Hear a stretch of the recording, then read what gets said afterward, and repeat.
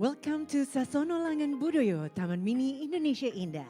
Good morning, delegates, fellow creators, and attendees of the Asian Creative and Digital Economy Youth Summit 2023. In history, youth ignited significant movements for a nation independence. Today, they're uniting again, this time to shape Asia creative and digital economy, starting in Southeast Asia. Join us in the Asian Creative and Digital Economy Youth Summit 2023 as we embark on this new journey, initiated by Coordinating Minister for Maritime and Investment Affairs of the Republic of Indonesia, together with the Coordinating Ministry for Economic Affairs of the Republic of Indonesia, the Ministry of Tourism and Creative Economy of the Republic of Indonesia, and the Ministry of Foreign Affairs of the Republic of Indonesia.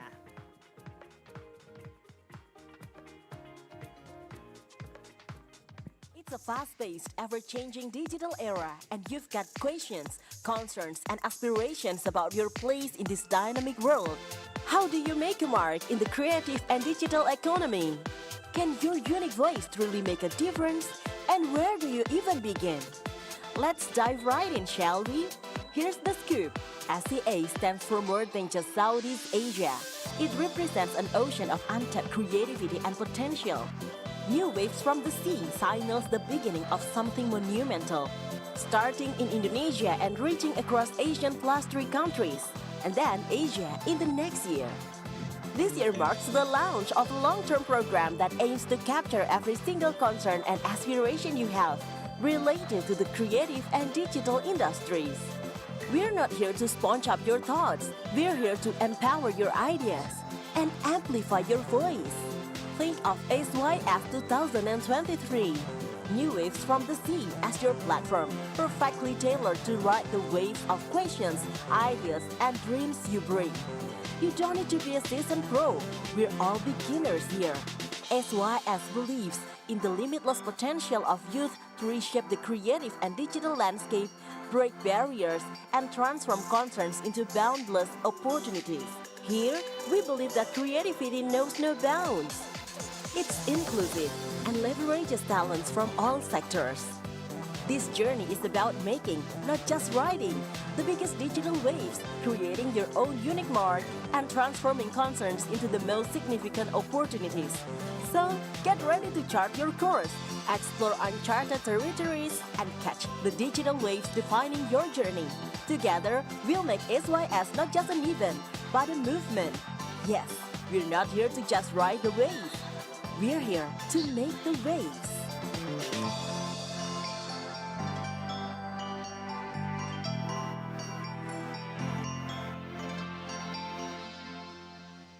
The dynamics of technology development can lead Indonesia to advance its economy. From technology come innovation and building a sustainable ecosystem.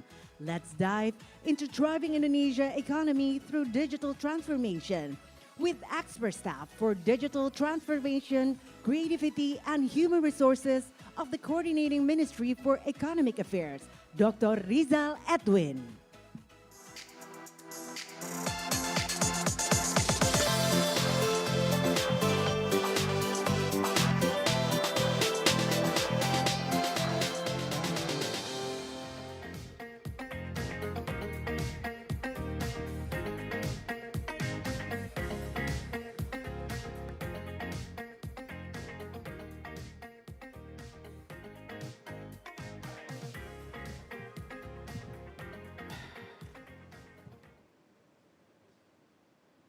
Selamat pagi semuanya.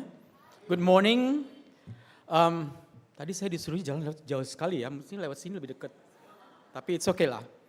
Actually, being around of younger people is make me feel young again. And yeah, as already been mentioned by the MCs that my name is Edwin Manansang from the Coordinating Ministry for Economic Affairs.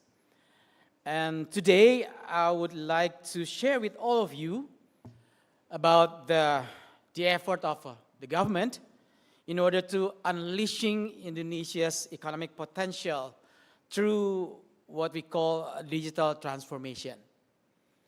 But actually, my presentation in the screen will be on Bahasa, but I will give my speech in English. So it will be balanced ya. Ada bahasa Indonesia, ada bahasa Inggrisnya. It's okay with you all? Okay, thank you. So to all delegates from ASEAN member countries and Japan, and ladies and gentlemen, of course, first, we would like to give our praise and thanks to the God Almighty for His abundance of mercy and grace, so we can get together this morning in the ASEAN Creative and Digital Economy Youth Summit. Actually, it's already begun yesterday, right? So this is the second and the final day. Okay. So maybe as we all know that the COVID-19 slide, sorry. Okay. As we all know, COVID-19 pandemic has accelerated the adoption of digital technology globally in changing business processes and also people's behavior in conducting economic activities. The accelerated use of digital economy has implication for the development of the digital economy itself, including in ASEAN region. In 2022, the value of ASEAN digital economy has reached around 194 billion US dollar. And it is expected to increase. In 2030, it will become 1 trillion US dollar. So, realizing this target will help ASEAN to achieve its vision as a leading digital economy in the world. There are some factors supporting the value of digital economy in ASEAN. First is the number of internet users. It continues to increase. Last year, there are about 460 million internet users in ASEAN. And also the shifting behavior by rural communities in ASEAN region, where as many as 90% of rural communities have become digital service users. And also the value of the venture capital investment in ASEAN for the first semester last year has reached around 30 billion US dollar. So they are all the supporting factors of the value of ASEAN digital economy. And the growth in the value of digital economy in ASEAN also has impact on expanding market and business opportunities.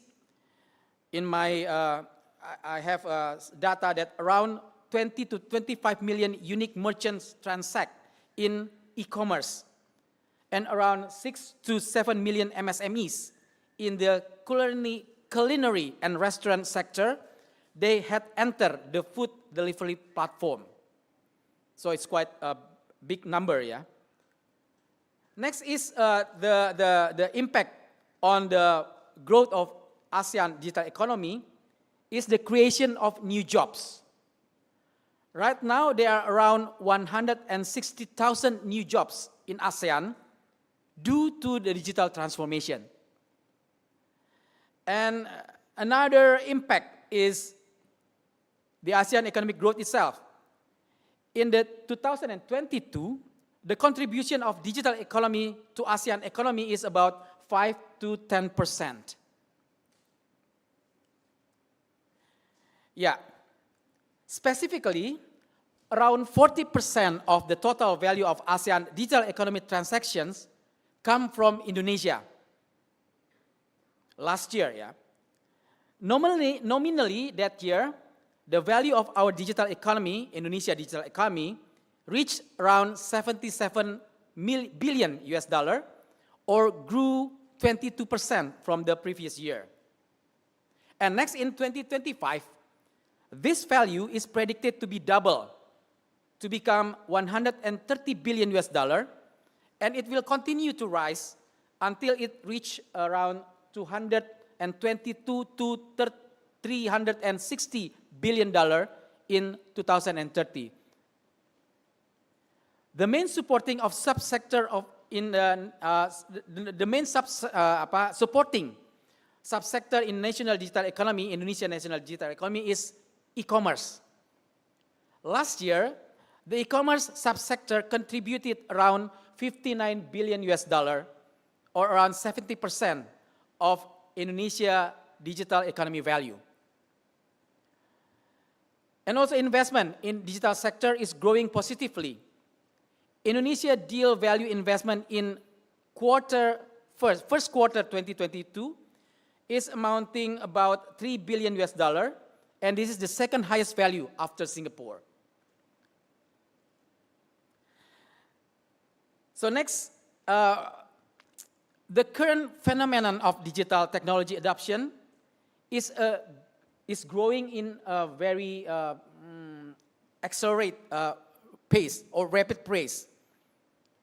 The rapid growth of digital consumers and sellers has implication for people's spending behavior. According to data that we have from We Are Social, there are currently more than 300 million mobile phone users in Indonesia. Is two times the amount of our people, because our people maybe around more than 200 million, but the mobile phone is more than 300 million mobile phone, and also more than 200 million internet customers and more than 160 million active social media users. And also the average time used by Indonesians to access internet is around 7 hours and 42 minutes. The increase in digital economy penetration has an impact on changes in people behavior, which can be reflected in the number of people who buy goods via internet and the amount of annual spending on buying goods online, and the amount of average annual income of sellers in e-commerce. And the behavioral changes can also be seen from the payment methods that used by people to transact in e-commerce, which is dominated by digital and mobile wallets at 39%. So, ladies and gentlemen, in order to fully realize the potential of digital economy, Indonesia needs to overcome some multiple challenges. Particularly, we need a holistic and coherent vision and strategy, human resources, connectivity infrastructure, and regulatory readiness. So for the first challenges, the digital economy agenda has gained increasing attention across the government institution, government ministries and agencies, and also the policymakers. However, there is no united vision and a holistic and coherent strategy among those institutions in government. This is something that we are addressing through the ongoing development of the national strategy on digital economy.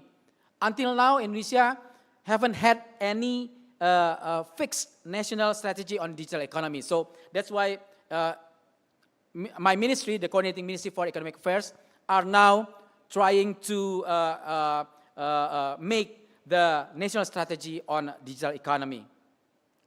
The second challenges that Indonesia is facing is the digital talent shortages, lack of digital talents that we need today. Based on the Indonesia statistics data, the number of ICT workers in Indonesia is only 0.8% of the total workforce. And Indonesia still need like 9 million digital talents until 2030, or about 600,000 talents per year. And the government is currently can produce only around 100,000 digital talents per year, leaving more than 500,000 gap each year. So that's the second challenge. The third challenge is the connectivity infrastructure, which is even more challenging for an archipelago country like Indonesia. The internet speed is also one of the lowest in the region, with an average mobile download speed is around 24.20 Mbps. And Indonesia is ranked on 96th rank out of 144 countries in the world. So it's so low. And furthermore, the price of internet access in Indonesia is still relatively high. The next challenges is on the regulatory aspect. Based on the ICT generation regulation, Indonesia ICT regulatory aspect is categorized as a G2 country, noting that G1 is the least developed country in terms of regulatory, and G5 is the most advanced country. So Indonesia in the G2 country, still lower rank. And finally, is the challenges on funding and investment, with significant gaps in ICT spend as a percentage of GDP. Currently, Indonesia figure a venture capital investment over GDP is approximately only 0.1%. So there is much room to improve in this regard. And also Indonesia is currently in the demographic bonus phase that will peak in 2035, with 68% of the population will be at the working age. So in order to taking full advantage of Indonesia's demographic bonus, it requires careful planning, investment, and strategic policies to harness this potential of economic growth and development. Therefore, in order to fulfill the talent gap, the government, through the ICT Ministry, has established a digital talent development initiative in the form of Indonesia Digital Literacy Program, comprised of digital talent scholarship and digital talent academy programs. This training has teams that are tailored to current technological development and needs, such as big data analysis, cybersecurity, Internet of Things, cloud computing, artificial intelligence, program coding, as well as digital entrepreneurship. And the implementation of these various training courses are carried out in collaboration with 93 universities and polytechnics in 34 provinces throughout the country. Moreover, several other ministries and the government institutions, also the private sectors, such as e-commerce platform and technology companies, also have their own digital human resources to digital human resources development programs that also support the government programs in order to provide more digital talents in our country. And to overcome the infrastructure challenges, the government also continues to build digital facilities and infrastructure, such as the government also has already built a Palapa Ring fiber optic network along 12,000 kilometers throughout the country. And also the government also have built base transceiver station towers in a number of locations in Indonesia. Also, we built internet access and digital ecosystem in various public facilities. And I think last year or in the beginning of this year, we also have launched the multifunctional satellite Satria, the satellite who will provide internet access, especially for a remote and underdeveloped area. Yeah. And moreover, the government also continues to expand 4G coverage, build national data centers in several locations, and beginning to implement 5G technology and other various programs that can support affordability of the community in utilizing the digital technology. And the development of our digital transformation cannot be separated from micro, small, and medium enterprises, or MSMEs. The SMEs in Indonesia have a significant role and contribution to our economy. However, onboarding the MSMEs in the digital ecosystem is certainly not enough. We need to ensure that those MSMEs can survive and have competitiveness and are able to generate significant transaction value. And the government efforts to realize to digitize MSMEs are carried out through two main approaches. First is by strengthening MSMEs ecosystem, which are related to the ease of doing business for MSMEs, tax incentive, certification, market access, financing, training and mentoring, as well as access to raw materials. And the second approach is by strengthening the e-commerce ecosystem itself, which includes the creation of fair business climate, fair playing field, developing digital payments, developing logistics, personal data protection, and also building digital infrastructures. So that are two approaches that government efforts to digitize MSMEs in Indonesia. So we refer to our Golden Indonesia Vision 2045 that Indonesia aspires to become a developed country, escaping from the middle income trap and being ranked 5th in the world GDP by 2045. We call it Visi Indonesia Emas 2045 or Golden Indonesia Vision 2045.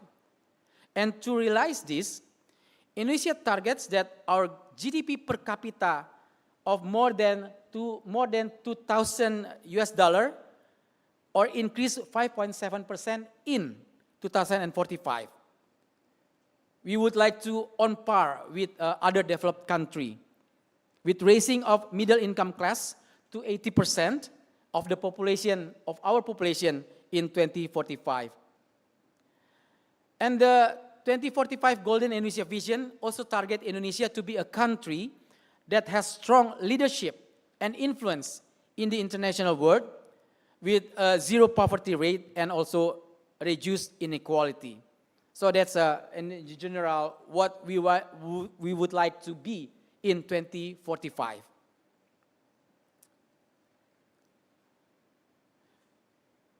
For our digital transformation, the government also set targets until 2045. There are 4 main targets of government in our digital transformation. First, in 2045, we would like to become the top 20 digital competitiveness rank. Second, we would like that contribution of digital economy to GDP in 2045 will reach 7.4 to 20.2%. And the third goal is would like to have our ICT professional will be around 6.7 and to 7.3% of the total workforce in Indonesia. And we also would like to have around 61 startup unicorns that already exist in 2045. So those are the target of digital economy development until 2045 that have been set up by the government. And beside the domestic strategy, in order to support development of digital economy in the region, especially in ASEAN, Indonesia in its ASEAN chairmanship this year, 2023, has initiated the acceleration of the start of Digital Economy Framework Agreement negotiation or ASEAN DEFA negotiation this year. The ASEAN DEFA is an initiative to encourage digital economic integration and make ASEAN a leading region to achieve its digital economy value target of $2 trillion in 2030. This acceleration effort are carried out by setting the leader statement on the development of ASEAN DEFA as one of the priority economic deliverables in Indonesia presidency of ASEAN this year in the strategic thrust of digital economy pillar of ASEAN. So in achieving this priority, Indonesia has also completed 3 documents, such as first is a study on ASEAN DEFA.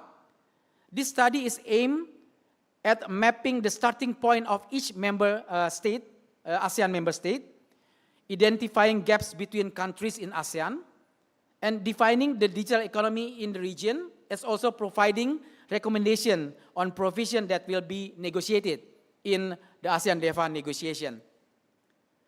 The second document is the framework for negotiating ASEAN DEFA as a guiding document of implementation of DEFA negotiation that covers the principles and position of ASEAN DEFA agreement with other ASEAN agreement. So there will be a continued process from ASEAN other agreements with ASEAN DEFA agreement. And the third document is the terms of reference for negotiating committee, which contains the form of committee that will be negotiated in DEFA, including the timeline for the negotiation until the DEFA agreement is expected to be completed in 2025. And the lead for negotiation in DEFA agreement right now is Thailand. So Indonesia is the host of ASEAN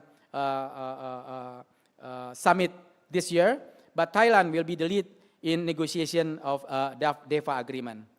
So I think that's all I would like to share with you this morning regarding the development of digital transformation in Indonesia. And I hope that my presentation will give you some insight and knowledge on Indonesia's effort to unleash its economic potential and benefiting from digital economy development. So again, thank you for your kind attention. Wassalamualaikum warahmatullahi wabarakatuh. Bapak Edwin, kami mohon untuk tetap berada di atas panggung. Kita akan melanjutkan dengan sesi foto. We would like to invite all of our delegates to come up on stage and join the photo session. Kami undang kepada seluruh delegasi untuk dapat naik ke atas panggung.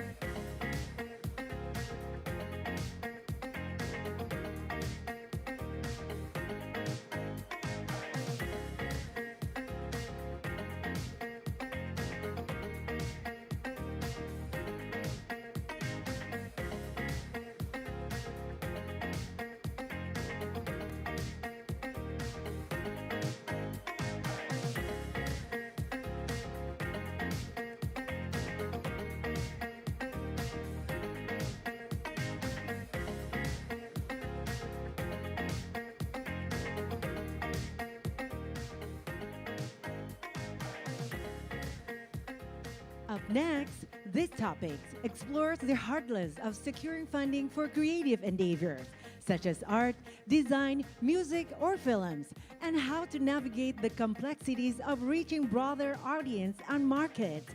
Welcome, founding partner, Habibi Innovation Incubator, Arifin Putra, Head of Arts British Council, Camelia Harahap, founder and CEO Bishare.id, Henrich Vincent, and the session will be led by co-founder, Axwell Labs, Angela Chen Delantar.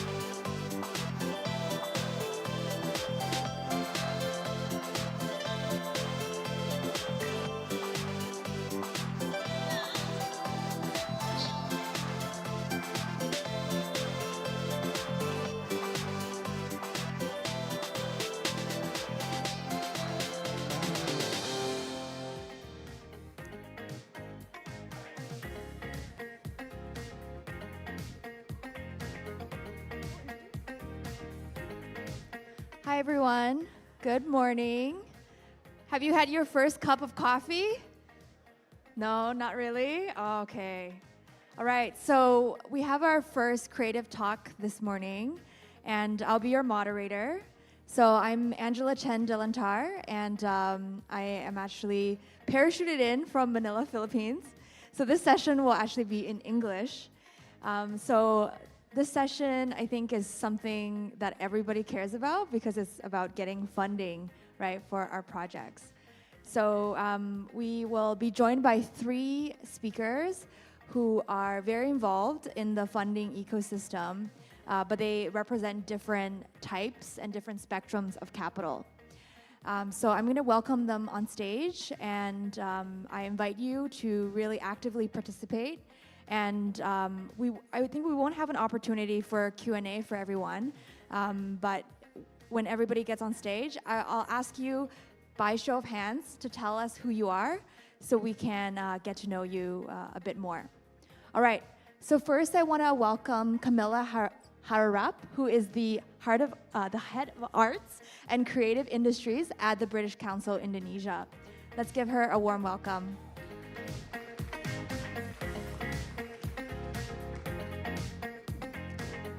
Next, I want to welcome Arifin Putra, who is the founding partner at the Habibi Incubator.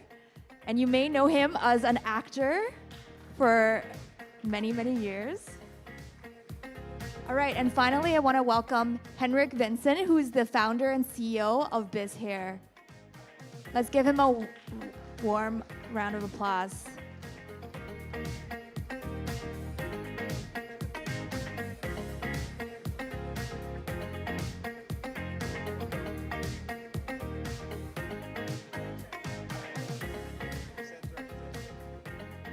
All right, okay.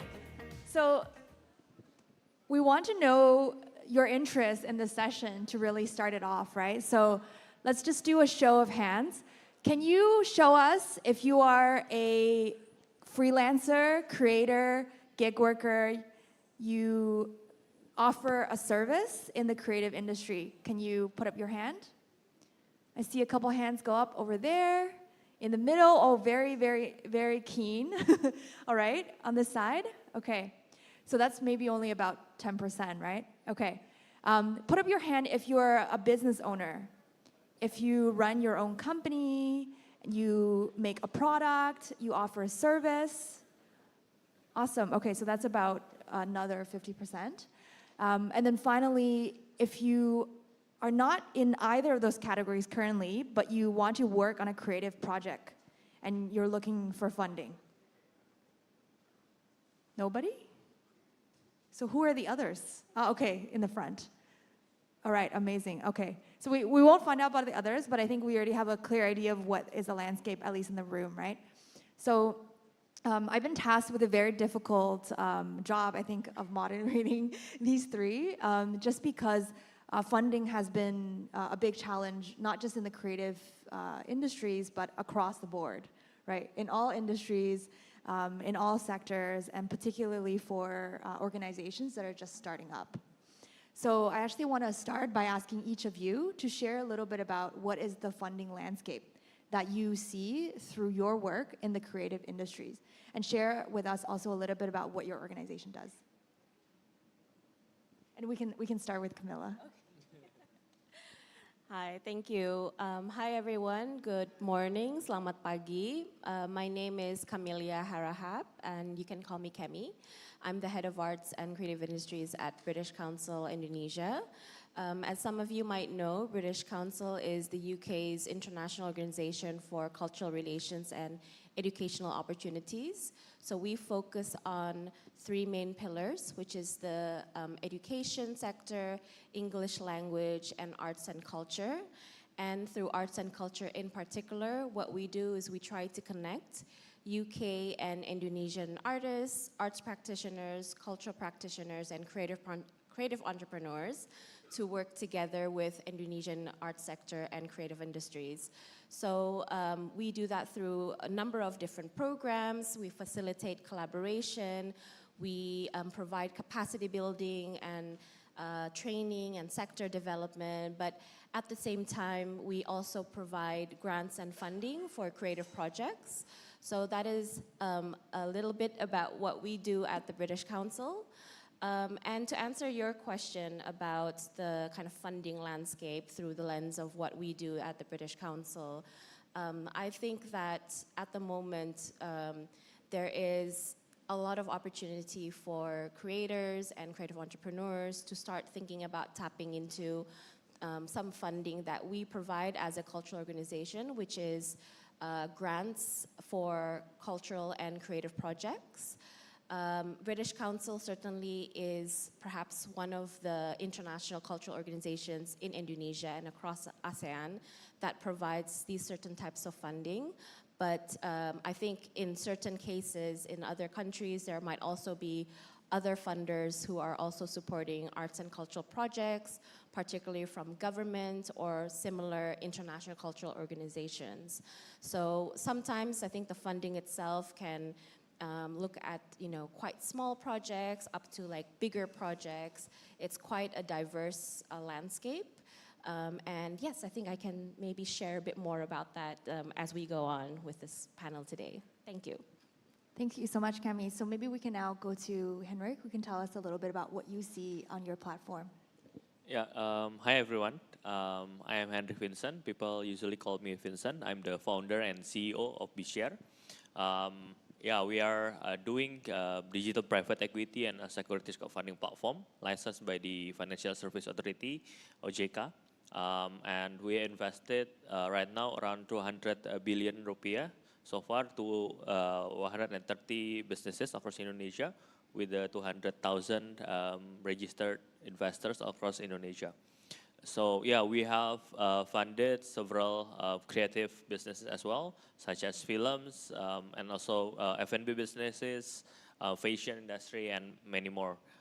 We are focusing on SMEs and franchise business since 2017 and 18, and we are looking for businesses, creative businesses across Indonesia to be funded to our investor, individuals, and also institutional investors using several type of investment. Some of them are equity investment, some of them are loan and bonds or sukuk Syariah bonds. So there are many kind of type of investment. So answering your question about the funding landscape right now, actually for creative workers right now, there are several options already in the market, such as like angel investors, such as my bro here, and the other kind of investors focusing on impact, for example, or maybe the creative industry. Or maybe you can go like such as BeShare as a crowdfunding platform as an options, and also maybe you can go for the other grants such as here, and also the other options. So I think the most important thing is what's your vision about, and how you can achieve that using the funding as tools to achieve your goals, basically. Yeah. Thank you. I will start calling you Vincent now. Yeah. All right.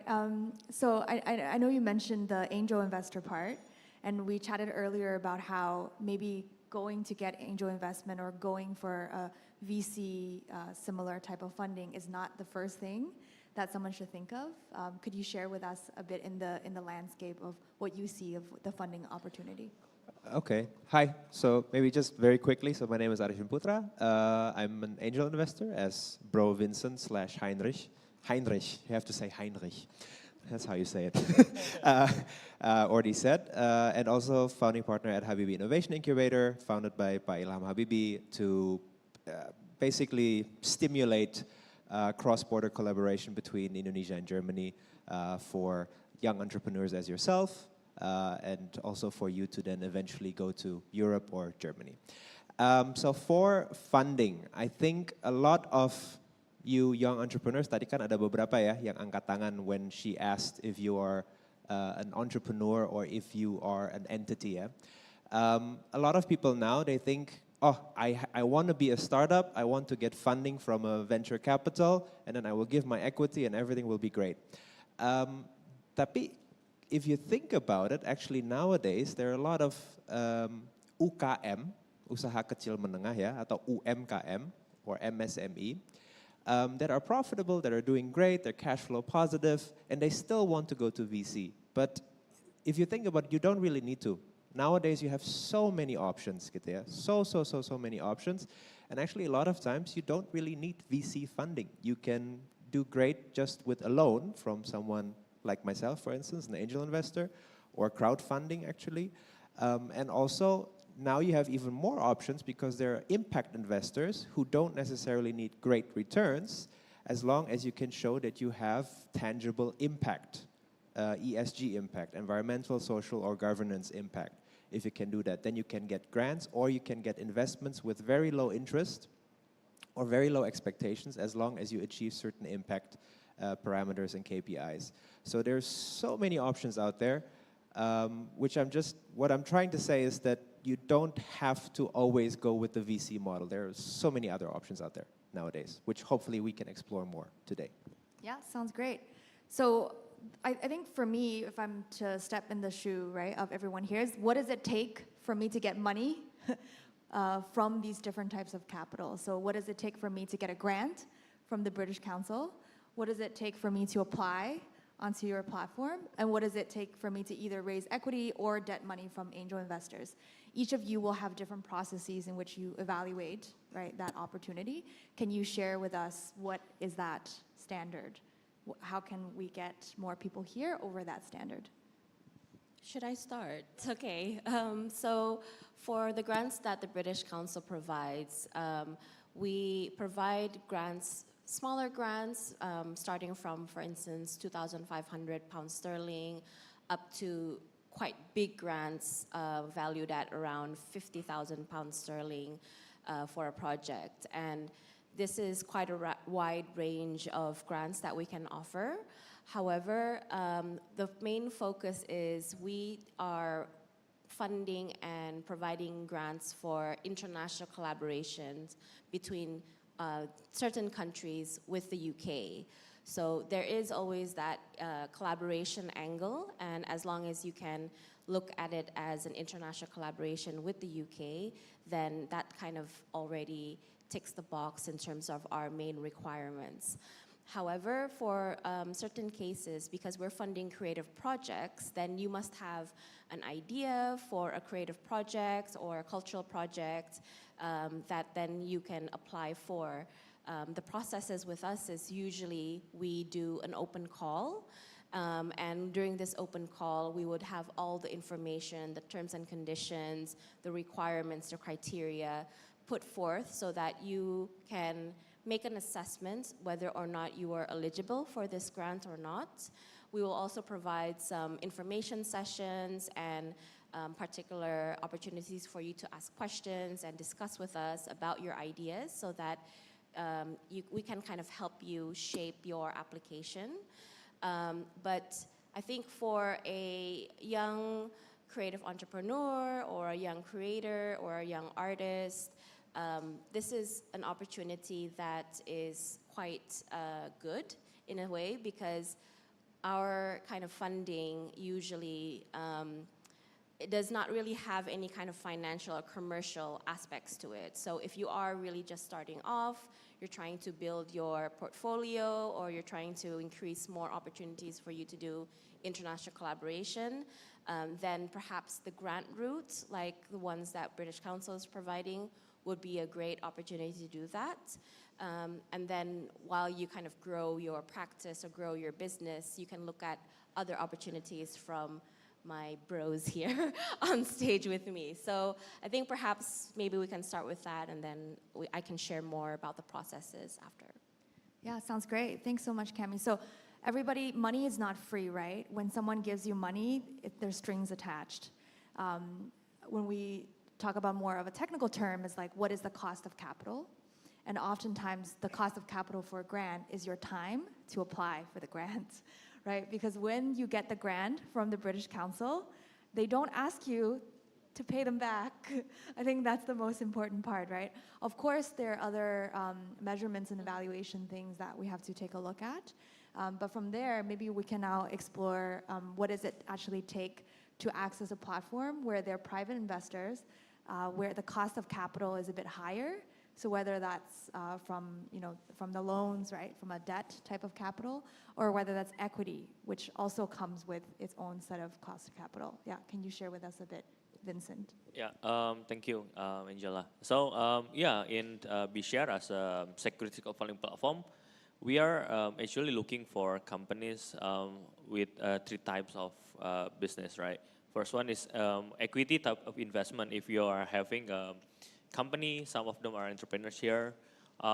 We are looking at maybe if you already ran your business for 2 years, for example, with the revenue around 1 billion rupiah per year. So you can apply at us. So we can help you to structure your company to issuing the equity to public investors or private investor that we are having in our platform. So the advantages of the crowdfunding itself, right, it's not only just the funding itself, right? If you're having the public investor, for example, we have a fashion company that invested by us like 200 investors across Indonesia. You get the exposure and awareness as well, not only just the funding. So it will grow your revenue. For example, maybe the one of the person is your favorite customers, for example. So they can ask their friend to come and visit your stores or visit your works, right? To giving a word of mouth kind of attention as well. So not only just the funding, right? So that's the advantages. So, but the different side is you have to have a very good transparency in terms of the financial statement, how you structure your business, and how you're like giving reports, because in our platform, it's kind of similar with the IDX, Indonesian Stock Exchange, but for SMEs, right? So you need to like comply some of the documentations, such as financial report and monthly performance report to the investors, right? That's for the equity side. But if you have some of the projects, like maybe you have win the tenders of the governments or corporations, you can, maybe they're giving you terms of payment, like 3 months or 6 months period, right? We can like help you issuing bonds or Sharia bonds. So you can like having a short-term loan from the investors. So you don't need to give that equity to the investors. You can just pay back the capital and also giving some of the margins that you already have within the projects. So it's kind of profit sharing model. In terms of the Sharia bonds model, it's called sukuk. So it depends on the on which type of usage of the funding that you need. Either it's long term, maybe you can issue equity, but if you're a short term model, you can issuing bonds and sukuk for the options. So it depends on the usage and what's your goal to achieve your target, basically. Yeah. Yeah, thank you so much. And I know that there is definitely somewhat a regional audience, perhaps online. So I know your platform, for instance, is like focused in Indonesia, right? And Yeah, right now we are focusing still in Indonesia, but we plan to expand to regional as well. Yeah. Okay, great. Yeah. So of course, it sounded like there's a big step up, right, from applying for the grants and then being compliant with all these things, which are a requirement to be able to get somewhat more institutional money. So now onto the angel investors, which, you know, oftentimes people hear angel investors are, they represent themselves, right? And so no two angel investors are the same. Some people are very cost-driven, right? They work more like philanthropists in terms of what they want to support. So what does that look like in terms of what does it take to get capital from angel investor? I would say even if you are an impact angel, you still need a profitable company. Why? Because obviously that company needs to be able to sustain itself. If a company is not profitable, it will always be reliant on something like grants. And grants are very good, but the problem is you would need to reapply constantly for grants. And it doesn't always mean that you will always get grants. But if you are self-sustainable on your own by the product or the services that you sell, that means that, yeah, you can sustain yourself. And I guess that would be the bare minimum for an angel investor to be interested in you. I think also what Vincent or Heinrich already pointed at is that you need to be an entity. You need to be a legal entity, which is either a CV or a PT, yeah? And if you're a CV or a PT, then it makes more sense to either invest or give loans.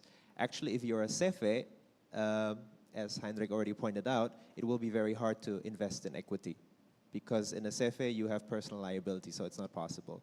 But if you're a PT, it's share-based, so then you can invest equity. And then also, yes, bookkeeping is very important, transparency. Sadly, in Indonesia, a lot of companies, they don't have very good bookkeeping. It's very bad bookkeeping. Sometimes people have 3 books. Shh.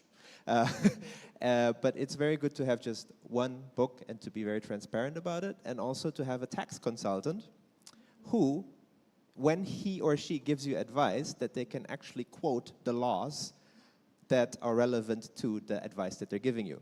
Because there are a lot of tax consultants out there who will tell you, gampang, gampang, gampang, it's easy, it's easy. I will handle it for you. Just give me your books and I will handle it for you.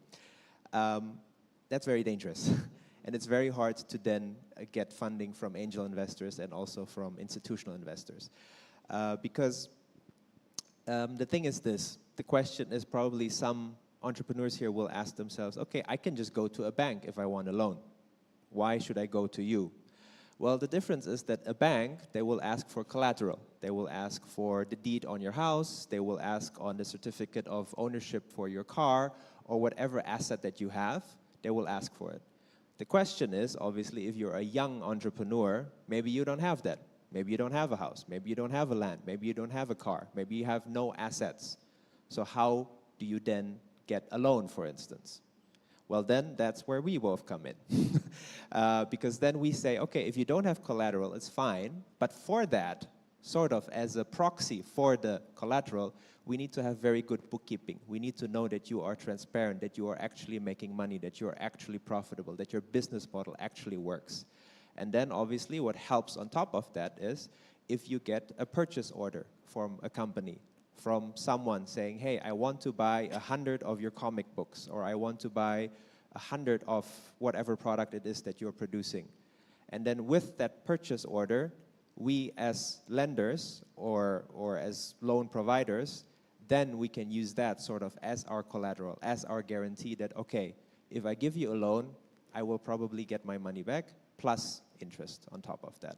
So I would say those are the minimum requirements. Yeah, thank you so much. And I think the theme that I hear across the board is the idea of trust, right? Is how do you build trust? Is it with your portfolio? Is it with your accounts, your books? Is it with the entity that you've set up that can facilitate that trust, right? And yesterday, actually, we heard a talk from the committee ICRAF Jakarta, where a question was proposed from the audience: what is the right mindset for someone to succeed in the creative economy? And the answer was quite interesting, is that there are two parts. One is you have to be good at your craft, right? So whatever it is that you choose, that segment of the creative economy, be it film, be it the visual arts, be it culinary, you have to be very good. And I think, to me, that part is about making revenue. Why should somebody pay you? How can you get customers, right? But the other part that you have to be good at is actually how do you manage a team? How do you run the business? And that part, I think, oftentimes as artists and creative people, it seems boring. You know, don't want to deal with accountants, don't want to deal with lawyers, don't want to look at contracts, right? But from what I hear, all those things are actually the backbone of how to access funding. So now I want to actually turn to each of you to give one or two examples from what you see from your organizations of someone who has been successful. What was that journey? What did that look like? What was the project in which they got funding for? And can you share with us a bit about the key takeaways and the lessons learned from how they tapped into that funding? Should I start again? Sure. So I think from examples of grantees or creative projects that British Council has funded, a lot of the times they are individual artists. If they are not entities, so for instance, some of them may already have legal entities, or they are part of an arts collective. But oftentimes there are also individual artists who are quite keen on tapping into these creative funding opportunities. So an example is perhaps in the music sector, for instance. We've been funding a lot of music projects through our Connections Through Culture grants, which is one of our grant portfolios under the British Council. And we provide this across a couple of different countries in East Asia and Southeast Asia. So one of the grants that we funded recently is a music project between a pop rock metal band, all girls hijab wearing band called Voice of Bachaprot, if maybe some of you are aware of them. They are really amazing. They're great. 3 hijab wearing women talking about feminism and really, really interesting topics. They have recently collaborated with a festival in the UK called Women of the World, where they did a residency with Women of the World Festival, and they also created a music track as part of this residency program. So, they are, in a way, they are slightly more well-known as a music band and music artists, but they basically maybe hone their own craft.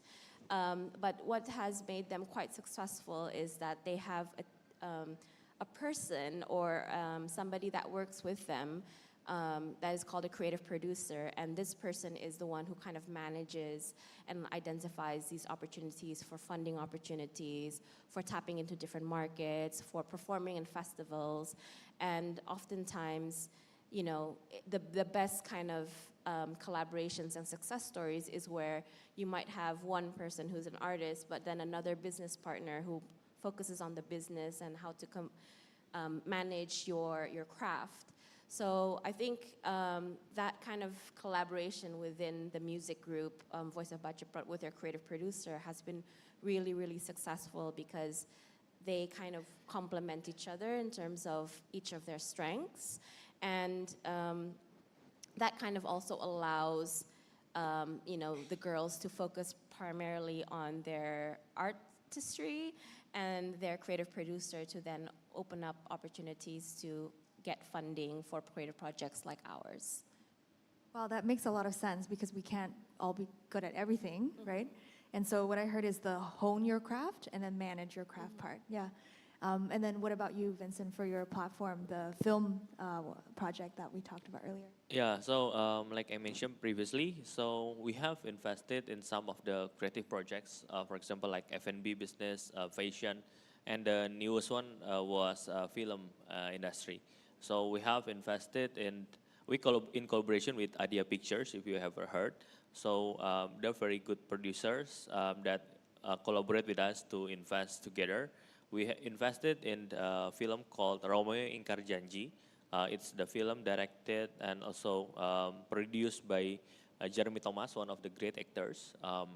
And also the second one is Tulang Belulang Tulang.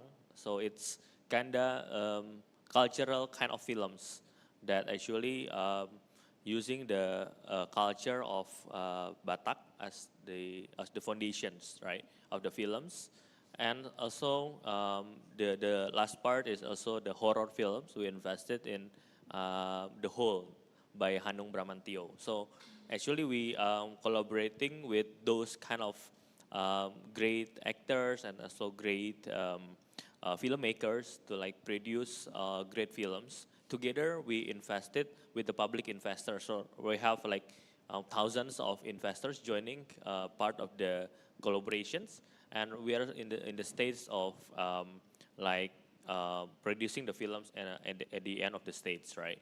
So yeah, looking forward for the films to be shown on all the cinemas in Indonesia. So from everyone here, if you're looking at the creative projects of or the films, for example, first thing you need to like preparing is actually the tractions of your craft, right? Portfolios and the tractions of your business. So we will look at the historical performance of your business, for example. So maybe if you have like fashion kind of company, we will check on your financial statement, how many clothes that you are sold maybe at online or offline methods, right? Some of our portfolios are collaborating with Jogja department store, for example. So they are creating offline stores there and issuing bonds for having to produce more clothes, right? At Ramadan, they are offer demand, so they are looking for more clothes to produce. So they have the demand proven last year, so they are raising fund for preparing the Ramadan next year, for example. So we have the traction already, and investors know that the business is really good and the demand is there. So it's giving a security for the investors to invest. I think that's the key to having to convince all the investors with your all the works, right? For example, the buyers, a purchase order, that will be really helpful for convincing the investors. Yeah. Great, thank you so much. Yeah, I love the film example because the funders are in a sense also the audience. So you know you're more likely to then go and promote that film to your entire family, your friends, to watch that film if you're an investor and you want it to be successful, right? And so oftentimes, yeah, we're also consumers of those creative products. Yeah. What about from an angel investing standpoint? Like, is an example you'd like to share? Yeah. Yeah, there's an interesting example, actually, as you said, because you cannot be the master of everything, right? So then you become the master of none. So I'm actually a loan provider to a platform called Kaya.id. And Kaya.id, what they do is they enable or they actually manage 300 plus SMEs. actually micro to small and medium enterprises. A lot of micro enterprises, actually. A lot of them in the F&B sector, which is part of the creative industry. And so what they do is, for instance, me personally, I gave a loan to something called Jajanan Alley. Jajanan Alley is basically a spot in a food court in one of the malls in Indonesia, and they have a quota of 20 tenants, right? And then those 20 tenants, they operate them and help them run the whole business. So basically the owners, some of them maybe are an entity, some of them maybe are just individuals, hence micro enterprises. And they tell them to just focus on the product itself, whether it's, I don't know, whether it's iced tea, whether it's bakso, whether it's satay, or whatever it is. You focus on that, you focus on the operations, and everything else we take care of. So for instance, they handle the marketing, they handle the social media, they handle the product quality itself, so they check the product quality, and then they do market research to find out if it's already selling well or not. They check the sales, they do an escrow account, so basically all the money comes in through an escrow account, and they help them to do financial planning, because, again, a lot of small business owners in Indonesia, what they do is when they get a little bit of money, they're like, beli tanah, I want to buy land, I want to invest. Or, oh, I have some friends and family who need money, okay, I will give them money first. And then all of a sudden, there's a blurred line between your personal finances and your business finances. And what I like about this platform, Kaya.id, is that they give them tough love. They say, no, it has to be separate. Business is business, personal is personal. If you want, we can set a salary for you. We can set a fee, a fixed fee per month for you. But then the rest, yeah, we manage it for you. And it works. And then these micro entrepreneurs, eventually they become small entrepreneurs or medium entrepreneurs, which I think is absolutely fascinating. And I think that could also be a way forward, because for instance, this platform, what they do is they give loans, yes, but they don't necessarily take equity in the beginning, but in the beginning is actually revenue sharing. So that, you know, both of you are invested in this company, and obviously the better the company does, the better everyone does. So I think that's a very interesting model as well. Yeah, I love that. It sounded like the creative producer in the case of the band, that became an aggregated, right? They're basically solving the problem of, I'm a person that is looking for a creative producer for my craft, and that platform is serving it for a lot of people. Wow, that's really great. So we have, I think, time for one more question, and then we can actually take one question from the audience. I just wanted to see if the team can help us give a mic later for a public Q&A. But we'll just do, one last question. So yeah, we heard... We can throw the mic. Yeah, whoever, if you reach up your hand, let me know. So I want to ask each of you, I know that you, of course, represent the organization that you're part of, but taking that hat off, I guess, a little bit, for you, given that you see a lot of different pitches, right?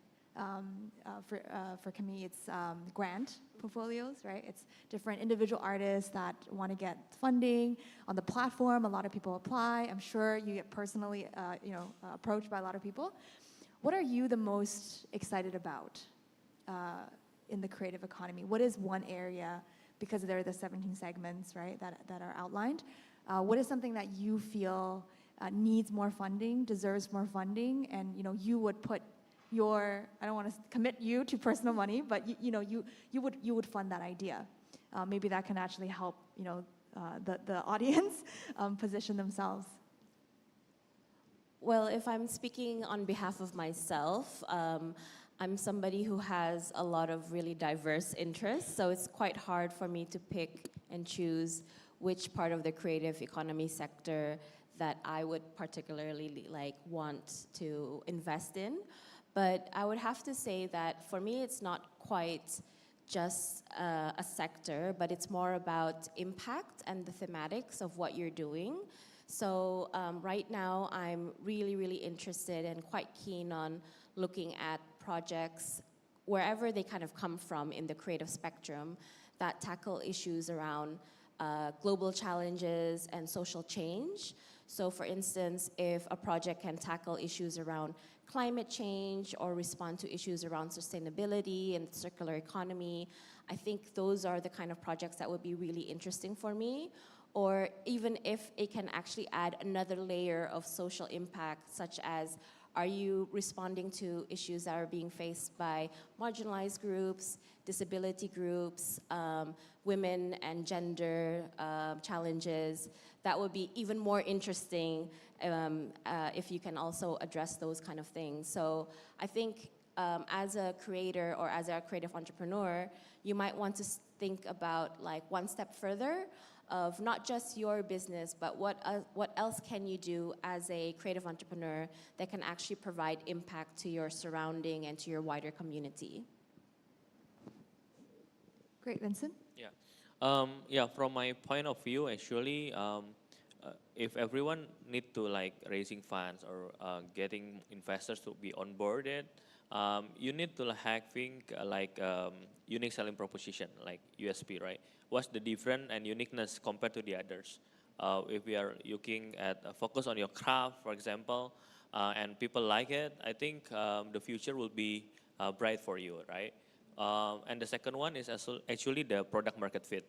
Some of them are actually very unique, but didn't get the product market fit. So it's really hard to sell the products, or maybe it's not needed by the market. So I think it's not really sustainable in the future. So the both of that, I think it's really important for me to like looking at the company or looking at the founders to be interested to be invested by the investors. Yeah.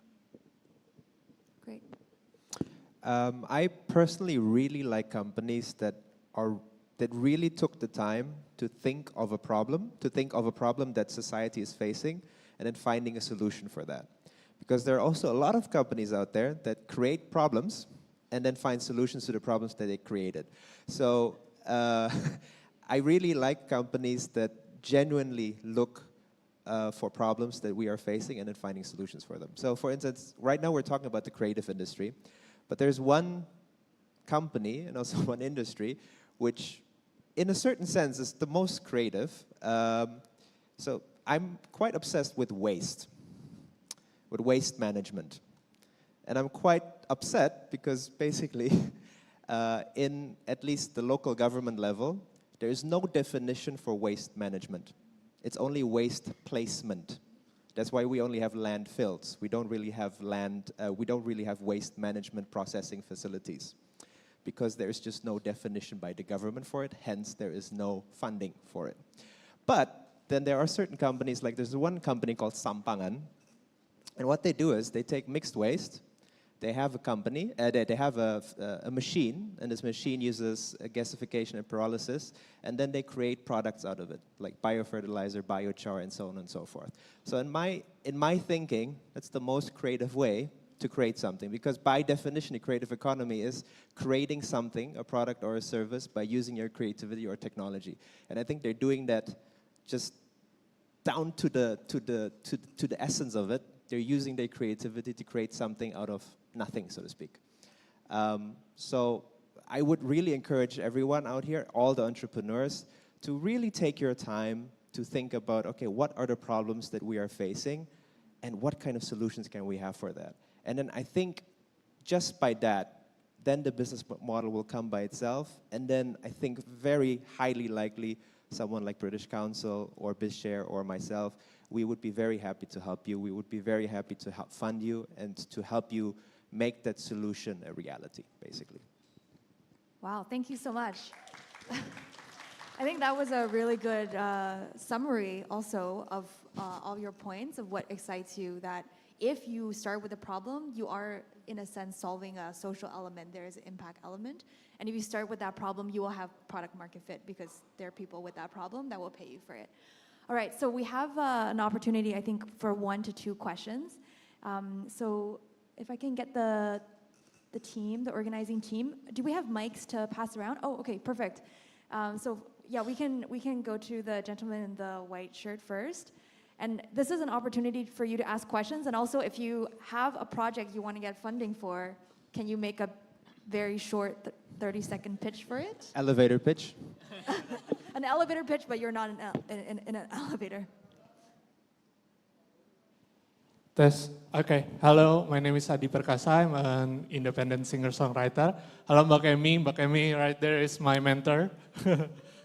He helped me change my life.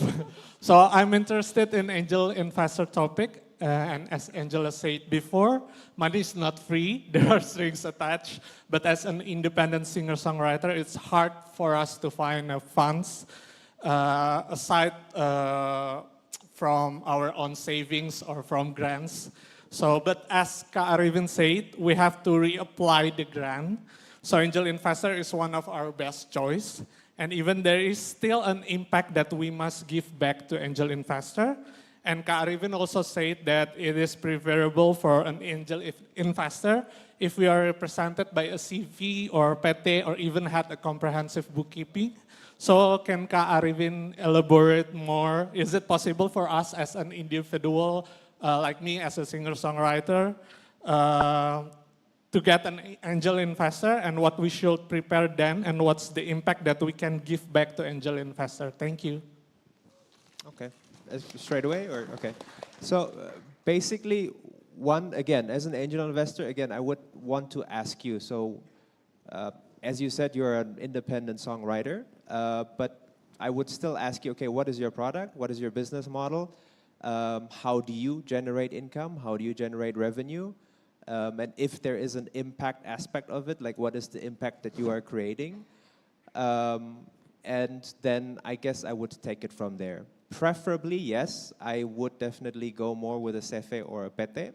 So if you do not have a CEFE or a PT, I would encourage you to have a CEFE or a PT. In your case, probably a CEFE would make more sense, probably not a PT. But then you would not get equity investment. You would probably get loans. So then, for me, it would be important if you say you're a songwriter, so I'm assuming that obviously songs are your product. Then my question would be, those songs, one, do you have IP protection for them? Are you the owner of those songs? Or are you a white label songwriter producer? Basically writing songs for others and then they sort of own those songs. And then, for instance, it would also be good, do you have certain orders from either other singers or, for instance, from labels, music labels, something along those lines. So I would need to know, do you have projects in the pipeline? And if you do, then obviously it would be interesting for me to discuss it with you, yes. And also especially for angel investors, yeah, it's not just about the funding opportunity, but also how can I as an angel investor, can I add value to you or not? Do I understand the industry? Can I help you to further your business or not? So that would be the things that I would ask you and the things that we would have to discuss. I cannot hear you, but I'm assuming you said thank you. You're welcome. Wow, there you go. Already masterclass on what to do next. I think there was another hand up there in the second row. Yeah, we can go to the lady in the white. Yeah, she put up her hand first, sorry. You can come up afterwards to talk to the speakers, yeah. Hi, my name is Sere. I'm from Prometheus Interactive Corp. We are a growing game publishing company. So yesterday in the creative talk session with the game developers from Anantarupa Studios and Agate, we were discussing about the limitation or the barrier for Indonesian gaming industry to thrive more. When in 2022, Indonesian gaming industry gained almost 1.6 billion US dollars in revenue. Yet local gaming developers say their biggest obstacles to thrive more is to gain fundings for them to grow and scale up. So I'm just curious about, like, from the angels or VC or funders' view on gaming industry, is it not attractive enough? And if so, why? And what does it take for local gaming developers to attract fundings? Thank you. Thank you, yeah, so that's a very segment-specific question. I can actually just quickly share a little bit about what I have seen in the Philippines, because actually in the esports arena, I think Philippines is actually or Indonesia is the biggest competitor, right, in Mobile Legend and in those competitions. is that a lot of that is actually being monetized through marketing, through brands and talent agencies that have these esports players. And those are the startups that have been getting a lot of funding. From a gaming development perspective, where the companies are actually publishing those games, I think the question is always like, is there an audience for who can play this game outside of the country, right? Because everybody plays games right now that are made by the Chinese gaming developers, and that's actually their sort of math, right? To say, okay, we developed this for the Chinese market, but now we're gonna share with all of Asia, and that makes sense for us. That's at least what I see in the Philippines, yeah. Would you like to share any insights around that, Vincent? Yeah, actually, from a Bishare point of view, we haven't have experience in the gaming developer kind of business model, but some of them are applying at us, right? In terms of esport kind of segment. So we have found like esport team looking for funding, something like that. And having a business model for like promotions, ads, and something like that. So it depends from a gaming developer point of view. I think it's also the fundamentals of the business itself, right? In terms of where you market the gaming platform, or maybe when you're looking at the game itself, right? How the story and products and how your target market is, right? So it depends on the core of the products and also the business model itself, right? I think the challenges of the gaming is actually the time frame of develop the games, right? And also when you're developing the game, you cannot approach the people and users to like having to play your game before it launches, right? So it depends on that kind of sense. But if you have a very good marketing, people can like waiting list for your game, and I think that's the key strong point when you're talking with the investors. This gaming are full of waiting lists and something like that. I think that's really helpful. Yeah. Yeah, thank you, Vincent. Yeah, so I think this last point just highlighted the difficulty in pinpointing one type of funding, because all the different creative products is so different. And our time is actually up, unfortunately, but I know there are still a couple of questions, so I think the speakers can maybe take them offline on the side of the stage. Thank you so much, everyone, for participating so actively. And I think my biggest takeaway is just as there is a creative spectrum, there's also a funding spectrum that matches that. And the biggest thing I hope that you can take away is that it sounds like everybody needs their own community to support them, whether it's in building the portfolio, whether it's in getting a good accountant, right? Or whether it's really in, finding your tribe of people who can support you through the journey. So thank you very much to our speakers today, and have a good rest of the conference. Thank you.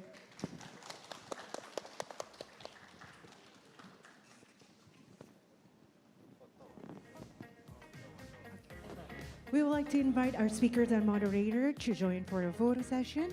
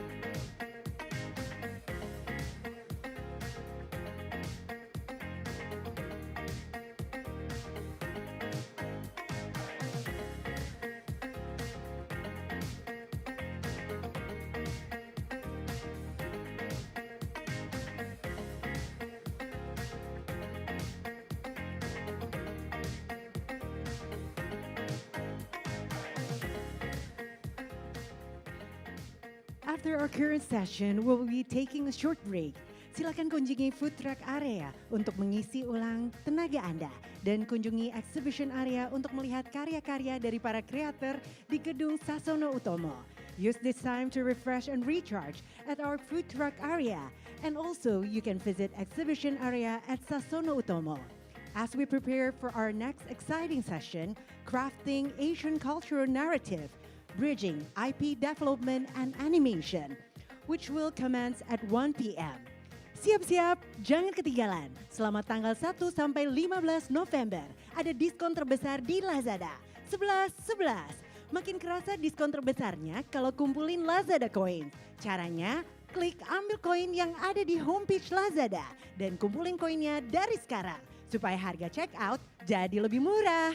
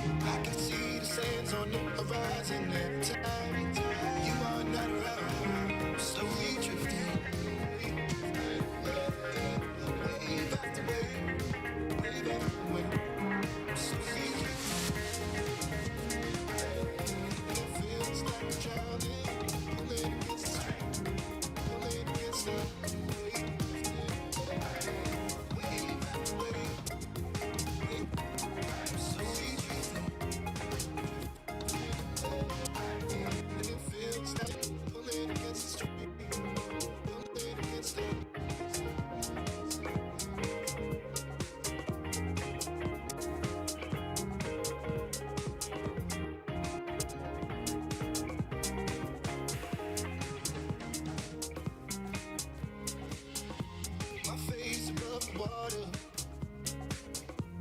My feet can't touch the ground, and it feels like I can see the sands on the horizon every time you are not around. I'm slowly drifting.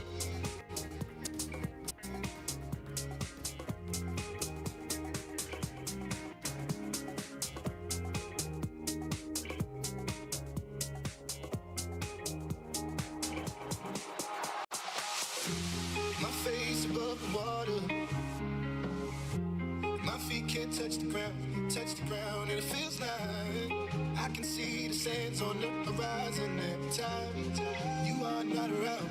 I'm slowly drifting away, wave after wave after wave. I'm slowly drifting away, and it feels like I'm drowning, pulling against the stream, pulling against the. My face above the water. My feet can't touch the ground, and it feels like I can see the sands on the horizon every time you are not around. I'm slowly drifting away, wave after wave after wave. I'm slowly drifting away, and it feels like I'm drowning, pulling against the stream, pulling against the drifting away. Wave after wave after wave. I'm slowly drifting away, and it feels like I'm drowning,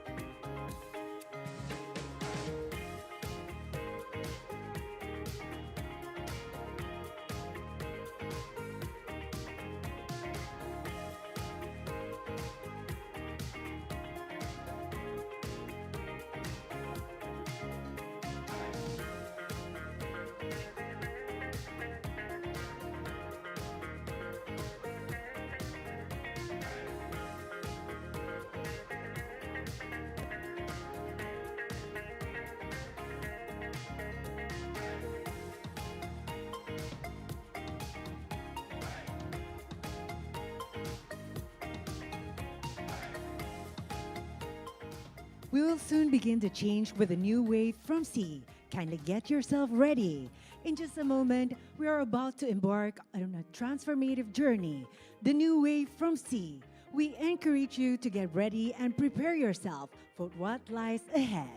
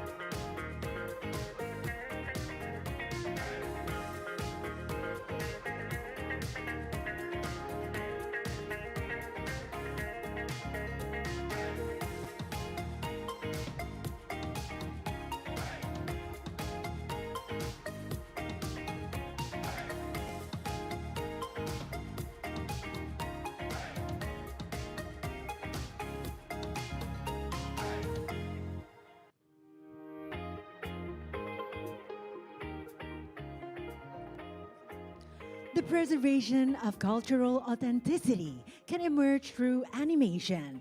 The local knowledge storyline is presented in a well-packaged narrative and attractive visual presentation. Let's dive into cultural heritage preservation through animation with CEO Juara Raga Adidaya and the licensing guy Mokhtar Sarman, co-founder and creative director Kawi Animation, Roni Gani, and program director of Jarum Foundation, Primadi Serat, and moderated by animator and film director Rian Adriandi.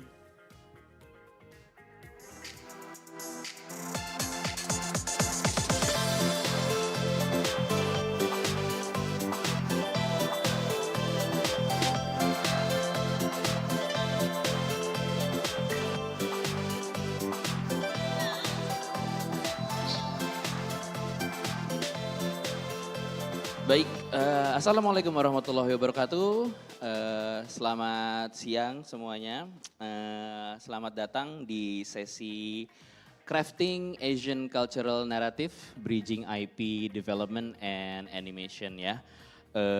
Hari ini moderatornya adalah saya Rian Adriandi, biasa dipanggil Rian. Saya sudah berkecimpung di industri kreatif mungkin dari tahun 2011 ya. Cuman baru aktif di dunia IP dan animasi dari tahun 2019. Saat ini saya menjadi Head of Animation Development di Visinema Studios. Jadi sedikit gambaran untuk sesi kita hari ini. Ini adalah sesi Crafting Asian Cultures Narratives, Bridging IP Development and Animation.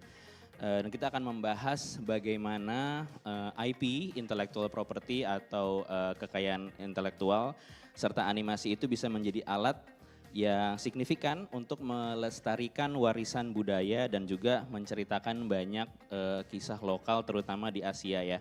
Karena di masa global ini beragam narasi budaya di Asia itu harus dijaga dan animasi itu bisa menjadi salah satu tools paling kuat untuk melakukan itu gitu. Nah, hari ini kita sangat beruntung sekali karena di sesi ini kita akan berbicara, akan berdiskusi, akan mendapatkan banyak sekali knowledge pastinya, insight karena kita akan diskusi bersama 3 narasumber yang sangat luar biasa sekali. Saya ingin mengundang satu persatu ke atas panggung.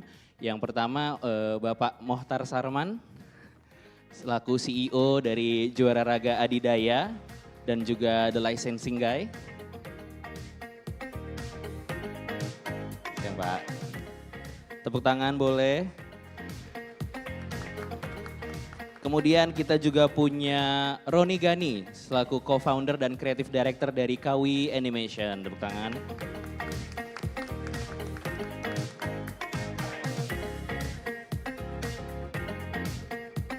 Dan narasumber kami yang ketiga adalah Bapak Primadi Serat, selaku program director dari Jarum Foundation.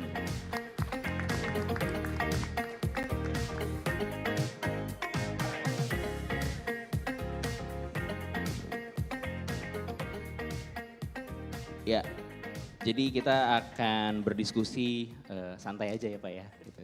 Soalnya siang-siang nih di luar sebenarnya lagi panas, tapi kita sekarang lagi adem nih di dalam sini untuk membicarakan soal hal yang menurut saya sangat menarik sekali dan penting banget sepertinya untuk dilestarikan di Indonesia gitu ya, terutama di era sekarang gitu ketika industri kreatif sudah semakin maju dan saya yakin mungkin 10 tahun lagi lebih dahsyat lagi gitu pengembangannya. Mungkin saya akan mulai untuk nanya ke para panelis gitu ya. Mungkin nanti bebas mau yang jawab siapa dulu. Kira-kira dengan background bapak-bapak sekalian yang memang berbeda-beda, apa yang menjadi sesuatu yang paling dinikmati dalam melakukan kontribusi terhadap pengembangan IP di Indonesia dan bagaimana yang para panelis lakukan itu bisa berhubungan dengan membawa narasi budaya Indonesia. Gitu. Mungkin dari Pak Mohtar, silakan. Selamat siang semuanya. Terima kasih untuk kesempatannya bisa sharing. Iya.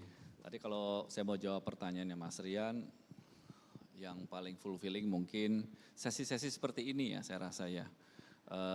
Kita bisa berbagi pengalaman kita juga ya kan, bagaimana kita memberikan motivasi, memberikan sharing supaya kreator-kreator muda ini bisa belajar juga dari pengalaman kita.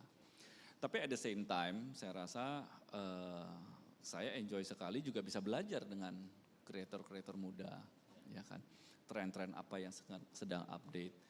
Jadi ini is a two way, apa ya saya bilangnya two way exchange ya, sama-sama belajar supaya industri kekayaan intelektual kita atau industri ekonomi kreatif kita bisa terus berkembang. Oke. Nah, kalau berbicara soal pengembangan intellectual property gitu ya. Seberapa besar sih hubungannya intellectual property dengan warisan budaya gitu, terutama mungkin di Indonesia gitu ya. Mungkin dengan background Bapak sebagai dari The Licensing Guy gitu, itu ada bisa apa yang di-share Pak? Kalau kita bicara ke budaya ya, kita bicara budaya di Asia ya. Kita di Asia ini, saya rasa warisan budayanya sangat-sangat kaya, ya. Khususnya di Indonesia. Ya. Kita nggak bicara IP dulu, saya bicara budaya dulu. Kita mempunyai berbagai macam suku dengan culture masing-masing. Belum lagi kita bicara lagu, bicara cerita, bicara makanan. Jadi kita ini kaya banget dari segi budaya. Nah, saya ambil contoh on the contrary, kita bicara mengenai misalnya budaya di Amerika. Sorry to say, budaya Amerika hampir tidak ada, ya kan. Tapi kalau kita bicara, jadi perbandingan budaya kita kaya, kalau bicara negara Amerika, mereka tidak ada, budaya mereka mungkin tidak sebesar kita. Tapi kalau kita bicara kekayaan intelektual, Amerika bisa kekayaan jauh lah kita kalau dibanding mereka dari segi IP. Benar IP development ya? Beda, ya jauh sekali. Coba mungkin banyak yang kita tidak realize. Saya ambil contoh Walt Disney, karena saya dulu di Walt Disney. Film-film Walt Disney itu kebanyakan budayanya itu bukan budaya Amerika. Ya kan, saya ambil contoh film Disney yang pertama yang paling sukses mungkin Snow White. Ya kan, itu bukan cerita dari Amerika, tapi ceritanya dari Jerman yang diadaptasi, dipackage sekian rupa dengan kekayaan intelektual IP programnya sampai bisa menjadi besar. Ya. Nah, kalau ditanya apa impactnya IP terhadap culture, itu salah satu contohnya. Padahal bukan budaya mereka. Nah, kita sendiri budayanya sudah kuat. Kalau kita bisa membuat suatu program IP dengan structure yang baik, saya rasa ini juga bisa mendorong budaya-budaya kita supaya bisa lebih bukan hanya bisa menjadi hero di market sendiri, tapi bisa menembus pasar global. Berarti sebenarnya peluangnya ada ya Pak untuk kita? Sangat besar, saya rasa peluangnya sangat besar. Ya, dan kalau kita lihat negara-negara lain sudah mulai. Betul. Ya, kita bicara Asia juga lah. Jepang sudah mulai dengan, ya, kita ambil contoh film Doraemon lah, animasi. Itu kan menceritakan budaya Jepang, ya kan, culture Jepang seperti apa. Kalau dari Cina juga sudah mulai misal, atau dari Malaysia dah yang dekat, Upin dan Ipin atau Ipin dan Upin, itu kan budaya, ya kan. Cara mereka dari bahasa, dari makanan itu bisa mempromosikan budaya Malaysia, ya, yang bisa diadaptasi bukan hanya di Malaysia tapi negara-negara tetangga Asia lainnya. Jadi kalau dilihat negara, ya kita harusnya bisa ya. Ya, tapi kira-kira menurut Pak Mokhtar sendiri challenge-nya apa Pak? Kalau peluangnya sangat besar sebenarnya gitu. Challenge-nya kita masih ngerjain sendiri-sendiri kalau menurut saya. Ya, filmmaker masih sendiri, animator masih sendiri, game developer masih sendiri. Yang dimana kalau kita bicara Hollywood, itu bukan film industri di sana, it's an entertainment industry. Ya kan, dimana ekosistemnya sudah bekerja semua, ya kan. Walt Disney is an entertainment company, it's not a film company, ya kan. Mereka ada licensingnya, mereka ada merchandise-nya, mereka ada game-nya, komiknya. Jadi ya itu challenge-nya. Ya, of course, kalau kita mau bicara full ekosistem perlu funding, ya funding yang kuat ya. Mungkin Bapak kita satu ini bisa bantu funding. Siap, aku pindah dulu ke Mas Roni Gani. Siap. Nah, Mas Roni Gani ini kan salah satu animator juga di Indonesia dan sekarang aktif di bengkel animasi ya Mas. Ya. Cuman dulu kan kalau saya lihat, saya juga dulu ngikutin nih, backgroundnya arsitek kan ya? Betul. Nah, apa nih yang bikin Mas Roni bisa pindah minat nih dari arsitektur ke animasi? Kalau saya mungkin berangkat ceritanya dari sisi kreator ya, perspektifnya ya. dan mungkin kalau ada teman-teman di sini yang juga berencana masuk ke dunia kreatif dan menjadi kreator, sedikit banyak mungkin bisa menjadi masukan. Yang paling utama sih harus sensitif ngedengerin kita tuh kapasitasnya seperti apa, kapabilitas kita di mana gitu. Harus benar-benar find alone time, mempertanyakan itu ke diri sendiri. Karena waktu itu yang terjadi di saya, waktu saya kuliah di arsitektur, saya udah memiliki ideal katakanlah portrayal arsitek yang ideal tuh, yang hebat dan berhasil tuh seperti apa. Baik. Misalnya ada 5 item, ada 5 list. Dan saat itu saya refleksikan ke diri saya nggak punya satupun. Oh.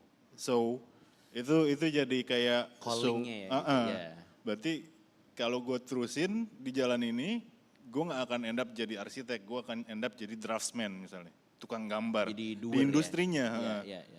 Tapi gue akan masuk ke industrinya, positioningnya di mana gitu. Apakah gue akan jadi leadernya, tentu dengan waktu dan experience yang berjalan ya. Atau dengan kapasitas diri gue dengan industrinya itu, gue akan mentok di mana gitu.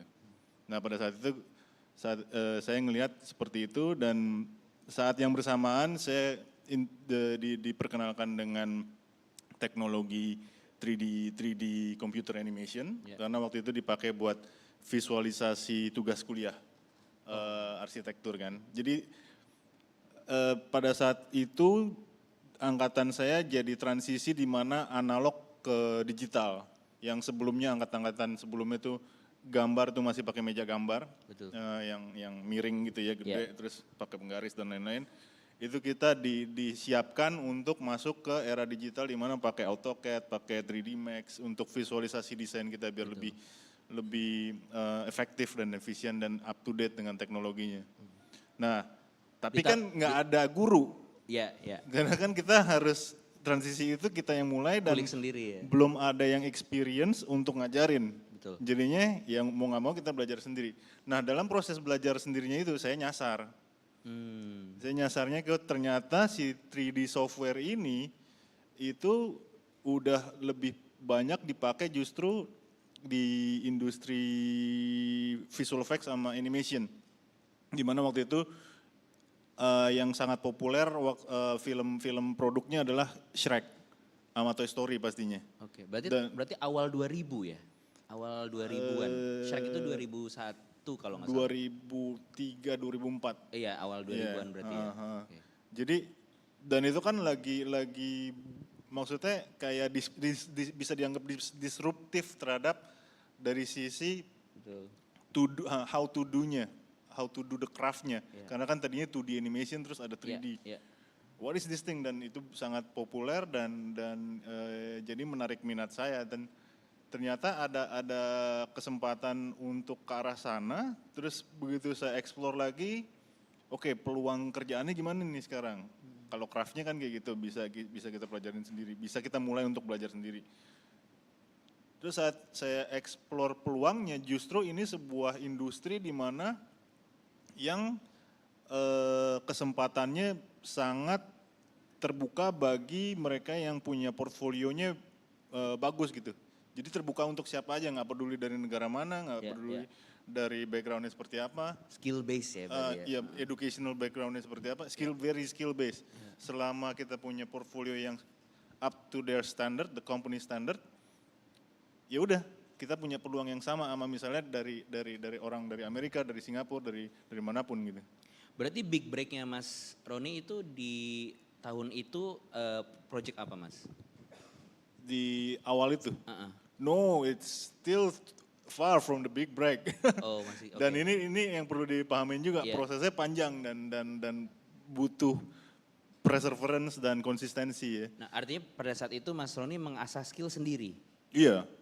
Nggak ada sekolah. Oke. Nggak ada sekolah, internet juga masih masih ini ya, modemnya musik dubstep itu ya, dial up itu. Iya kan? Masih ngandelin warnet, saya ke warnet bawa duit 6.000 buat 1,5 jam, 30 menit, 2.000. Kalau boleh share sedikit, berarti saat itu cara belajarnya gimana Mas? Apakah lihat reference kemudian mengulik sendiri atau maksudnya untuk tahu basic foundation animation gitu maksudnya tanpa ada akses sekolah, tanpa ada guru gitu ya. Itu apa yang Mas Roni serap gitu dan cara ngajarin diri sendirinya tuh gimana pada saat itu? Basically ikutin tutorial aja sih. Oke. Tutorial kumpulin sebanyak-banyaknya, dilihat dulu, terus kemudian dicoba sendiri, ya kemudian pasti akan stuck.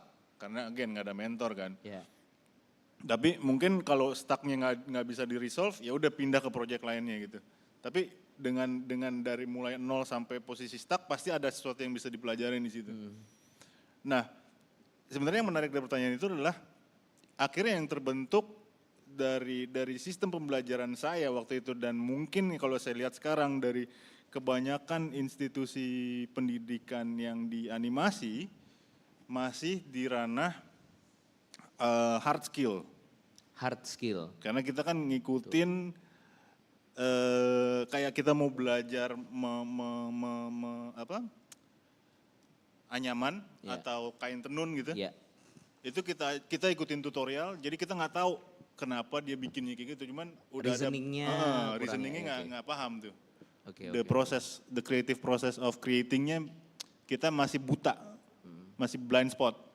Cuma langsung belajar mekanismenya, pembuatannya. Yang penting jadi kainnya nih. Tapi kenapa dia motifnya kayak gitu dan lain-lain itu kita masih lacking. Dan ini mencerminkan kondisi yang masih lumayan terjadi juga di industri animasi lokal kita ya. Kita kebanyakan masih memang di ranah production dan execution gitu, not the creation. Makanya tadi saya sangat setuju dengan Pak Mohtar bilang saat harus ada ekosistem dan sinergis antara filmmaker, creator, konseptor, scriptwriter dengan eksekutor. Kita di sini animator dan lain-lain itu sebagai eksekutor. Sehingga demand dari industrinya dan supply SDM-nya tuh ketemu gitu ya. Betul.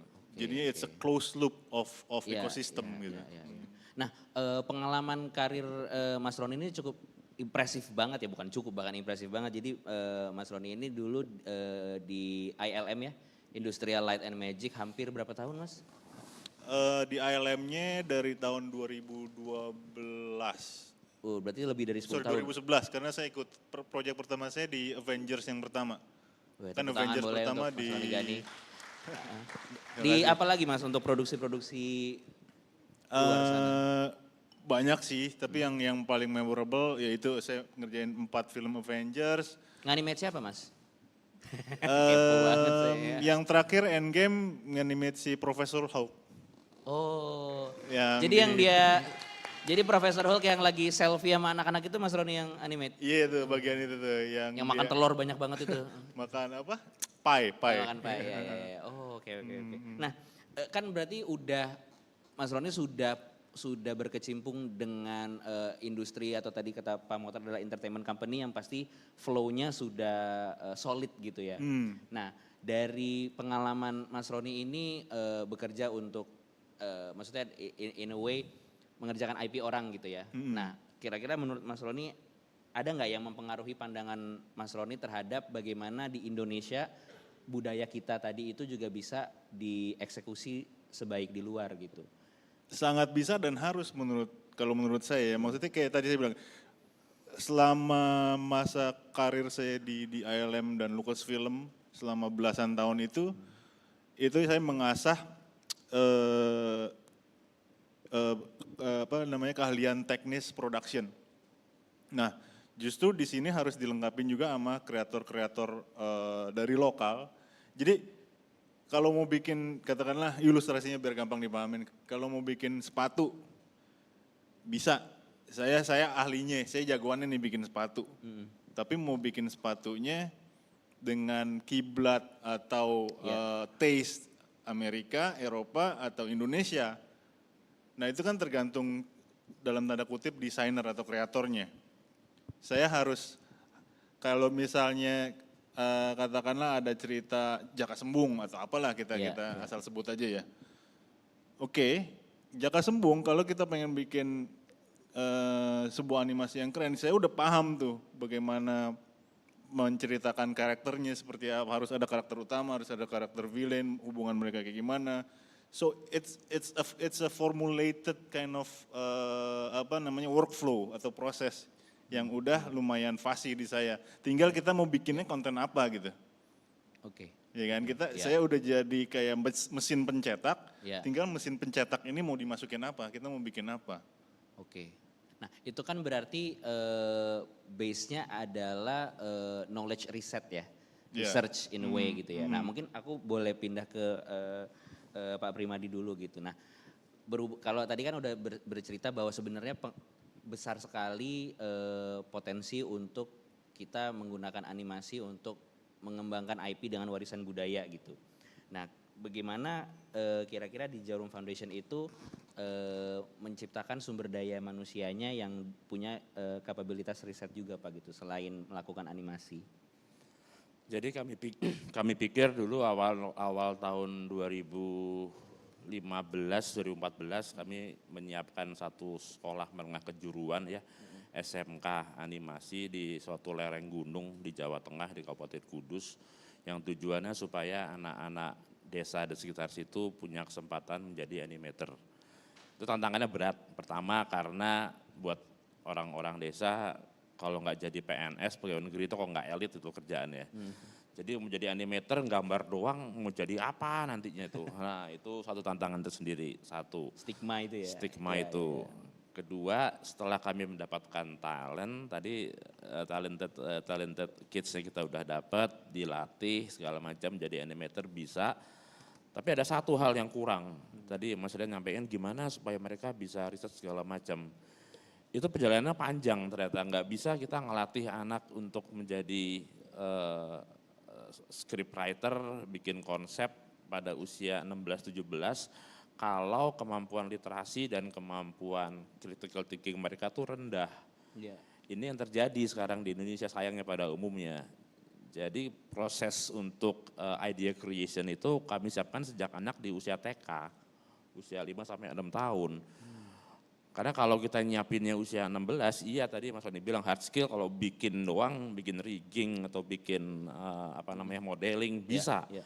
Kalau menyiapin ide cerita, nyiapin konsep kreatif di usia segitu terkendala karena orang Indonesia kan males baca Mas ya, itu anak-anaknya. Satu hal itu yang kita dorong supaya kemampuan literasi mereka punya pemahamannya luas sejak kecil. Kami juga ngelihat di kota-kota kecil ya, saya nggak ngomong di Jakarta atau kota besar lain ya, pendidikannya sejak anak TK itu pendidikan kreativitas itu terbatas gitu, disuruh gurunya doang, kamu harus gambarnya kalau pesawat itu sayapnya harus 2, nggak boleh 1. Lah anak TK kan nggak bisa digituin, terserah dia dong mau bikin sayapnya 10 kayak sayapnya 3. Nah itunya hal-hal itu yang kita sering mendapatkan akhirnya kesulitan, ini gimana anak-anak ini ya, udah umur 17 bisa skillnya dapat, dia ngajarin pakai Autodesk Maya, pakai Blender ngerti. Tapi pemikiran di balik itu, pemikiran kritisnya dia, kreativitasnya itu terhambat dari pendidikan sebelumnya. Betul. Dan sebenarnya banyak juga anak-anak yang sebenarnya dia punya bakat, tapi sama orang tuanya, wah kamu kok nggak jadi insinyur, nggak jadi dokter, nggak keren deh jadi animator gitu. Itu masih banyak sekali itu. Nah, itu yang makanya peran kita gimana menyiapkan bahwa jadi animator tuh profesi yang sangat bergengsi, contohnya ya beliau-beliau ini gitu. Jadi kesimpulannya nggak bisa kita bilang, ya anaknya harus riset penelitian di saat mereka sekolah atau kuliah. Betul, tapi mau dipahami itu proses panjang yang harus pendidikan mulai usia dini udah mulai dibiasakan. Oke. Padahal seperti yang tadi Pak Mohtar bilang, contohnya Disney gitu ya. Berarti kan ketika mengambil sebuah cerita katakanlah dari dongeng Eropa gitu ya. Berarti kan memang ada kreatif proses cara mereka membuat itu menjadi mass appeal gitu kan ya. Artinya gimana ya kita kan contohnya kalau misalnya saya lihat sebenarnya kan aslinya di novelnya, di buku-buku cerita aslinya kan dongeng-dongeng yang dijadikan animasi oleh Disney kan sebenarnya cukup dark ceritanya gitu ya. Ada Frozen itu based on Snow Queen gitu kan, ada kebencian antara kakak adik, sisters, maksudnya itu benar seperti Pak Primadi bilang tadi, memang bukan hanya doer dan skill pemahaman soal software aja atau karakter design atau dunianya gitu, tapi juga creative thinking untuk bagaimana itu bisa menjadi sesuatu yang bisa mewarisi budaya Indonesia dan menjadi IP yang sukses gitu. Betul. Untuk kasusnya dulu 2016 kami minta anak-anak fokus bikin karya dengan kearifan lokal Indonesia. Itu pada bingung semua. Satu, bingung karena memang bangsa Indonesia kan bangsa penutur ya. Kita kan nggak punya banyak manuskrip, nggak kayak di Eropa, di mana-mana itu. Semua kan tertulis ya sejarahnya itu. Kalau kita kan menutur kan kakek ke cucunya, cerita ini itu. Tapi kan nggak ada manuskripnya tuh. Ya, betul. Itu mungkin kesulitan tuh. Di mana carinya ya? Dulu juga nggak pernah baca. Hanya, oh ya saya pernah dengerin cerita sama kakek saya seperti ini itu. Tapi bahannya nggak ada gitu. Itu sebenarnya juga tapi juga suatu peluang di mana sebenarnya kayak cerita-cerita kayak Jakarta Tarup lah, kayak Sangkuriang lah, Bandung Bondowoso lah. Itu kan kalau di film kan bagus sebenarnya. Tapi mereka tuh nggak kebayang itu kayak gimana itu. Itu memang karena satu memang kemampuan literasinya rendah, kedua memang resource-nya juga nggak banyak mereka bisa dapatkan. Itu satu hal memang di Idea Creation itu kami jujur mengalami masalah yang cukup serius di Indonesia pada umumnya. Sehingga kami 2016 tuh fokus gemblengnya anak TK sama SD untuk menjadi calon creator nanti ke depannya. Jadi itu inisiatifnya Foundation dari sedini mungkin. Sedini gitu mungkin, ya. Tipe-tipe maksudnya usahanya seperti apa Pak? Maksudnya apa membuat project atau apa? Kalau TK kebanyakan mereka diberikan kesempatan untuk bertanya sebanyak-banyaknya. Tanya aja.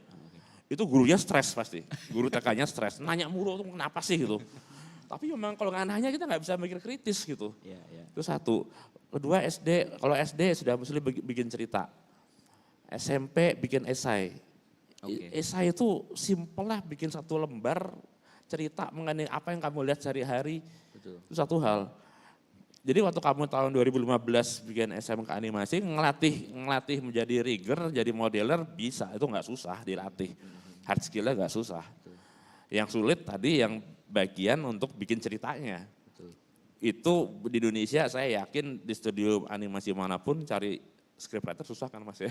Mas ya. Sulit banget kan. Ya izin saya mau tambahin sedikit. Perbedaan antara, mungkin kalau saya ambil dari Disney.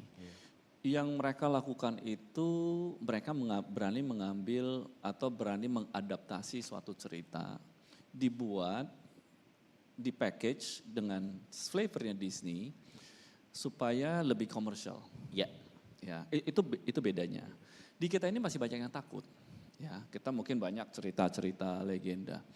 Tapi mereka takut untuk nanti kalau saya ganti sedikit nanti ada yang komplain. Ya, merusak budaya atau apa urusan gitu budaya, nggak boleh. Tapi kalau nggak seperti itu, kita tidak bisa break the mold.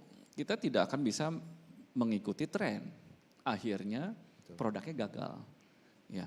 Biar gimana pun juga cerita-cerita ini harus diadaptasi. Ya, harus dipikirkan bukan hanya dari output untuk film atau animasinya, tapi ekosistem lainnya berrelevan apa enggak. Betul. Ya kan. Nanti mau dijadiin game bagaimana ya? Nanti mau dijadiin merchandise, kostumnya mesti lebih cheerful misalnya. Itu yang ya kita unfortunately kreator-kreator lokal kita ini masih takut. Jadi kalau saya bilang tabrak aja, kan jangan takut.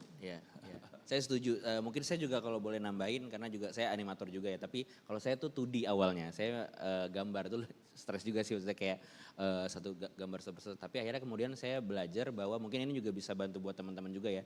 Persis banget yang Pak Motar bilang dan persis juga yang Pak Primadi bilang gitu bahwa kita bekerja di sebuah medium yang potensinya itu lebih hebat sebenarnya daripada live action menurut saya. Jadi ketika kita punya ide untuk mengadaptasi suatu warisan budaya dari Indonesia, itu banyak yang sebenarnya bisa kita kembangin di luar batas-batas logistiknya dunia real gitu. Bener kan ya Mas? Ya kan maksudnya ketika dan jadi kita bisa mengasah juga kemampuan kritis kita untuk mempertanyakan ya misalnya kenapa sih Jakartarup kamu ngambil contoh Jakartarup ya kan tadi ngomongin Jakartarup. Kenapa sih dia ngintip dan nyuri selendang gitu. Itu bisa kita bawa ke mana-mana karena contoh aku yang paling long lasting di aku adalah bagaimana The Lion King Disney itu kan based on Shakespeare Hamlet. Tapi dia bisa ngambil ceritanya itu terus di package menjadi fable gitu kan, hewan gitu. Kemudian cerita asli Beauty and the Beast si Cantik dan Si Buruk Rupa, itu kan tidak ada karakter-karakter lilin, kemudian Lumiere, Cogsworth, kan sebenarnya di Asia tidak ada, tapi itu bisa dikembangin lagi, ditambahin karakter-karakter tambahan atau bikin semuanya jadi menarik dan tambah jadi musikal gitu kan, itu sesuatu yang sayang banget kalau kita takut untuk mengembangkan Ya, ceritanya ide-idenya itu. Cerita gitu. itu kan medium, ya kan. Tapi outputnya kan itu value. Betul. Ya kan, itu yang selalu, ya kenapa bisa sukses? Karena value-nya itu ya tetap tidak berubah. Betul. Ya kan, prosesnya atau bukan proses, saya bilangnya stylenya mungkin berbeda. Ya, ya. Yang mengikuti trend, tapi value-nya yang mau disampaikan itu tidak berubah. Betul. Ya, that's most important thing. Dan sebenarnya kan yang Pak Primadi bilang tadi kan kita tidak punya manuskrip ya Pak. Artinya kan sebenarnya in a way kisah-kisah Indonesia ini public domain. Sebenarnya kan. Mungkin ada yang udah nonton film yang kaosnya saya pakai ini, Turning Red, Pixar ya udah nonton ya. Maksudnya ini kan dia ada satu tradisi bulan merah gitu ya di budaya Cina gitu. Kemudian dia bisa ngeblend itu dengan cerita puberti. Maksudnya itu kan sesuatu yang bisa jadi unik gitu. Jadi mungkin menurutku juga ketika ada teman-teman misalnya, oh saya pengen adaptasi cerita Timun Mas gitu. Kita nggak harus bertahan di convention cerita yang ada gitu. Bikinlah Timun Mas ternyata mau apa, mau jadi sci-fi atau apa gitu kan. Maksudnya kita nggak ada batasannya sebenarnya. Ya, coba contohnya film animasi Raya. Ya. Ya kan. Itu kan cerita tentang Southeast Asia. Betul. Ya, kalau dilihat filmnya itu kombinasi budaya Southeast Asia jadi satu di situ. Ya. Ya kan. Itu kan di package, tapi value ceritanya ya kan yang hampir semua value dari Southeast Asia itu dapat di sana.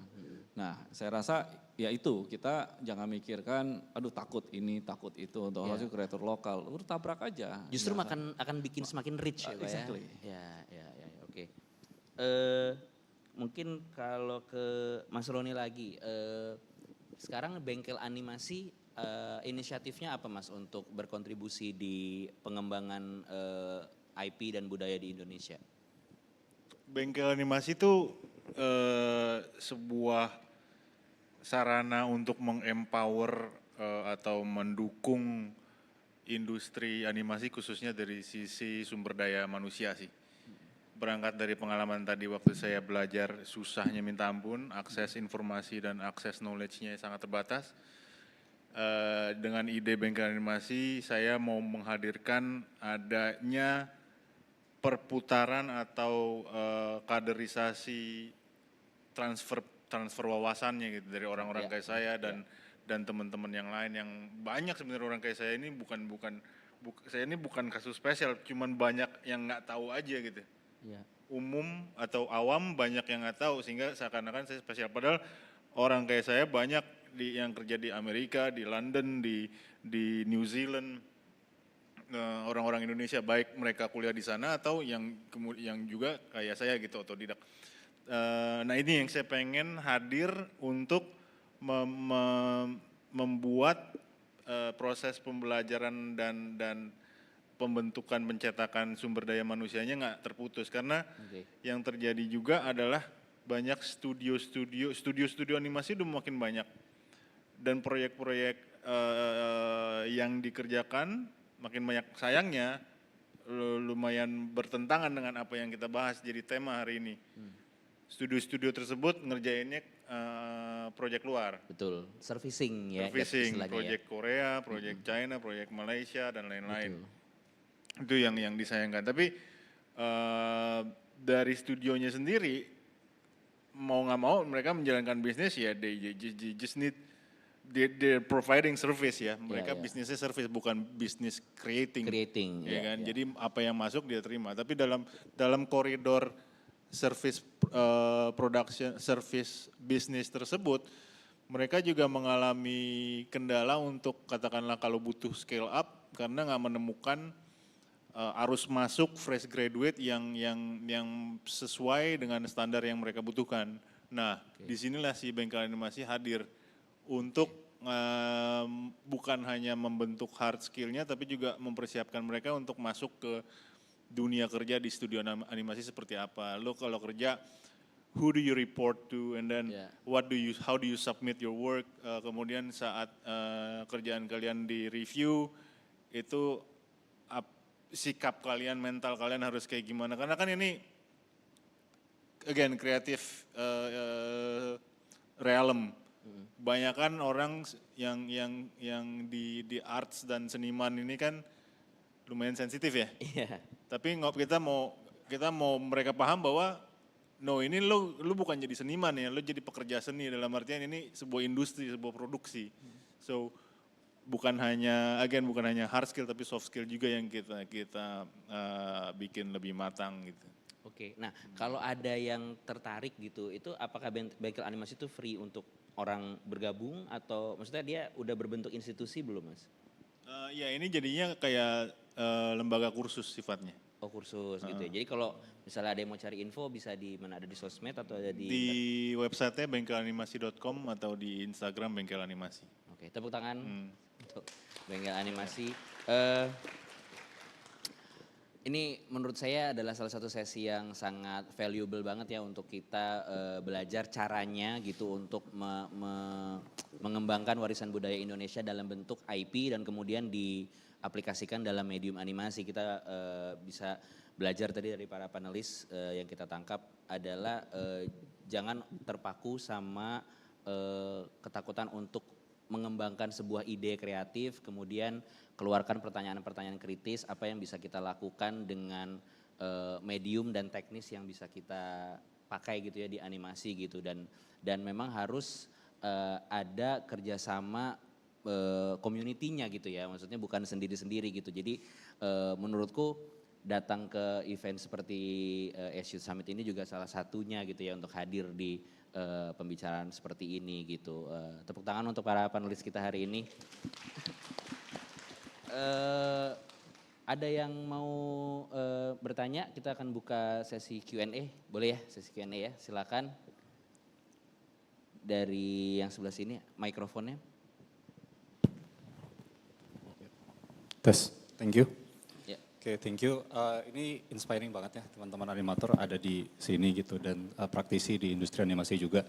Kita tahu industri animasi di Indonesia maturity levelnya itu perjalanannya panjang banget gitu ya. Yang saya tahu tahun 2009 kita pernah punya film animasi Meraih Mimpi, Nia Dinata gitu ya. Terus kita juga punya sejarah animasi di TV nasional. Mungkin teman-teman baru tahu baru-baru ini kita ada punya Nusa, terus kita punya si Juki juga yang juga IP-nya luar biasa besar. IP Indonesia juga kaya dengan adanya muncul lagi IP yang kemudian di reborn dari karya almarhum Era Kosasi melalui Bumi Langit. Kemudian ada juga IP Indonesia lainnya gitu ya di digital comic seperti Tai Lalat yang akhirnya bisa menjadi animasi, kolaborasi dengan Shinchan, terus bikin store di Bandung dan lain-lain. Pertanyaan saya adalah, dari sekian banyak potensi kreator di Indonesia, apa commercialization model yang sustainable, yang bisa dipakai untuk nggak cuman menjadi konten yang tadi servisinya ke luar negeri aja gitu, tapi menjadi raja di negeri sendiri. Gitu, seperti One Piece, seperti Dragon Ball, seperti Detektif Conan, seperti Korean movies gitu ya, dan lain-lain. Itu aja, thank you.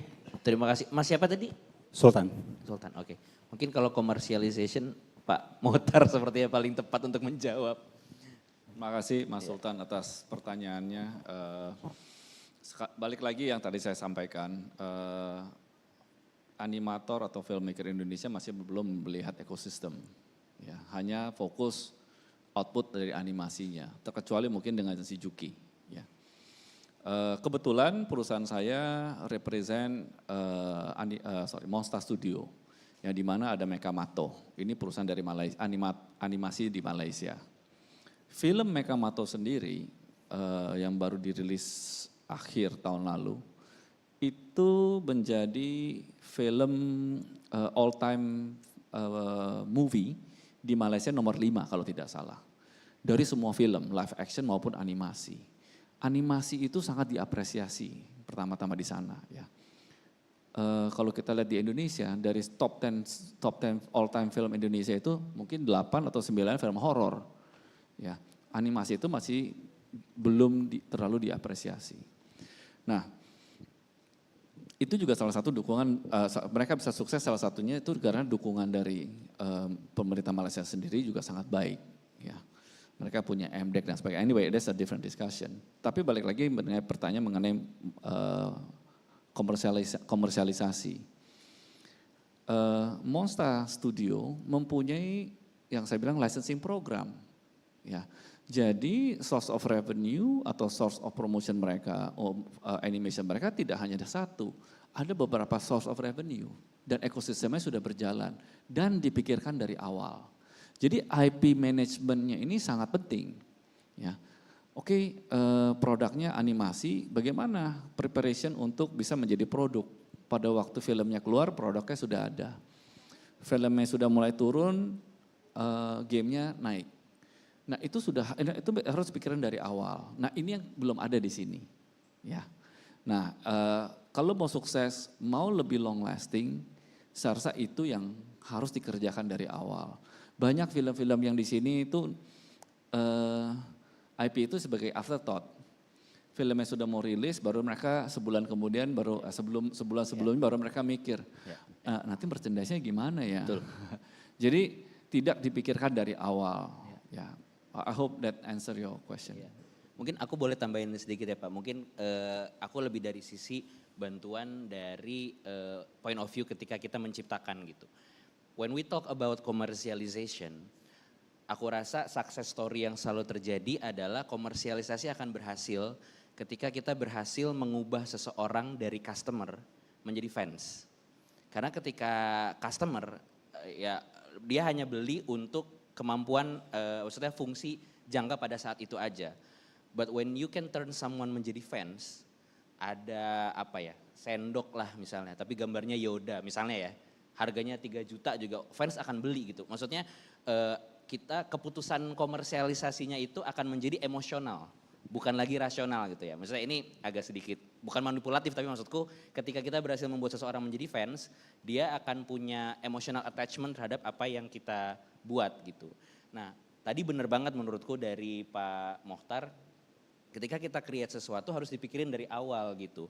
Ini gimana cara bikin dia sustain beyond movies, beyond series. Apakah cuma komik aja terus berhenti gitu.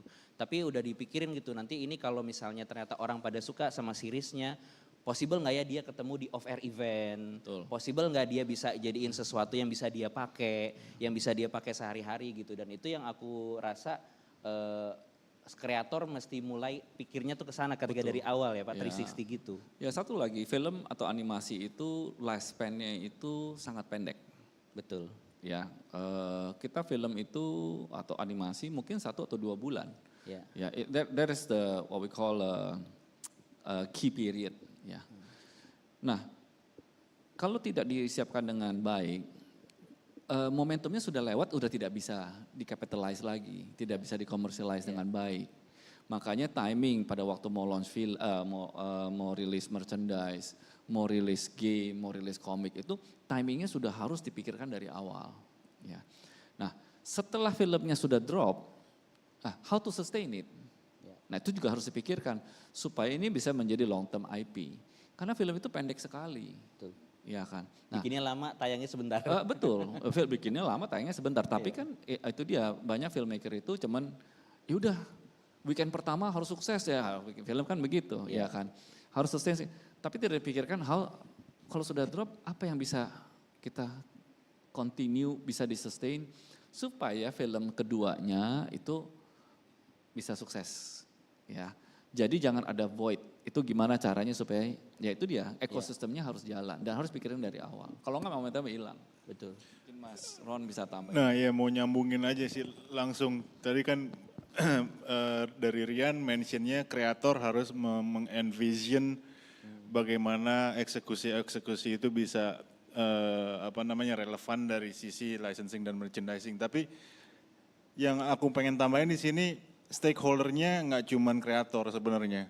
Betul. Karena untuk yang tadi Pak Mohtar bilang itu bisa terlaksana disambut saat filmnya udah fasenya udah selesai, disambut sama game, disambut sama apa, itu harus sinergi sama bisnis, orang yang punya kapasitas bisnis juga gitu.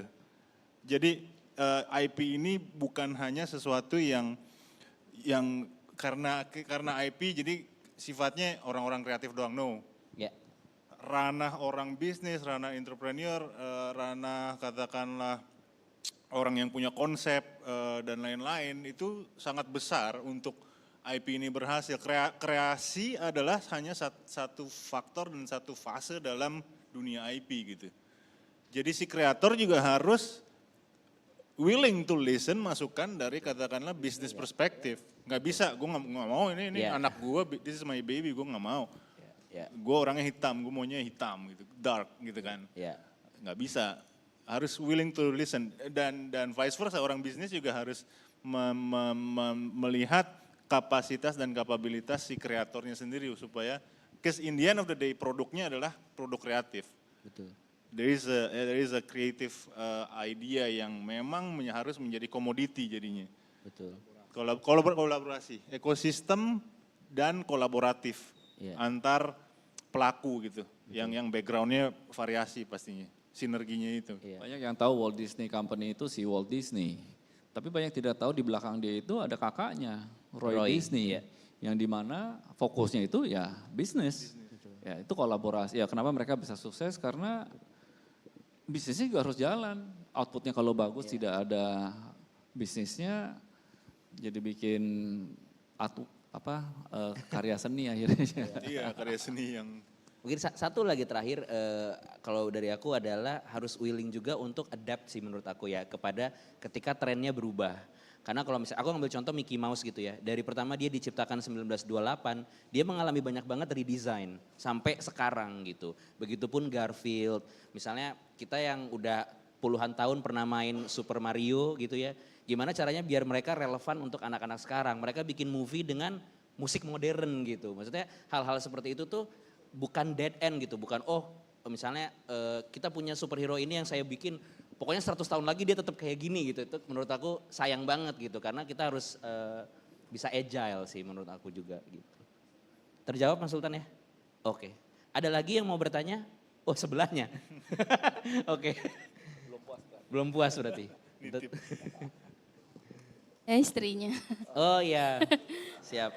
Suami istri kreator nih, tepuk tangan dong, luar biasa. Halo, saya Vika, tukang jamu di Jepang.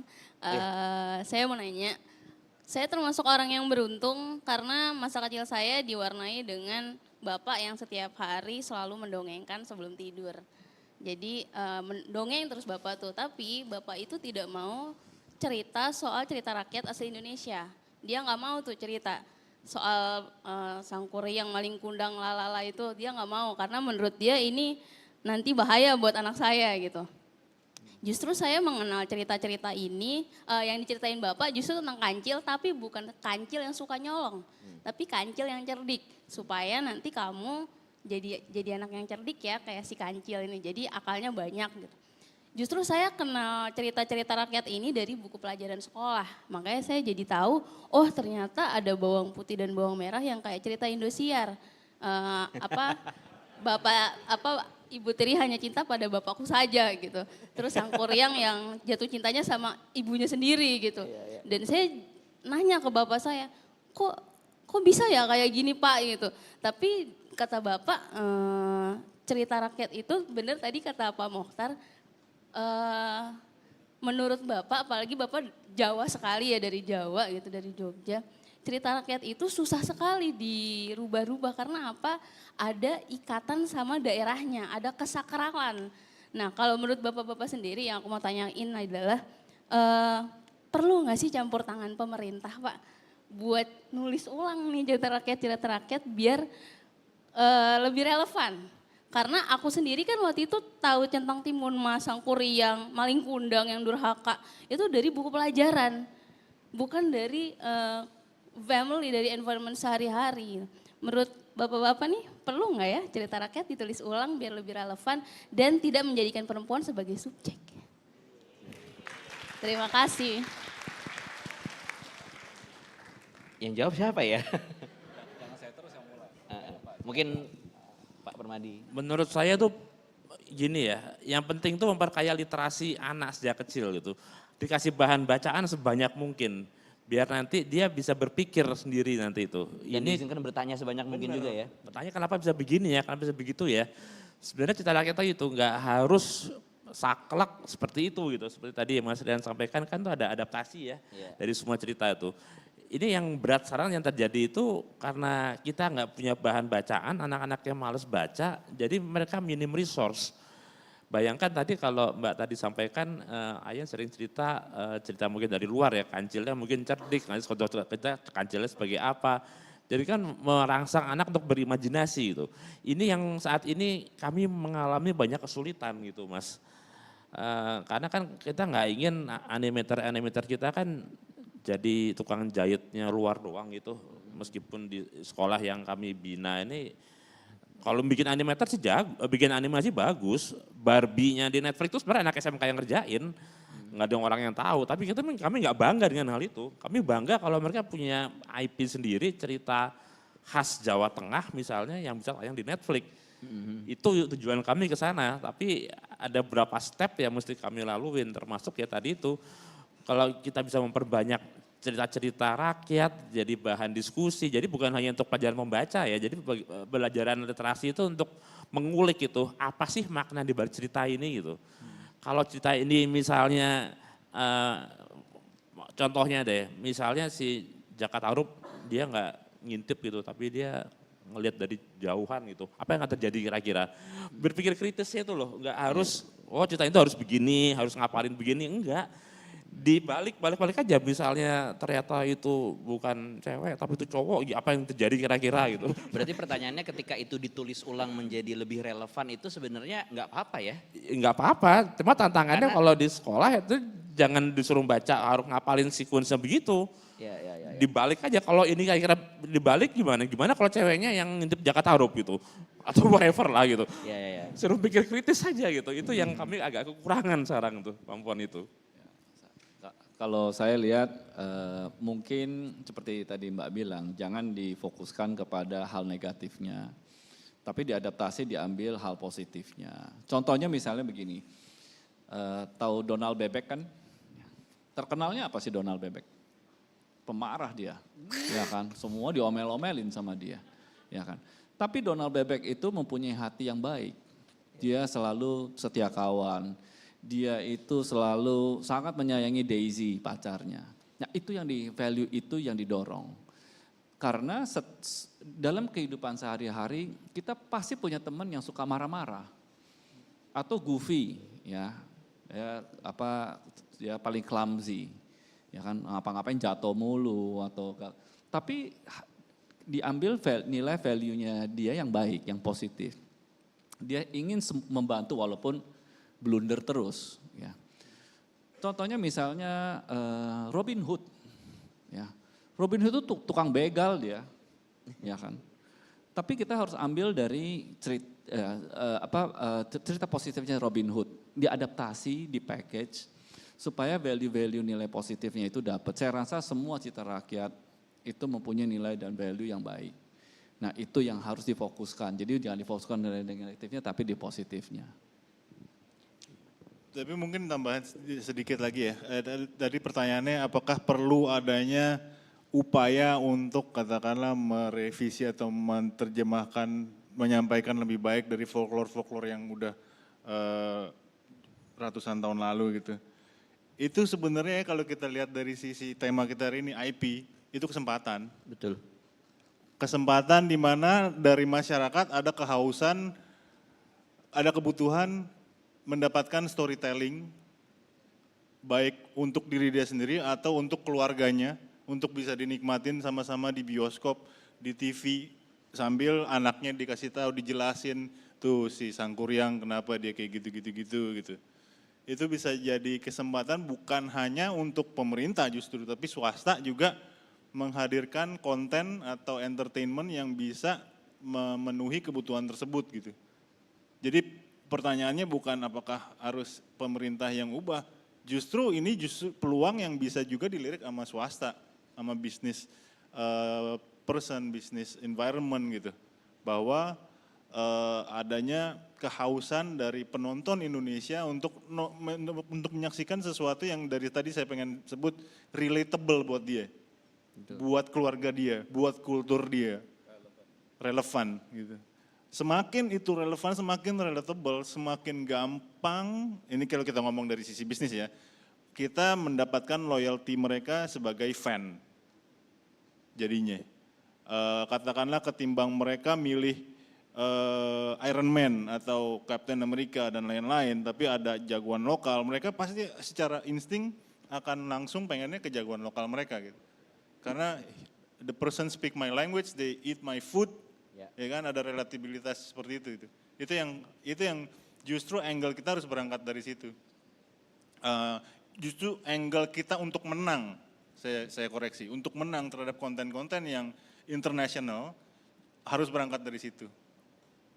Harus kita menang di kandang gitu. Ya. Mungkin, jadi kalau aku bisa bilang sebenarnya banyak kreator bukan? Maksudnya kalau memang mau menulis sesuatu yang bisa menjadi relevan, justru Mbak punya peluangnya gitu. Betul, apa yang Mbak kurang nyaman dengan cerita yang udah ada, stigma yang disebarkan, terus kita mencari nilai yang lebih universal lagi, yang lebih ini. Aku tuh mau ngambil contoh yang mungkin di sini ada yang tahu musikal Broadway Hamilton, ada yang tahu?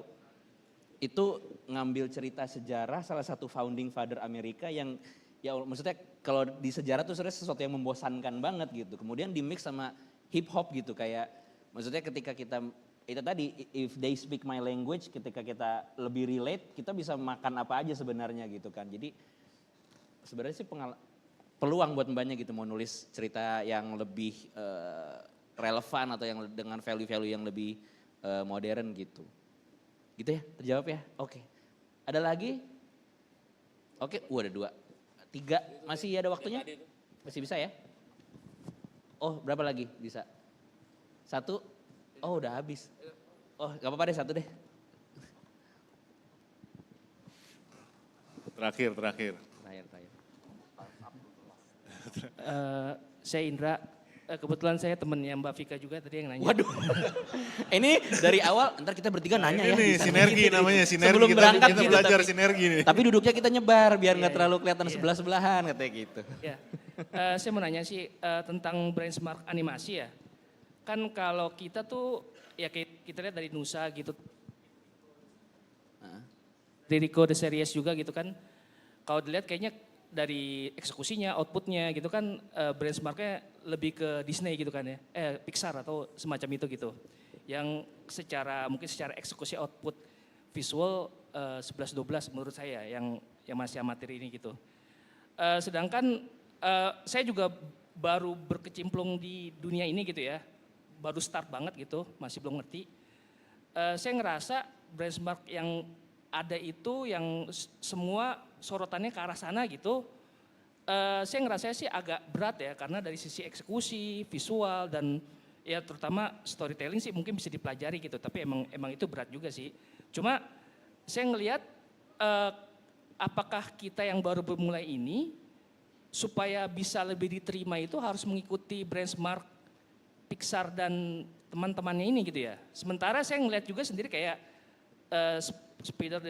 Into the Spider-Verse gitu kan juga berusaha breaking itu kan ya, yang udah ada gitu ya. Dan mungkin kayak Pushing the Boats, terus yang lainnya itu berusaha ninggalin benchmark yang udah bertahan. Jadi mau nanya aja sih sebenarnya, kita yang baru berkecimpung di sini lebih enaknya apakah kalau nyiptain sendiri kan nggak mungkin ya, pasti kita sedikit banyak terreferensi sama kiblat-kiblat ini gitu. Sebaiknya gimana sih kita untuk yang kita baru terbatas dengan dari sisi budget, kemampuan gitu, dan apa mungkin kita bisa, kalau ini kan semua pemainnya udah 3D animasi, gimana kalau misalkan 2D atau 2D aset animasi yang lebih secara eksekusi lebih terbatas lagi gitu. Itu gimana sih sarannya gitu buat kita-kita yang baru mulai ini dan berusaha ngikutin jejak mereka juga gitu. Iya, gitu aja sih. Terima kasih. Tepuk tangan dong, pertanyaannya bagus banget ini. Terima kasih Mas Indra ya. Mungkin Mas Roni mau jawab duluan. Pertanyaannya mulai dari mana? Aku selalu jawab mulai dari apa yang kita bisa akses. Ya. Jangan overthink until the point that you don't really do anything. Karena misalnya tadi kamu bilang kiblatnya kalau ke Pixar itu yang menjadi pakem, itu yang kemudian dikonsumsi at global scale. berarti gue harus bikin kayak gitu. Jadinya takut dan gugur dulu sebelum bahkan bergerak dan belajar dan berkembang gitu. Tapi untungnya kamu mention tentang Spider-Verse dan Puss in Boots. Untungnya ada juga yang terjadi sekarang kayak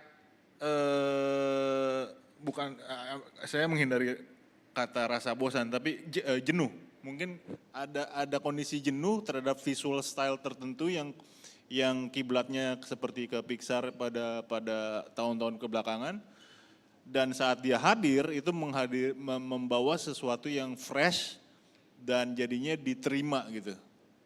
Tapi apakah ini kemudian menjadi seleksi alam, berarti maksudnya yang Pixar udah gugur dan ini yang jadi baru? Belum tentu. Bisa jadi ini sebuah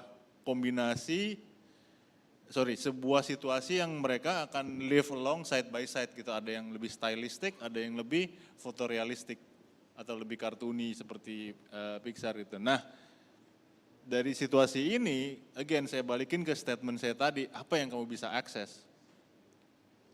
Dan bikin itu seoptimal mungkin dan seunik mungkin. Gitu. Kalau kamu bisa aksesnya dalam sisi teknologi, dalam sisi skill, dalam sisi human resources yang katakanlah nggak terlalu costly, yang nggak terlalu costly bukan nggak selalu sama dengan jelek. Itu beda, itu yang harus dipahamin dari awal. Kita bisa murah, kita bisa cost efficient, tapi tetap bagus. Seperti apa? Silahkan kulik sendiri. Semua harus ngulik sendiri, saya ngulik sendiri, Rian ngulik sendiri. Semua kreator akan ngulik sendiri, cost gue segini, what is the best output that I can come up with. Output seperti apa yang sebaik mungkin yang dengan cost gue segini gitu. Di situ justru dunia kita berkreasi. Gitu kira-kira. Kalau aku boleh tambahin, aku tahu waktunya udah habis, tapi aku lompat dari poinnya Mas Roni, start with what you can itu bagaimana caranya supaya walaupun cost efficient tapi tetap bagus, fokus di story and character kalau aku. Fokus di story and character. Aku ngambil contoh historinya Pixar ya. Pixar itu tahun 94 bikin Toy Story karena shadernya belum bisa bikin kulit manusia. Ketika dia tes pertama, kok kayak boneka plastik ya?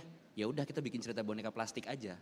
Jadi based on apa yang pada saat itu bisa, kulik cerita dan story dari situ.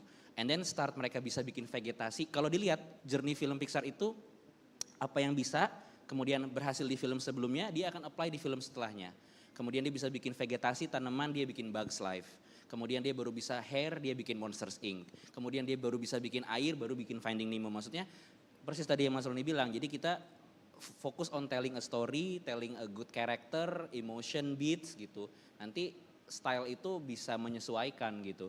Kenapa Spider-Verse bisa seperti itu?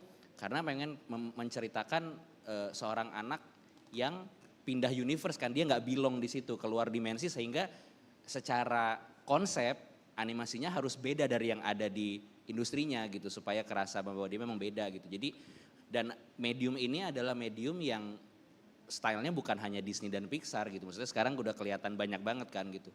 Bahkan dari dulu maksudnya, dan style itu sebenarnya menurutku mengikuti ceritanya gitu.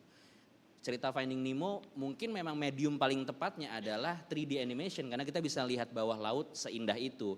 Tapi misalnya kayak film Princess Kaguya gitu, akan hilang magicnya kalau kita bikin itu di 3D menurutku gitu. Harus tetap ada goresan tangan segala macam. Jadi start with what we can dan fokus di story and character kalau dari aku. Gitu. Cukup ya? Oke, terima kasih Pak Mohtar, Mas Roni, Pak Permadi, terima kasih teman-teman udah hadir di sini. Sesi kita hari ini sangat-sangat menyenangkan dan saya harap bermanfaat untuk kita semua. Dan harapannya banyak banget ide-ide dari teman yang akan muncul yang akan melestarikan budaya Indonesia lewat intellectual property dan dalam medium animasi. Saya Rian Adriandi, sekali lagi terima kasih, selamat sore. Ya, kita foto dulu ya. Backgroundnya sini. Oh, oke.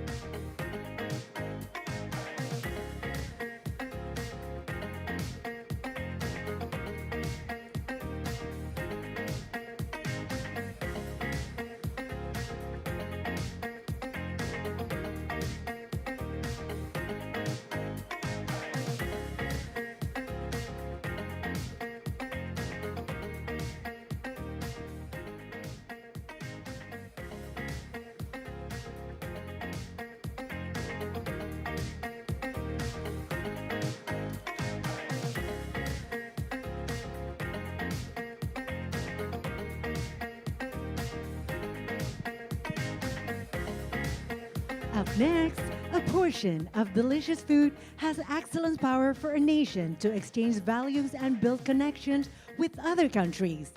Let's embark on culinary diplomacy adventure with culinary storyteller Ade Putri Paramadita, founder and executive chairperson of Jafara Indonesia, Helianti Hilman, and moderated by co-founder Second Floor Coffee, Muhammad Badarudin.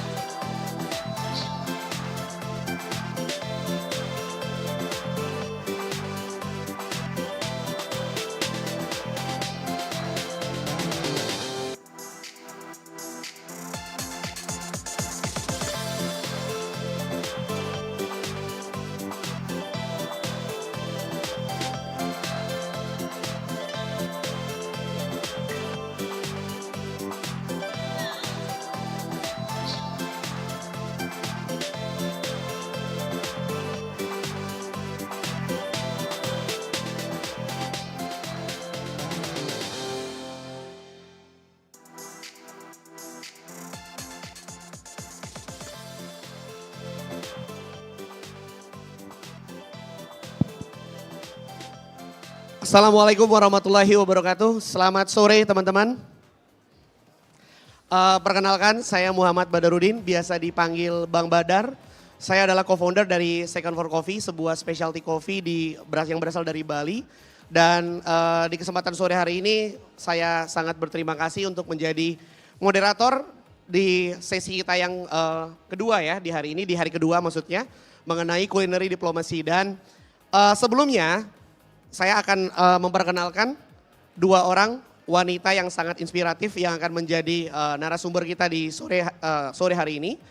Yang pertama adalah Nyonya Ade sebagai seorang culinary storyteller.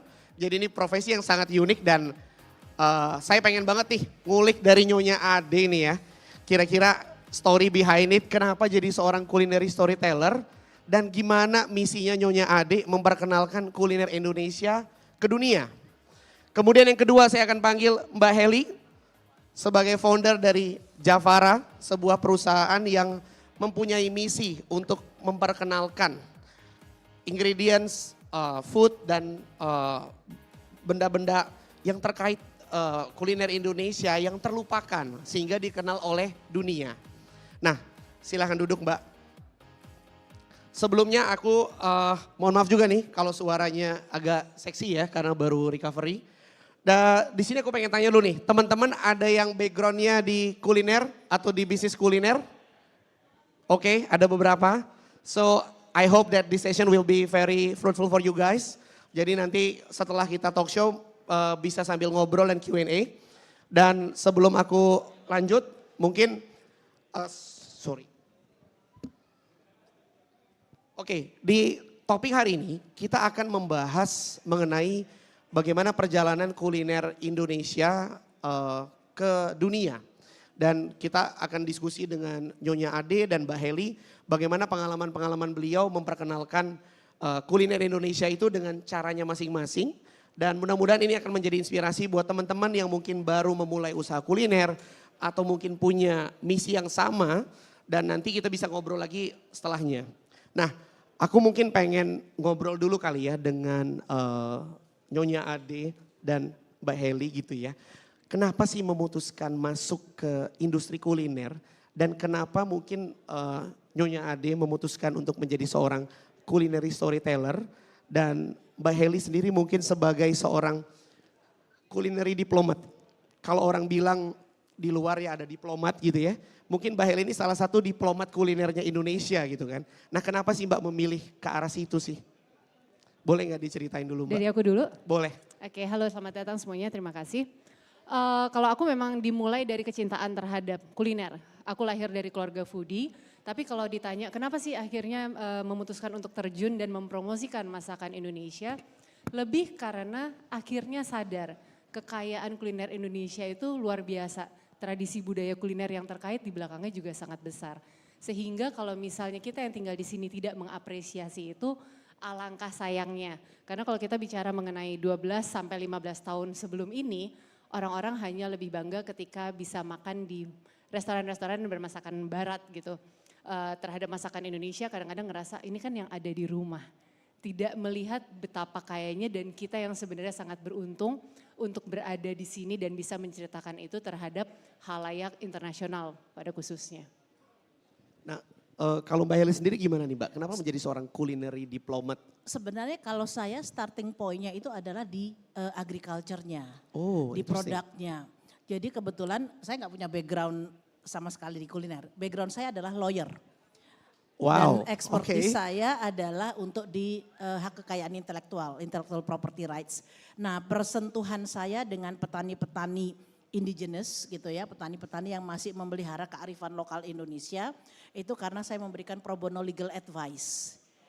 Oke, jadi pertamanya ada project pro bono ke para Pro bono petani legal ini. advice karena mereka ada masalah kontrak dibohongin oleh eksporter, karena mereka nggak bisa baca kontrak, ada yang dikriminalisasi oleh seeds company.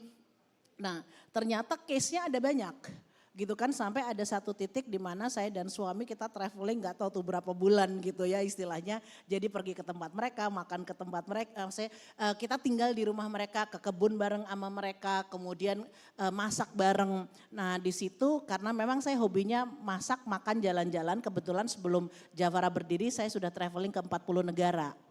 Nah jadi pada waktu kemudian ngelihat bahan-bahan makanan yang lucu-lucu, kayak anak kecil masuk ke toko permen. Kalap gitu kan, kalap, ih kok ini nggak pernah tahu. Jadi itu saya pertama kali tahu bahwa Indonesia itu punya 7.000 jenis padi sebelum tahun 60, 7.000 jenis. 7.000 jenis Mbak? Termasuk ada yang warnanya pink, ada warnanya ungu, bahkan terakhir kita bikin jamuan yang separuh Merah merah, separuh putih. Jadi dalam abad satu ke-10. spesies itu dalam dua satu warna? bulir, Satu separuh bulir. merah, separuh putih. Nah kemarin saya baru pulang juga dari Bali, kita launch untuk inspirasi Majapahit. Kita pakai beras yang dipakai dari abad ke-13, khusus dari desa yang melayani Raja-Raja Majapahit. Nah jadi sebenarnya dari situ kita belajar satu secara keanekaragaman hayati sangat kaya. Kedua dari sisi kebudayaan pangannya itu juga sangat kaya, bahkan sesuai dengan tren-tren global health diets. Nah jadi mulai banyak yang gluten intolerance, vegan, segala macam. Jadi semua tren yang sekarang seksi itu sebenarnya di Indonesia udah ada semua. Dan itu saya ketemu di kampung-kampung itu. Jadi kalau orang dulu bercanda gitu ya, orang makan salad gitu ya, kita udah punya gado-gado sebenarnya kan. Nah sekarang orang bilang edible flower. Iya. Ya Allah dari dulu kita makan bunga pepaya, Kembang jantung turi. pisang, kembang turi, bunga Iya. kecombrang, bukan hal yang baru. Iya. Gitu. Nah jadi kalau saya berangkatnya dari produk. Nah habis itu kami di-challenge oleh petani-petani bagaimana supaya warisan pangan Indonesia itu bisa pass on ke next generation. Jangan sampai punah. Karena pesan, saya ingat itu pesan Mbah Suko, dia bilang begini, Mbak Heli lupakan Mbah Suko, saya sudah tua. Tapi bagaimana warisan pangan yang diberikan oleh Tuhan untuk bumi Nusantara jangan sampai punah, janganlah kita menjadi umat yang tidak bersyukur. Sudah diberikan berlimpah tapi kita abaikan. Itulah yang kemudian terjadi stunting, malnutrisi. Seharusnya nggak perlu. Kenapa? Karena itu berlimpah. Nah akhirnya saya percaya bahwa sustainable consumption akan hanya terjadi apabila ada sustainable production. Sustainable production akan lahir karena sustainable consumption. Untuk sustainable consumption maka produk itu harus dibawa ke pasar. Biarlah konsumen berpartisipasi untuk mengkonsumsi terus sehingga ada insentif bagi petani-petani untuk terus menanam. Jadi sebenarnya kalau kita lihat tak kenal maka tak sayang tuh beneran berlaku di industri ini ya Mbak ya. Betul. Karena mereka nggak tahu makanya mereka nggak sayang dan mereka nggak konsum gitu ya. Betul. Nah ada komentar suami saya bilang gini, Dede mereka nggak perlu lawyer. Yang mereka perlukan adalah akses ke pasar yang respectful dan fair. Waktu itu kerjaan saya sebagai konsultan untuk international organization. Kerjaan saya cuma bikin proposal sama bikin laporan. Terus kata suami saya, sebenarnya kerjaan kamu tuh manfaatnya apa sih gitu. Nah jadi dari situ akhirnya udah jadi bagian dari solusi aja mata rantai gitu. Wow, interesting nih Mbak. Jadi aku lihat ada beberapa poin nih. Pertama mengenai warisan leluhur, kemudian masalah sustainability, kemudian masalah budaya. Nah ngomong-ngomong soal budaya, ini kan something yang sangat Indonesia itu punya banget kekayaannya. Dan aku pengen tanya nih ke Nyonya Ade khususnya sebagai seorang storyteller, culinary storyteller. Kira pada saat perjalanan Nyonya Ade sebagai seorang storyteller, itu apa sih learning mungkin atau experience yang mungkin paling besar atau paling memorable dalam perjalanan Nyonya Ade sebagai seorang culinary storyteller mengenai budaya kuliner Indonesia sendiri? Oke, kalau misalnya ceritanya sendiri sih sangat panjang. Apa yang kita mau ceritakan dari balik sebuah pangan gitu ya, sebuah menu misalnya. Tapi yang paling challenging adalah bagaimana mengenalkan orang untuk tasting bareng. Misalnya salah satu yang sering aku lakukan adalah membawa tamu dari luar negeri, biasanya antara tim chef atau beberapa tamu kenegaraan. Misalnya datang ke Jakarta harus dibawa kemana aja nih, nyobain apa. Sebagai storyteller kita pengen sekali menceritakan sesuatu yang sangat eksotik. Tapi tidak semudah itu. Tidak semua orang itu cukup eksperimental dan punya jiwa eksploratif untuk mencoba sesuatu yang totally new. Jadi sebenarnya kita harus melihat asalnya mereka dari mana. Apa yang biasa mereka santap. Sehingga kalau kita mengenalkan sesuatu dimulai dari kira-kira makanan yang mereka nggak kaget. Contoh paling mudah misalnya hampir semua negara kenal chicken soup. Biarpun beda-beda resepnya. Jadi di situ aku akan mudah untuk masuk lewat soto ayam, for example. Kita punya chicken soup, but this is our version of chicken soup. Semua orang rata-rata di setiap negara mengenal barbecue dengan caranya masing-masing, dengan bumbunya masing-masing. Jadi itu juga titik termudah kita untuk mengenalkan sate. Sate di Indonesia itu kan lebih dari 50 jenis ya Mbak ya. Berbagai daging, berbagai saus, dan kompleksitas itu yang membuat sate kita jadi sangat menarik. Kalau biasanya orang Malaysia bilang they have their own sate gitu. Iya kita juga punya, sedikit berbeda karena apa? Kita tidak hanya punya peanut sauce, kita punya saus kacang, bahkan ada beberapa sate yang bumbunya itu terbuat dari tempe. Ya jadi menarik bahwa kita tidak perlu ragu, oh orang gak akan suka. Kita tinggal cari point of view-nya, kalian makan apa? Kita cari bahan yang serupa, tapi mulai ditarik bahwa inilah bedanya. Apakah rempahnya, apa cita rasa tertentu atau metode tertentu. Itu yang jadi menarik. Nah kalau misalnya ditanya apa sih cerita yang paling berkesan, akhirnya adalah ketika bisa menceritakan tentang kekayaan tradisi budaya pangan Indonesia ke halayak luas, halayak internasional. Misalnya lewat masakan. Karena kadang-kadang orang kalau cuma baca, oh menarik banget. Everything is on Google. Kamu bisa lihat, oh, wah masakan Indonesia hebat banget nih, ada rendang, ada gudeg. Tapi cuma membayangkan itu tidak cukup. Harus dikasih coba. Makanya buatku sangat beruntung ketika bisa mendapatkan kesempatan untuk pergi ke luar negeri, masak untuk beberapa acara. Karena buatku orang harus nyicipin langsung, so they know. Kalau mereka udah nyicipin rendang, for example, baru mereka bisa baca resep dan mencoba untuk memasaknya. Kalau enggak, mereka cuma baca buku resep. Itu mereka nggak bisa tahu apakah hasil akhir ini yang mau dikejar. Oh target rasa akhirnya itu ya? Target rasa akhir. Jadi buatku misalnya aku tiba-tiba punya buku resep masakan Peru. Tapi aku tidak pernah makan. Untuk mencoba tuh aku nggak tahu apakah benar hasil ini yang dituju. It's the same, makanya akhirnya waktu itu sempat ada kesempatan bareng sama Mbak Heli kita ke Qatar untuk Qatar International Food Festival. Dan di sana kita berkesempatan untuk masak rendang. Selain rendang Mbak Heli juga bawa nasi biru. Nah nasi biru ini sesuatu yang menarik karena nanti Mbak Heli bisa cerita, bentuknya aja sudah menarik. Orang nggak perlu makan untuk langsung ingin tahu gitu kan, ngelihat nggak ada di tempat lain nasi biru. Yang pas dibuka aromanya tuh kelapanya keluar, ada rempah-rempah seperti ada aroma serai dan lain-lain. Dan setelah orang makan baru mereka paham, oh ini yang namanya rendang, ini yang namanya nasi biru. Dan tidak hanya disampaikan sebagai sesuatu yang secara wujud menarik, tapi ada ceritanya, ada storytellingnya. Kenapa nasi biru? Tujuannya apa sih warna ini ditampilkan? Itu kan kita present supaya orang tidak hanya mendengar. Orang bisa experience sehingga next time mereka jadi paham kira-kira kuliner Indonesia itu seperti apa. Nah ini menarik banget nih Mbak mengenai gimana memperkenalkan itu ke audiens gitu ya. Dan mungkin dari pengalamannya Nyonya Ade dan Mbak Heli, Terutama pada saat kemarin ya, kita kan tahun lalu di Bali ada G20 ya. Dan Nyonya Ade sebagai yang bertanggung jawab nih untuk memilih menu-menunya. Dan itu kan menghadapi audiens dari berbagai background negara. Dan mereka mungkin punya protokoler dan punya dietary restriction sendiri. Nah itu gimana prosesnya Mbak? Sehingga akhirnya memang kita bisa memperkenalkan menu-menu asli Indonesia ke halayak yang mungkin sangat luas ya.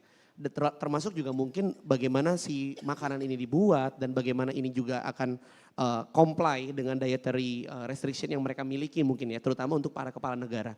Itu prosesnya bagaimana tuh Mbak? Jadi untuk proses sendiri kan kalau nggak salah waktu itu G20 di bulan Oktober ya. Oktober, tapi kita sudah mulai memikirkan menu itu dari bulan Januari. Kita sudah memilih siapa yang nanti akan supply untuk daging dan lain-lain. Di situ sebenarnya aku juga baru pertama kali terlibat karena terlibat oleh tim Pak William Wongso gitu ya. Di situ kita tahu bahwa tidak bisa sembarangan untuk memamerkan, kita pasti pengen kasih tahu semuanya, kita punya coto, punya apa segala macam. Tapi harus dipikirkan sesuatu yang semua orang bisa makan. Elemennya tidak terlalu banyak, udah pasti harus halal, ukuran gramasi pun ditakar. Jadi kenapa harus ada rendang? Karena rendang is widely known, semua orang tahu. Tapi kita tidak akan membuat rendang, kita membuat steak dengan saus rendang. Ada sup yang terpaksa kita take out last minute karena memang waktu santapnya ternyata di-cut jadi 45 menit. Tapi sup itu isinya sup seafood dengan bumbu-bumbu Batak, jadi sup arsik. Di Batak sendiri sebenarnya kalau mau makan arsiknya itu biasanya pekat sekali bukan sebagai sup. Sajian berkuah isinya ikan. Nah ini kita tampilkan ada udang dan lain-lain. Kenapa? Karena kita mau kasih tahu kita negara maritim. Jadi kita menonjolkan bahan-bahan yang memang kita punya, sekaligus juga cita rasa Indonesia dari beberapa daerah. Jadi sebenarnya ada hidden message-nya gitu Mbak ya. Betul. Dari pilihan-pilihan menu ini, pilihan ingredients-nya sehingga audiens itu bisa tahu bahwa Indonesia tuh sekaya ini gitu ya. Betul. Wow. Dan tadi aku juga pengen tanya tuh kan Nyonya Ade sama Mbak Heli pernah kolaborasi di Qatar waktu itu ya dengan Jafara juga. Mungkin Mbak Heli bisa cerita juga Mbak yang di Qatar itu prosesnya seperti apa sih dan mungkin Jafara sendiri gitu ya dengan punya misi culinary diplomasinya gitu ya. Bagaimana sih dan mengapa melakukan misi kuliner itu sendiri Mbak, culinary diplomasinya itu? Oke, mungkin kalau saya kalimatnya lebih kepada gastro-cultural diplomacy. Gastro-cultural Karena diplomasi. di dalam gastro itu lebih in-depth, ada elemen-elemen beyond cuman makan. Gitu, ada filosofi, ada values, ada traceability gitu ya. Nah, kemudian ada budaya di situ gitu. Nah, jadi kalau di Jafara kita memang selalu menggotongnya adalah gastro-cultural diplomacy. Nah, sebenarnya justru gini Mas Badar, karena saya ini awam sekali, saya tidak berangkat dengan orang yang punya background di kuliner gitu kan. Jadi kan sibuk belajar kanan kiri depan belakang. Kemudian saya mulai pelajari Korea gimana ya mempromosikan, Thailand gimana mempromosikan dia punya makanannya. Kemudian Jepang bagaimana gitu.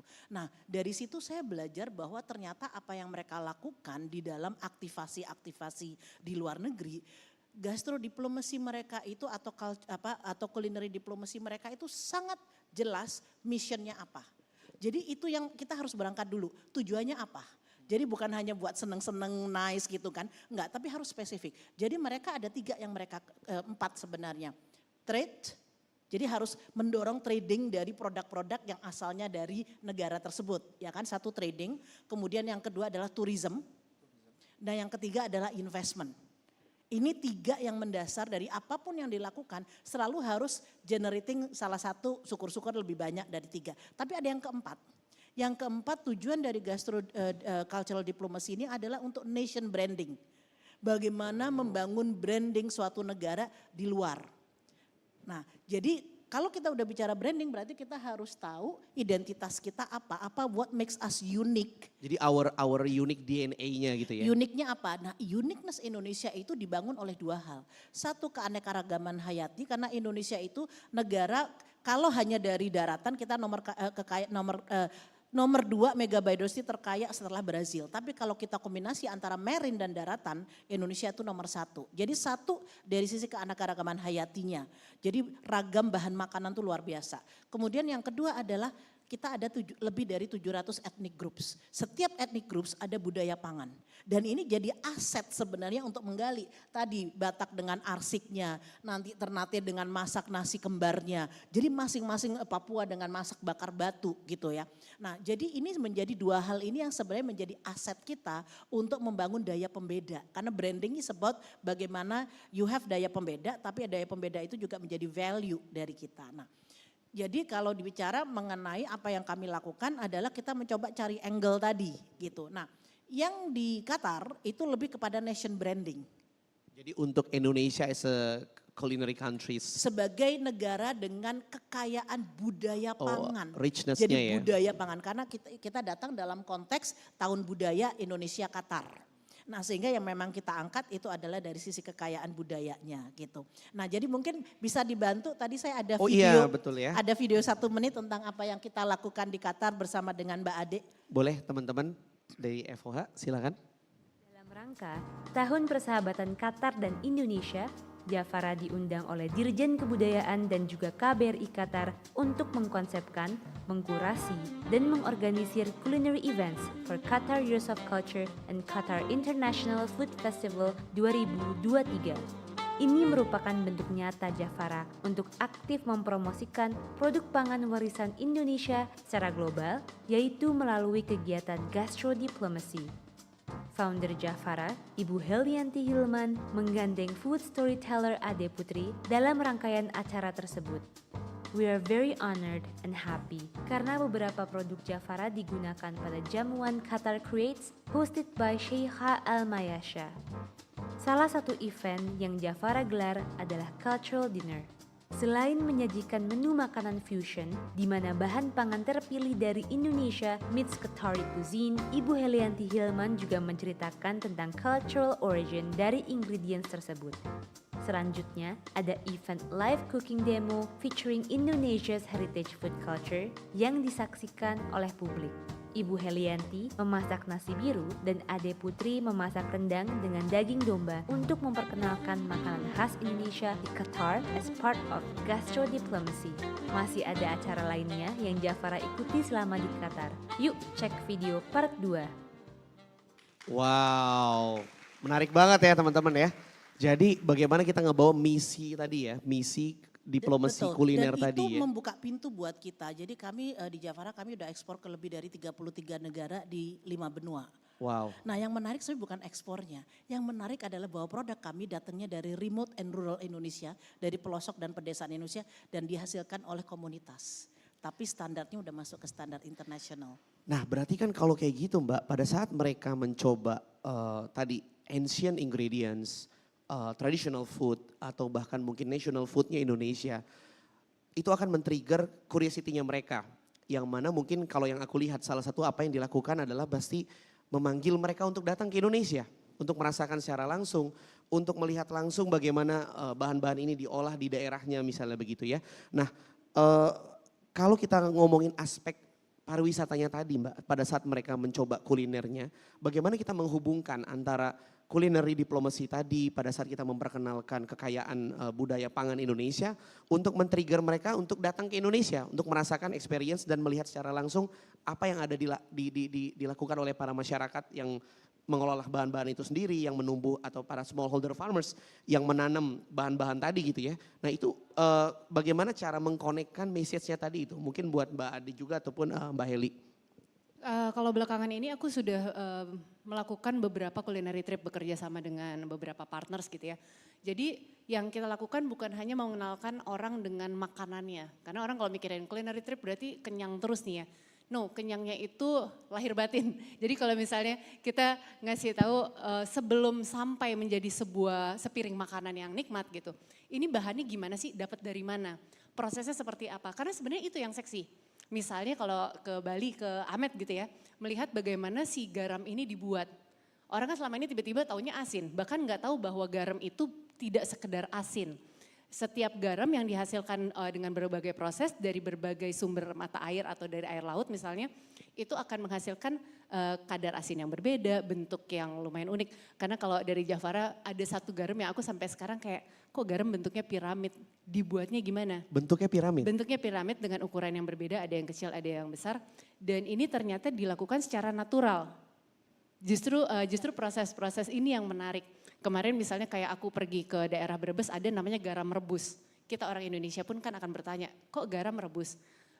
Dan garam itu makanya kalau di resep nggak bisa dibilang setengah sendok teh atau apapun, karena sebenarnya kita harus icip dulu. Kadar asin setiap garam itu akan sangat berbeda. Nah hal itu yang kita bangun setelah melihat proses pembuatan garam misalnya bagaimana ikan-ikan ditangkap, bagaimana misalnya pengolahannya. Jadi orang itu mendapatkan storytelling itu lengkap. Bukan hanya buatan, narasi yang buatan saja, tapi mereka bisa lihat dan harapannya dengan itu mereka jadi lebih appreciate semua yang disantap. Dan cerita itu tidak jadi putus sampai oh udah selesai makan kenyang. Karena mereka ingat terus, prosesnya mereka ingat banget bagaimana sih gula aren itu dihasilkan. Kenapa gula aren bisa beda dengan gula kelapa. Hal-hal ini yang kita tawarkan untuk orang jadi tahu. Dan yang sebenarnya kita coba sarankan ke pemerintah, kita bisa nggak ya bikin kayak ada, ketika tourism ini disangkut pautkan dengan kuliner, jadi contohnya misalnya aku pas terakhir ke Vietnam gitu ya, itu ada trip kuliner, kita bayar sekian puluh dolar, dalam waktu 4 jam kita dibonceng naik motor dan kita akan dibawa jalan-jalan belusukan. Mengenal beberapa pangan, tapi itu ditanya dulu sama dia, alerginya apa, nggak bisa makan apa. Mereka akan bawa ke tempat-tempat dengan banyak cerita. Nah Indonesia setiap tempat, mau kota besar, mau desa, ceritanya banyak banget. Itu kan tinggal dikurasi. Sebenarnya perlu juga kurasi karena apa? Kita perlu punya standar tertentu. Banyak orang suka bilang gini, masakan Indonesia emangnya aman? Itu kan ada yang pinggir jalan dan lain-lain. Tapi dengan kita kurasi, misalnya kita memberikan label tertentu untuk tempat yang sudah kita pilih, semua orang akan berlomba menaikkan kualitas mereka. Bukan mengubah produk, tapi setidaknya mereka tahu bahwa produk mereka memang layak disantap oleh siapapun. Bahan-bahannya dipikirkan, kualitasnya juga dipikirkan. Dan ini kalau misalnya integrated semuanya jadi sebuah ekosistem yang sangat baik. Mau produsen, petani, orang-orang yang membuat produk baik gitu. Dan konsumennya ini jadi bagus banget. Tidak hanya sekedar yang kuliner sendiri, yang travel sendiri. Karena integrated dan jadi sesuatu yang sangat baik. Nah berarti kan tadi keywordnya adalah bagaimana tadi integratednya, experience-nya dikurasi dan mereka mengetahui bahwa ini gak cuma enak gitu ya, tapi ini juga comply with the standard global health dan seterusnya gitu ya. Dan kalau aku lihat kan ini juga salah satu misinya Javara ya Mbak ya, dimana untuk memperkenalkan bahan pangan yang mungkin terlupakan, tapi bagaimana ini juga tetap bisa, ini tetap comply loh. Kalau lo vegan, kalau lo misalnya punya dietary restriction, lo lactose intolerant atau mungkin punya kendala kesehatan lainnya. Nah di Javara sendiri sudah melakukan itu berarti Mbak ya, bagaimana melakukan matchmaking lah antara bahan pangan yang terlupakan tadi dengan standar global dan health saat ini gitu trennya. Iya, kami ini dipaksa dewasa lebih cepat daripada waktunya. Jadi pada waktu 2009 Javara mulai berdiri dan memasarkan di pasar domestik. Ternyata pasar domestik tidak siap waktu itu untuk produk-produk yang aneh-aneh pangan warisan itu belum bisa menjadi tuan rumah di negara sendiri. Nah sehingga otomatis kita terpaksa melakukan ekspor. 2011 kami mulai melakukan ekspor hanya satu negara, satu produk, mungkin waktu hanya sekitar 2 kontainer gitu ya. Ternyata memang dengan kekuatan narasi budaya standar, jadi kita memang langsung masuk, jadi dipaksa untuk istilahnya untuk dewasa, itu salah satunya dari sisi food safety standards dan standar sertifikasi. Jadi kami punya produk itu bersertifikasi internasional untuk organik, standar Eropa, Amerika, Jepang. Kami saat ini punya 166 produk yang sertifikasi standar Eropa, 160 standar Amerika, 111 standar Jepang. Dan kita punya the longest list certified organic. Dan kembali lagi saya ingatkan ini adalah produk basisnya komunitas, bukan industri, bukan pabrikan. Jadi yang menarik di situ gitu kan, produk boleh produk kampung, tapi standarnya bisa masuk ke supermarket internasional. Nah jadi justru tantangan terbesar tadi seperti menjembatani tadi itu menjadi salah satu kunci. Nah bagaimana kami mencoba untuk mencegat semua lini terkaitannya dengan tadi pariwisata, kita cegat di semua sisi. Jadi di negara-negara tujuan itu kami melakukan seperti yang dilakukan di Qatar, kami sudah lakukan di Italia bahkan sampai di Sisilia. Sampai ke Sisilianya Karena ya? produk Javara diekspor ke Italia sejak 2012, 220 toko dari Sicily sampai ke utara Italia gitu. Nah, kami sudah melakukan di Portugal, di Spanyol, di Afrika Selatan. Jadi itu memang kita harus muter. Kenapa? Tak kenal maka tak sayang gitu kan. Karena nobody knows Indonesia. Thai food everybody knows kan.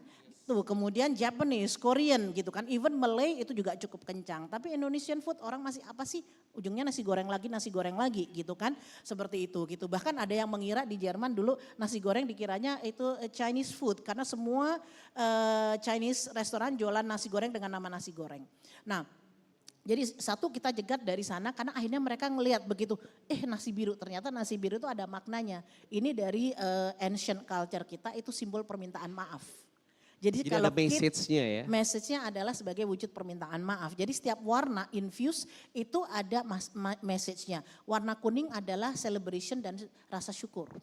Makanya ada identik tumpengan tuh nasi kuning Nasi gitu kuning itu karena itu adalah selebrasi gitu. Nah, jadi itu yang kemudian kita perkenalkan. Itu kan kita nyegatnya di pasar.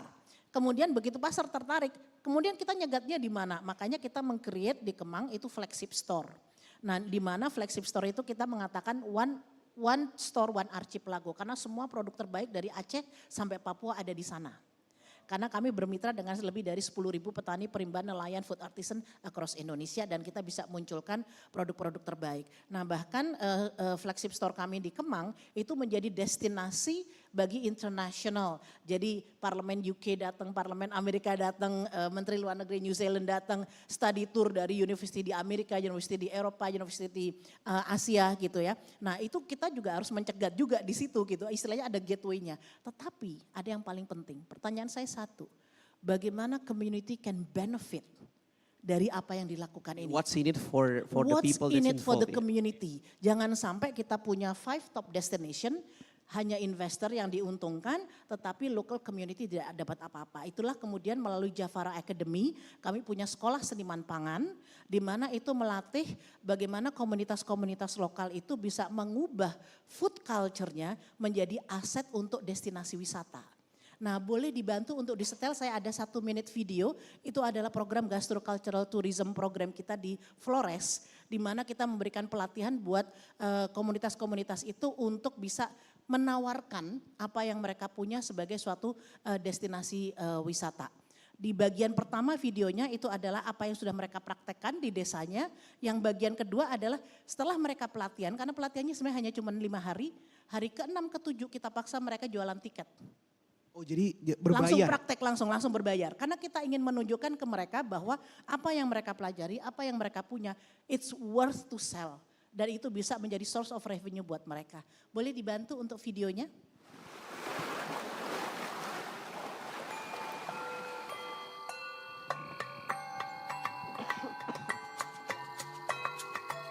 There is so much variety, biodiversity in this island. And it's quite rich on very long lasting traditions also behind their food, their ingredients. Food always comes from nature here, and behind every single ingredient there is also landscapes. Tarian-tarian tradisional, tenun ikat, agrowisata, itu yang menjadi highlight kami di Watu Batu. Dan sekarang kami mencoba lagi dengan kuliner, makanan-makanan khas. Kami coba menggali dan memperkenalkan kepada wisatawan yang datang ke Watu Batu.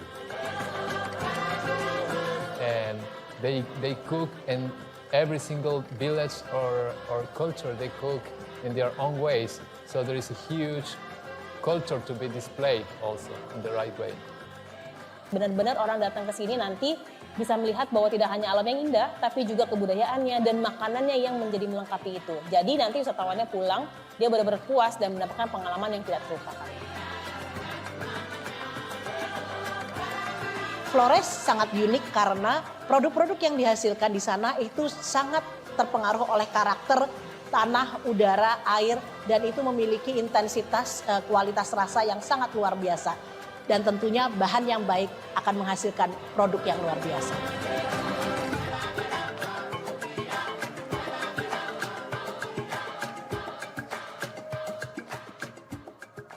Nah, proses Wow. pembelajaran ini. Tepuk tangan nih teman-teman. Luar Proses biasa. pembelajaran ini menarik selama 5 hari. Kenapa kita hadirkan salah satu trainer kita itu memang ahli di community based tourism. Martin Vera itu chef dari Argentina tapi yang dia jadi pengajar dan researcher di University of Science Gastronomy di Italy. Kebetulan dia sedang sabbatical, kemudian dia volunteering dan dia akhirnya sini aku bikinkan kurikulumnya untuk yang di Flores gitu kan.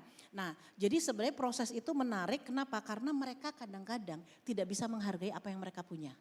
mereka Mereka tuh nggak merasa tahu apa yang ya? mereka punya tuh nggak worth it. Itu karena inferiority complex. Inferiority complex. Nah, kenapa akhirnya kita paksa mereka untuk begitu pelatihan langsung hari ke-5 ke-6 kita jualan tiket. Itu proses untuk menentukan harga tiket itu menarik. Karena gini, saya bilang gini, paling nggak jual 500.000. Oh tidak bisa mama, terlalu mahal itu, kami tidak enak hati. Itu kan bahan-bahan kita ambil dari kebun, tidak ada harganya gitu kan. Nah terus aku bilang, udah karena mereka ngotot ya sudah kita oke lah gitu fine 350.000. Tapi tadi waktu sempat lihat nggak ada tamunya yang saya minta pegang mic. Ya, ya. Karena saya challenge, saya tanya untuk dia jawab di depan semua peserta pelatihan kami komunitas itu. Kalau kamu harus bayar ini seharusnya kamu bayar berapa? Mereka bilang 750.000. Wow, 3 kali lipatnya 3 hampir kali ya. lipat, Wow. hampir 3 kali lipat. Betul, value nah, add-nya di situ jauh banget. akhirnya mereka dengar sendiri. Oh, ternyata value-nya seperti itu ya gitu. Karena tadinya mereka tidak menganggap bahwa apa yang mereka punya segitu udah mahal. Kemudian ada itu dilema kedua. Dilema keduanya begini, kalau kita tourism, pariwisata, itu kan menunya harus dikit-dikit ya. Gitu nggak bisa banyak-banyak karena mereka pengen icip-icip. Biar dapat semua gitu ya. Orang kampung nggak bisa, mereka bilang tidak sopan. Dia bilang ceplokin banyak di piring, padahal menunya ada 14, bayangkan. Ya kan dari 1 sampai 14 bisa pingsan itu kan. 14 course tapi full gitu Nah ya. terus tapi saya bilang dia bisa mama kecil-kecil aja. Oh tidak baik itu, mereka sudah bayar. Masa kita kasih makan seperti kucing gitu kan. Tidak mungkin itu gitu kan.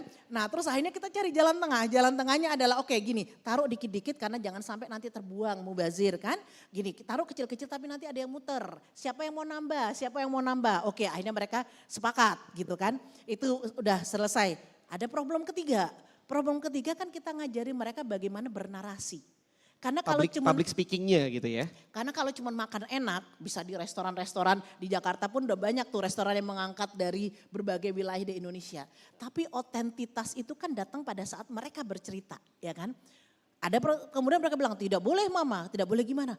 Tabu orang sedang makan kita berbicara, tidak boleh itu. Aku bilang kalau mereka cuma makan doang ngapain juga ke sini gitu kan istilahnya gitu. Nah akhirnya kita cari jalan tengahnya lagi, jalan tengahnya sebelum menu keluar mereka cerita dulu. Begitu makan kita berhenti bicara. Jadi tetap menghargai kearifan lokalnya. Betul, Tapi nah tetap jadi proses message-nya tetap pembelajaran sampai. itu sebenarnya two ways. Gitu kan gitu. Nah jadi termasuk di dalam memilih menu yang tadi kita tidak mau mengurangi authenticity. Tapi kita pilih. Ini nanti tamunya siapa? Kita tanya sama hotelnya. Oh tamunya kebanyakan orang Perancis sama Jerman. Ya udah berarti kita pilih dari sekian banyak menu itu kita pilih yang paling cocok untuk karakteristik Isbatnya lidah mereka. Wow, interesting banget ya teman-teman ya. Jadi di balik itu semua ternyata ada banyak sekali proses yang melibatkan aku bukan bilang multi stakeholders lagi bahkan. Jadi benar-benar journey from farm to table itu tuh ada banyak proses di belakangnya. Ekosistem. Ekosistem. Ekosistem itu harus dibangun supaya budaya food culture kita itu bisa benefiting semuanya gitu. Oke. Nah mungkin terakhir nih Mbak ya sebelum kita masuk ke sesi tanya jawab. Untuk teman-teman atau audiens atau mungkin generasi muda yang memang sekarang sedang menekuni dunia yang sama ya, kulineri dan mungkin ada sedikit keterkaitannya dengan bagaimana mereka memperkenalkan, bagaimana mereka melakukan storytelling dan berdiplomasi juga gitu ya. Karena aku juga lihat teman-teman yang berada di luar, mereka pun juga sebenarnya secara tidak langsung sedang melakukan itu. Tapi mungkin untuk yang memang ingin menekuni ini lebih dalam lagi, ada mungkin pesan ataupun mungkin tips dan learning yang mungkin selama ini sudah dilakukan oleh Nyonya Ade dan juga Mbak Heli mungkin buat teman-teman di sini juga dan juga nanti buat audiens kita nanti yang menyaksikan rekaman ini. Kira-kira apa sih yang menjadi key message untuk mereka, learningsnya mereka tuh apa? Genuine sih. Jadi belakangan ini hampir semua usaha selalu bilang storytelling adalah hal yang seksi untuk ditambahkan. Tapi tidak semuanya storytelling itu berhasil. Karena kadang-kadang aku lihat memang dibuat-buat. Dan ini jadi nggak natural ya?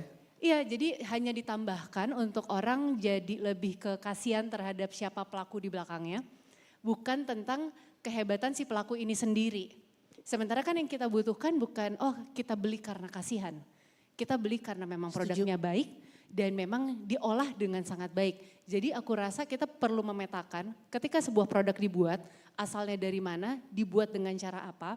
Kalau kita ada tambahan tentang pribadi si pelaku ini, boleh ditambahkan, tapi bukan itu mainnya.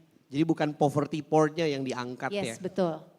Tapi genuinity of the story behind Betul. it. Baru dari situ mengemas dengan baik supaya saling membantu. Baik. Kalau dari saya sebenarnya gini, Indonesia tuh sangat beruntung. Kita itu punya aset yang luar biasa. Jadi buat teman-teman yang mau masuk kuliner atau mau mengembangkan lebih jauh, yang pertama my suggestion adalah coba gali dari sisi keanekaragaman hayati pangan kita. Karena keberagaman kita lah yang membuat kita tuh seksi. Yang kedua adalah coba gali dari sisi food culture-nya. Saya ambil kasih contoh begini, saya rasa semua udah pernah makan bunga kecombrang ya. Oh ya iya. kan? Bunga kecombrang, everybody I think di sini udah tahu. Di Costa Rica, bunga kecombrang itu salah satu iconic flower mereka. Dan itu kalau ada acara-acara pernikahan dan lain-lain itu selalu menjadi ornamental. Tapi mereka nggak tahu itu bisa dimakan. They don't know that it's an edible flower. Gitu. Jadi waktu saya ambil bunganya, saya cincang-cincang, kasih cabai, kasih minyak, kasih garam, mereka pada ngeliatin, kamu ngapain? Mau dimakan? Emang bisa dimakan. Itulah letak indigenous knowledge kita. Orang-orang kita itu tahu persis mana yang bisa dimakan, mana yang nggak bisa makan, sama-sama bunganya ada. Tapi ternyata di budaya lain mereka tidak tahu bahwa itu bisa dimakan. Brazil punya kelapa banyak, ya kan? Tapi mereka tidak tahu bagaimana membuat gula kelapa. Karena kalau di Indonesia itu yang kayak di Banyumas, begitu lahir di Barat kayaknya udah bisa naik tuh pohon kelapa untuk ngambil si bunga nira Ya, dari bunganya. betul. Gitu. Nah jadi itu aset dua. Yang ketiga itu adalah temukan daya pembeda yang kemudian menjadi brand value. Gitu. Dan itu seringkali juga harus dikombinasikan dengan inovasi. Yang satu kedua ini kan aset dasar. Kemudian untuk bisa menjadi daya pembeda kita sebagai bisnis kita harus ditambahkan inovasi. Nah baru kemudian kita akan menemukan authenticity. Nah kemudian storytelling dan bagaimana kita bercerita itu adalah di ujung. Tapi silahkan bisa dicek. Javara belum pernah sekalipun kita menjual kemiskinan. Produk kami semuanya dari remote and rural Indonesia. Tapi belum pernah sekalipun kami menjual kemiskinan. Justru yang kami sebut, yang kami jual adalah kehebatan mereka. Kami selalu mengatakan posisi kami ini kayak artis manajer. Kami manajernya, mereka artisnya. Tugas manajer adalah mencarikan panggung yang layak untuk produk mereka yang memberikan hasil yang baik dan fair untuk mereka gitu. Nah jadi elemen kelima, ini sebenarnya elemen masa depan adalah sustainability. Embrace aspek sustainability karena sooner or later dunia kita udah sakit gitu kan. Jadi semakin ke sana market kita akan demanding. Kenapa tiba-tiba Javara bisa booming ekspor? Karena kita datang dengan the right pitch. Flavornya pas, kualitasnya oke, narasinya menarik, tetapi juga elemen sustainability ikut masuk. Wow, menarik banget Mbak. Tapi ini ada sedikit fun fact mengenai kecombrang ya. Di Second Floor Coffee Cikajang itu bahkan kita bikin 5 menu basisnya kecombrang. Dan itu akhirnya banyak banget customer kita yang datang tuh malah nanya, ini kenapa sih semuanya serba kecombrang? Karena tadi begitu kita ketemu chef yang memang punya passion yang sama, gue pengen experience di sini berbeda. Dan turns out ternyata bener. Yang tadinya mungkin gak tertarik gitu ya, mereka akhirnya nyobain semua. Lodeh kecombrang, nasi goreng kecombrang, nasi bakar pakai kecombrang 3 macam, dicobain semua akhirnya sama mereka. Dan kalau kita coba lihat bahwa genuinity, memahami karakter, kemudian tadi ngomongin sustainability, berarti ini yang akan menjadi future of the industry gitu mungkin ya Mbak, kalau aku boleh bilang gitu. Karena kalau kita lihat makin kesini sebenarnya orang-orang mulai realize bahwa back to nature tuh is the right way to live your life gitu kan. Sehingga Indonesia ini sebagai negara yang sebenarnya kaya banget, punya opportunity. Dan juga mungkin ini opportunity juga buat teman-teman yang sedang memulai journey-nya di industri ini untuk mulai masuk ke sini. Nah sebelum aku tutup sesi hari ini, aku pengen ada teman-teman yang wow sudah langsung nanya nih, ada beberapa pertanyaan. Mungkin bisa dibantu dari panitia untuk menyediakan mic-nya. Boleh silakan Mbak yang berkerudung putih. Terima kasih. Assalamualaikum warahmatullahi wabarakatuh. Waalaikumsalam warahmatullahi. Sebelum bertanya saya terima kasih buat Ais ya. Acaranya keren banget gitu. Akhirnya saya bisa dapat knowledge gitu tentang masalah makanan gitu. Nah yang saya tertarik dengan tema kali ini adalah storytelling ya. Karena tidak semua orang itu bisa untuk memberikan cerita gitu yang menarik untuk orang gitu. Nah saya tertarik gitu Mbak, gimana caranya gitu, saya dari Cirebon gitu kan, pengen mungkin langsung aja aku nodong nih nanti kalau ada kegiatan saya ingin mengundang Mbak gitu. Karena saya mungkin akan memberikan promosi tentang storytelling seperti apa untuk anak-anak muda, itu satu. Nah terus kepada Ibu yang di tengah, ini masalah makanan juga kan ketika Ibu mengkampanyekan ke luar negeri itu berarti kan seperti diplomasi ya Bu ya, diplomasi budaya melalui makanan seperti itu. Nah saya dari Cirebon, apakah bisa gitu makanan Cirebon kan banyak banget ya, yang saya lihat itu terasimilasi budaya dari China. Karena Sunan Gunung Jati itu kan istrinya dari Cina, Ontin. Jadi banyak makanan-makanan kayak tahu gejrot, terus empal gentong, terus yang lainnya itu kan sebenarnya enak banget. Aku ngerasa Cirebon tuh banyak banget kuliner yang enak gitu kan. Belum kerupuk-kerupuk melarat gitu namanya. Mungkin saya usulkan bisa diangkat gitu food kuliner dari Cirebon untuk kegiatan dari Ibu gitu, misalnya ada kegiatan di luar negeri, saya mungkin akan bisa membantu gitu kan untuk memberikan informasinya. Terus yang ketiga terkait dengan makanan. Makanan itu kan terbuat dari rempah juga. Apakah bisa juga diselipkan untuk minumannya Bu gitu. Misal jamu. Jamu Indonesia itu kan enak ya istilahnya, rempah-rempah Indonesia juga, jamu juga bisa terbuat dari rempah gitu. Apakah bisa diselipkan gitu Bu minumannya, tadi saya kurang melihat gitu. Karena saya juga ada jamu juga, bisnis jamu juga namanya Jazz Herbal gitu. Yang mana kemasan aku tidak hanya yang ready to drink tapi yang yang masih kering gitu loh, Simplicia gitu. Jadi nah itu kan sebenarnya Indonesia punya kekayaan sumber daya terkait dengan jamu juga gitu. Apakah itu bisa dikombinasikan atau dikolaborasikan? Terima kasih. Iya, mungkin yang pertama Nyonya Ade dulu ya mengenai storytellingnya gitu. Storytelling. Ya. Banyak orang suka tanya kalau storytelling itu mulainya dari mana? Suka nggak tahu mulai. Kalau buatku yang paling mudah adalah menanyakan. Bayangkan kita jadi orang lain, mereka mau tahu apa tentang kita. Mereka mau tahu apa tentang makanan misalnya khas Betawi. Pertanyaan-pertanyaan itu kita buat sendiri yang kita jawab dalam bentuk storytelling. Jadi misalnya di Jakarta itu apa sih keunikannya? Karena orang taunya kalau Jakarta kayak melting pot, segala macam makanan ada.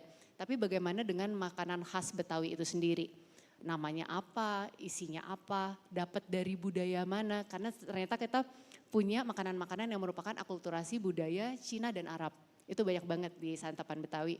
Dari situ kita mulai cerita. Nah nanti kalau misalnya untuk acara berikutnya tinggal langsung kabarin aja. Thank you. Nah itu udah dikasih clue tuh. Jadi boleh nanti ya di-invite buat collaboration. Nah mungkin untuk yang kedua dan ketiga tadi ya untuk Mbak Heli. Iya, sebenarnya kalau mau bisa saja, nggak ada yang nggak bisa. Mau Cirebon, mau daerah manapun bisa. Tapi saya akan tanya balik, entrepreneurnya siapa?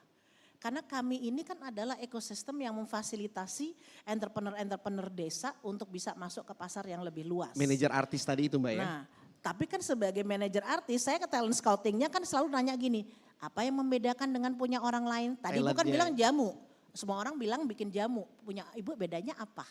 Jadi kita selalu akan menggali terus apa yang menjadi daya pembeda. Karena itu in business at the end of the day, if we want to stand out from the crowd, kita harus ada daya pembedanya. Nah jadi oke, Simplicia, semua orang punya Simplicia, how to make it different. Terus terang saya impress banget nih sama kopinya Second Floor ini kan. Thank you banget gitu. Mbak. Karena ada kopi yang dengan rose, dengan mango, dengan tadi juga ada yang spices gitu. Kenapa? Karena pasar juga mereka perlu melihat sesuatu yang ada lebih palatable ya, sesuai dengan lidah mereka gitu. Nah jadi di situ perlu adanya yang namanya inovasi tadi gitu. Nah jadi mungkin saya tidak akan bisa menjawab, kita sebenarnya mengangkat budaya dari mana aja, dari Aceh sampai pelosok suku Moy di Papua kita angkat.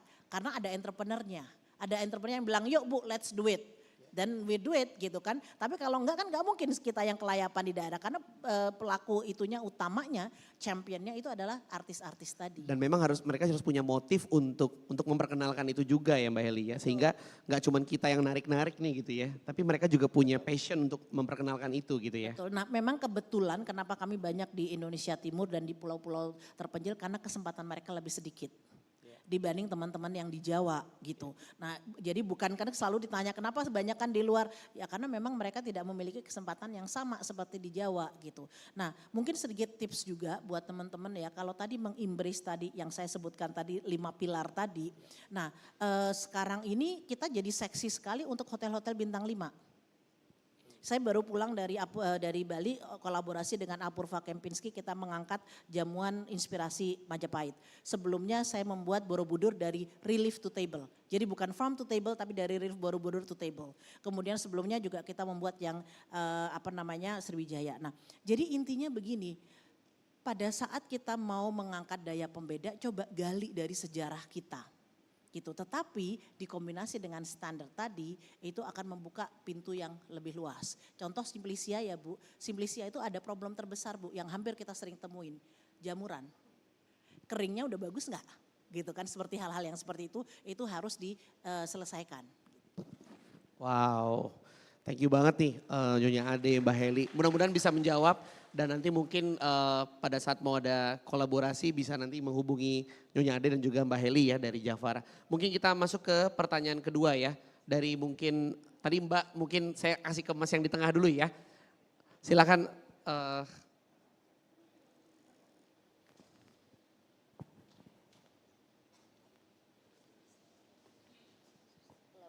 Dari depan mungkin ya. Oke udah ada nih. Baik, selamat siang Ibu Heli dan Ibu Ade, menarik sekali materinya. Perkenalkan sama saya Reno, saya Food Technologist dari UGM, jadi dari Jogja ke Jakarta ini untuk datang di sini. Wow, thank you banget, kasih tepuk tangan dong nih. Ini benar-benar niat banget nih ke sini berarti nih. Betul. Nah, saya pertanyaannya ada 2 ya. Jadi yang pertama, bagaimana produk unik lokal itu bisa naik level Ibu? Kalau di sana itu tidak ada SDM marketing, branding atau manajer yang Ibu sebutkan tadi. Jadi mereka ini pinter, buatnya itu pinter gitu. Tapi kurang bisa untuk memasarkan itu. Karena kami ini punya komunitas Ibu di kelompok wanita tani di Pakembinangun, Jogja. Daerahnya itu bakal dikembangkan jadi pusat wisata kesehatan dan salah satu penghasil cabai rawit terbesar di Yogyakarta. Di sana kita punya produk unik namanya Cirela Ibu, itu sirup dari cabai rawit dan juga bunga rosella. Ini produk ini lahir ketika kami KKN sebagai mahasiswa, kita melihat bahwasannya petani cabai ini cukup kesulitan karena pendapatannya tergantung pada harga cabai rawit yang fluktuatif. Sehingga kita carikan opsi ketika cabai itu harganya rendah, itu gimana sih cara kita supaya menaikkan value-nya dari si cabai itu. Sehingga produk ini lahir ketika kami KKN. Nah, di sini kami jalan, produknya udah ada, diterima oleh pemerintah, izin edarnya juga sudah diurus. Namun sekarang ini sedang stuck Ibu, sudah setahun jalan, stuck karena tidak berjalan pemasaran dan juga penjualannya. Sehingga mereka juga mau buat gimana cara jualnya gitu, jadi mereka cukup bingung di sana. Nah, itu kami ingin tahu dari solusi dari Jafara apakah bisa terkait dengan hal itu. Kedua, kami ini lulusan food tech ini juga belajar Ibu di kampus soal gastrodiplomasi ya. Saya jadi ingat salah satu legenda di UGM namanya Ibu Murjiato Garjito. Itu beliau juga dosen kami. Nah semisal food tech kami ini ingin berdiplomasi ya Ibu lewat makanan. Itu apakah ada cara gitu untuk kami bergabung dengan Jafara? Mungkin itu 2 pertanyaan saya, terima kasih. Begini, ini pertanyaan yang sangat common dari hampir semua UKM yang mengatakan, Bu saya bisa produksi tapi saya nggak bisa jualan. Mohon maaf saya akan menjawab 3 hal, kenapa nggak bisa jualan. 1, bahwa mungkin produknya kualitasnya tidak cukup bagus. Mungkin udah sirup, tapi mungkin sirupnya daya tahannya kurang bagus atau cita rasa kurang balance, ya kan? Tadi kombinasi, tadi ya itu 1 pilihannya isunya adalah produknya itu kurang bagus. Yang kedua adalah produknya tidak cocok dengan segmennya. dipasarkan di Jogja yang orangnya suka manis terus dikasihnya sirup plus cabai, masih nggak kebayang. Ya, jadi gini Bapak Ibu ya, kalau kita bicara inovasi, daya pembeda penting, tapi jangan waton beda. Kalau yang bukan bisa bahasa Jawa, waton beda itu jangan asal beda. Karena daya pembeda harus relevan dengan marketnya. Nah, ketiga ada kemungkinan barangnya kualitasnya bagus, sebenarnya penentuan segmentasinya udah pas, komunikasinya yang tidak pas. Gitu. Nah, tetapi saya ambil contoh karena saya bekerja dengan banyak sentra cabai. Saya bilang gak usah yang aneh-aneh. Kebutuhan terbesar cabai yang bisa diisi untuk menjawab harga produk cabainya jatuh adalah buat pasta cabai. Karena pasti cabai itu dipakai di semua restoran Minang ya, semua restoran akan pakai, nggak usah ribet-ribet. It's not a rocket science. Sometimes solusi inovasi kita tidak harus melibatkan sesuatu yang aneh, saking anehnya sampai mengedukasi pasarnya susah gitu. Nah, kita lihat pasar butuhnya apa yang terbesar, selesaikan di situ. Itu nggak akan susah memasarkan kalau larinya ke pasta cabai atau bubuk cabai atau saus cabai. Itu pasarnya masih sangat besar gitu. Nah, kita ada mitra-mitra petani yang kita bantu untuk inovasi. Jadi diselesaikan langsung di tempat koperasi petaninya, keluarnya udah bubuk cabai, udah keluarnya saus cabai, udah keluarnya udah pasta cabai. Dan itu mereka nggak ada isu pemasaran. Jadi mungkin kalau saya boleh highlight, fokusnya adalah value add product tapi yang generic enough untuk bisa diterima di semua jenis market dulu gitu ya. Sehingga ada constant demand untuk ke situ ya. Oke. Nah, tadi yang pertanyaan yang terkait dengan bagaimana mahasiswa bisa berdiplomasi. Ya. Sebenarnya create event, create activation gitu. Kalau mau kolaborasi bisa-bisa saja gitu kan. Tetapi harus ada diplomasi itu artinya selalu terkait dengan event gitu. Nah, jadi harus ada aktivasi-aktivasi yang dilakukan untuk memungkinkan ada panggungnya gitu. Harus ada panggung di mana diplomasi itu bisa dilakukan. Apakah membuat festival kuliner atau membuat pop up event atau membuat paket wisata seperti Mbak Ade, itu adalah bagian dari bentuk-bentuk bagaimana diplomasi itu bisa dilakukan. jadi mungkin simple pointnya bisa participate dulu gitu ya. Participate di salah satu event, coba memperkenalkan, get recognition, sehingga akhirnya ada opportunity untuk create another event or even participate to another event. Oke.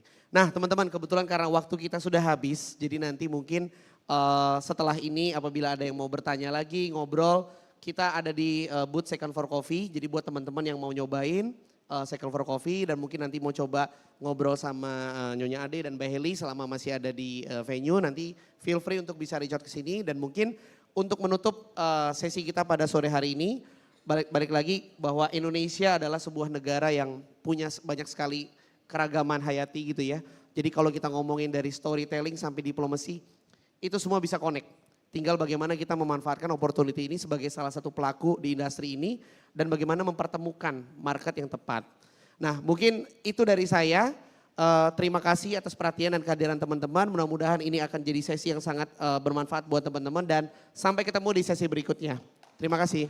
Wassalamualaikum warahmatullahi wabarakatuh. Waalaikumsalam warahmatullahi wabarakatuh. Kami mengajak narasumber dan juga moderator untuk berfoto bersama.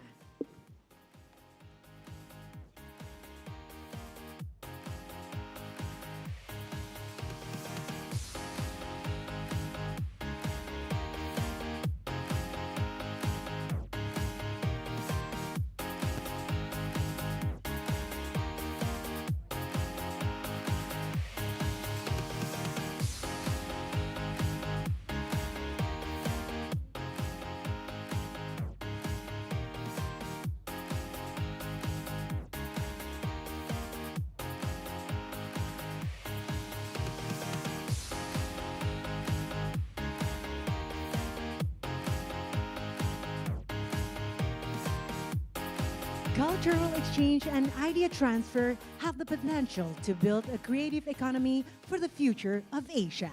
But how can that potential be maximized?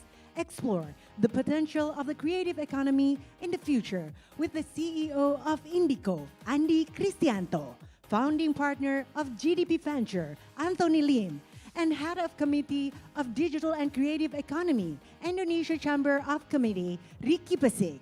Also, this discussion will be moderated by Head of Study Program SBM ITB, Sony Rustiadi.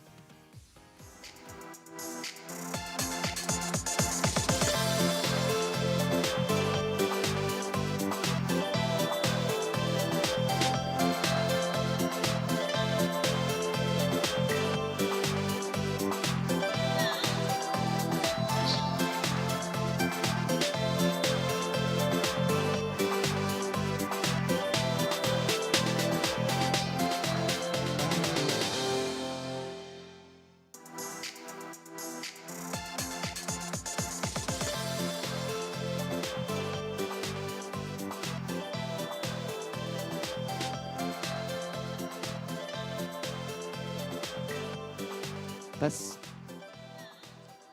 Oke, Assalamualaikum warahmatullahi wabarakatuh. Thank you for being here. This is the last creative talk, so it has been a very enlightening day for today, but I hope that you have still an energy to follow our last creative talk, which is with this very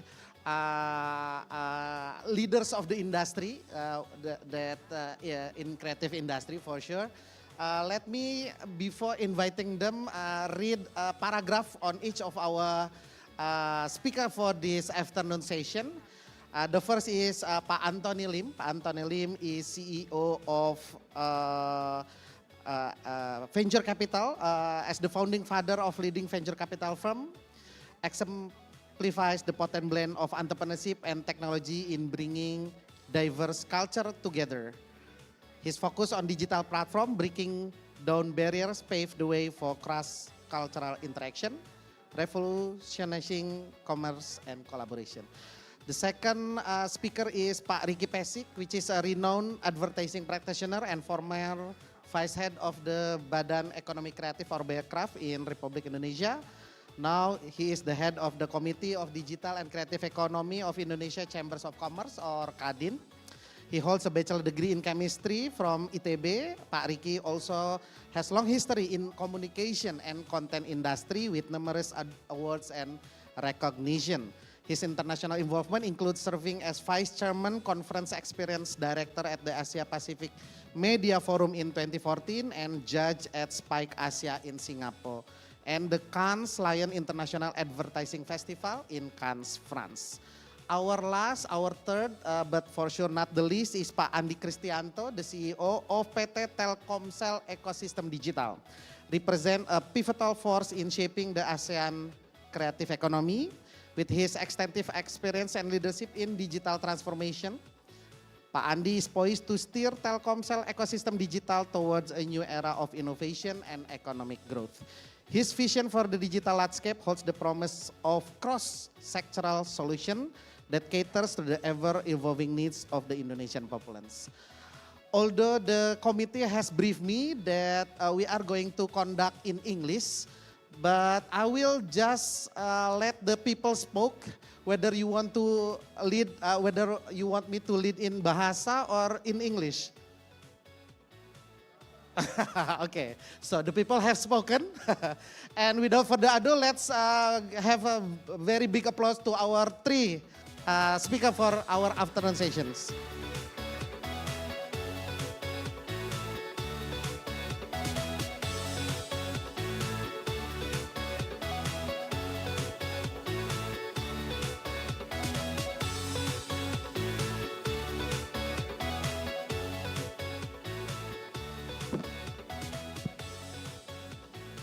So the people have spoken Pak, jadi kita bisa ngomong bahasa Indonesia kayak. Asik, asik. Biar lebih asik ya, lebih enak, lebih lancar lagi. Kita mungkin tadi sudah diperkenalkan para speaker kita, ada Pak Andi, kemudian Pak Antoni dan juga Pak Ricky Pesik. Saya mungkin akan mulai dulu dengan Pak Andi Kristianto, Indico. Wah, Indico ini merupakan sebuah digital ecosystem builder mungkin gitu ya Pak ya. Bagaimana Telkom ataupun spesifiknya mungkin Telkom Indico ini melihat kreatif ekonomi itu berkembang bukan hanya di Indonesia dan juga Asia Pak. Silakan Pak Andi. Ya, mungkin nomor satu yang paling jelas itu adalah siapa sih segmennya gitu ya, baik itu subjek maupun objeknya gitu. Nah yang kita lihat itu bahwa ini statistik aja gitu bahwa di Southeast Asia itu punya, terutama Indonesia ya termasuk diantaranya, punya keunggulan ini ya, demographic dividend gitu. Anak mudanya banyak, 225 jutaan, hampir separohnya di Indonesia lah gitu ya. Jadi itu aja udah wow gitu. Yes. Apapun inisiatifnya, apapun vertikalnya, apapun offeringnya itu gede. Itu sesuatu yang gak akan dimiliki oleh negara seperti misalnya Jepang atau Eropa Barat misalnya gitu ya. Secanggih-canggihnya teknologi, mungkin sebanyaknya duit yang bisa diinvest gitu ya. Tapi anak muda, nah itu demographic dividend itu gak bisa dibeli kan gitu. Ya, itu nomor satu. Yang kedua juga kita lihat dari kacamata kami di Telkomsel, Indico yang bareng sama Telkomsel, ketika kami menyediakan layanan telekomunikasi selama 28 tahun terakhir gitu ya. Satu hal itu adalah yang kami dari kami mengembangkan network dan coverage itu di 514 kota di Indonesia. Saya mungkin kalau nggak di Telkomsel nggak tahu tuh kota Indonesia total 514. Mungkin sekarang nambah dikit 520 Pak ya. Tapi disitulah ketika kita menyediakan coverage di sana kita juga jadi terbuka bahwa Indonesia is so diverse gitu. Benar-benar bineka tunggal ika itu benar gitu. Jadi orang-orang Indonesia lah yang paling mengerti market di Indonesia gitu. Bagaimana menyediakan solusi buat Indonesia. Bagaimana anak-anak muda ini mempersif hal-hal baru gitu di Indonesia. Nah PR-nya berikutnya tinggal nih sekarang nih dari kami menyediakan network, menyediakan teknologi, menyediakan bridging solusi gitu ya dari anak-anak yang mungkin menjadi pasar. Nah PR terbesarnya sekarang buat Indonesia itu bagaimana kita bisa membantu anak-anak muda ini untuk bisa jadi produktif di negara sendiri. Nah itu yang kita lihat dari beberapa vertikal, saya ambil contoh satu games lah misalnya. Games itu kan buat anak-anak muda sesuatu yang come intuitively gitu ya. Tapi 99% games itu dari luar gitu ya. Ini capability yang mungkin harus kita kejar gitu. Ini juga ada gap generasi gitu. Kalau generasi yang lebih senior tuh ngeliat games tuh ngabisin waktu gitu ya.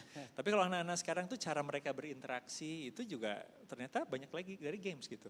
Kita juga ngelihat ternyata developer games itu otak kiri otak kanannya jalan. Kalau mungkin yang lain gitu ya, coder itu otak kirinya jalan gitu. Kalau games itu karena bukan cuma masalah codingnya, tapi bagaimana membuat story play, bagaimana membangun visual, itu jalan dua-duanya. Nah singkat cerita dari semua mungkin sedikit ilustrasi saya itu menggambarkan ini memang kita harus jadi tuan rumah di negara kita sendiri. Bukan cuma masalah marketnya tapi juga bagaimana bisa produktifnya. Mungkin gitu Mas Wadi. Yes, bonus demografi tentu tidak menjadi beban malah ya. Kalau bisa kita jadi prosumer gitu ya, produser sekaligus konsumer gitu ya Pak Andi. Benar banget. Siap, terima kasih Pak Andi. Nanti kita akan kembali ke Pak Andi. Mungkin selanjutnya ini dari kacamata financier nih. Wah, Pak Antoni Lim sebagai founding father dari GDP Venture nih Pak. Melihat Asia, industri kreatif, perkembangannya, teknologi dan inovasinya terutama, bagaimana Bapak melihat potensinya nih Pak? Founding father kesannya kayak tua banget gitu ya. Founding partner harusnya. Tapi terima kasih, selamat sore teman-teman. Mungkin cerita dikit soal GDP Venture dulu kali ya. Yes. Just a quick one. Jadi sebenarnya GDP Venture bukan visi dalam konteks fund manager. Jadi kami memang lebih disebut sebagai group company. Jadi kalau kita invest juga lebih balance sheet investor, ya kan. Jadi kita memang mengelola duit sendirilah istilahnya gitu. Dan dulu waktu dibuat 2011-an ya, itu juga bukan dengan cita-cita luhur sih kalau boleh jujur ya.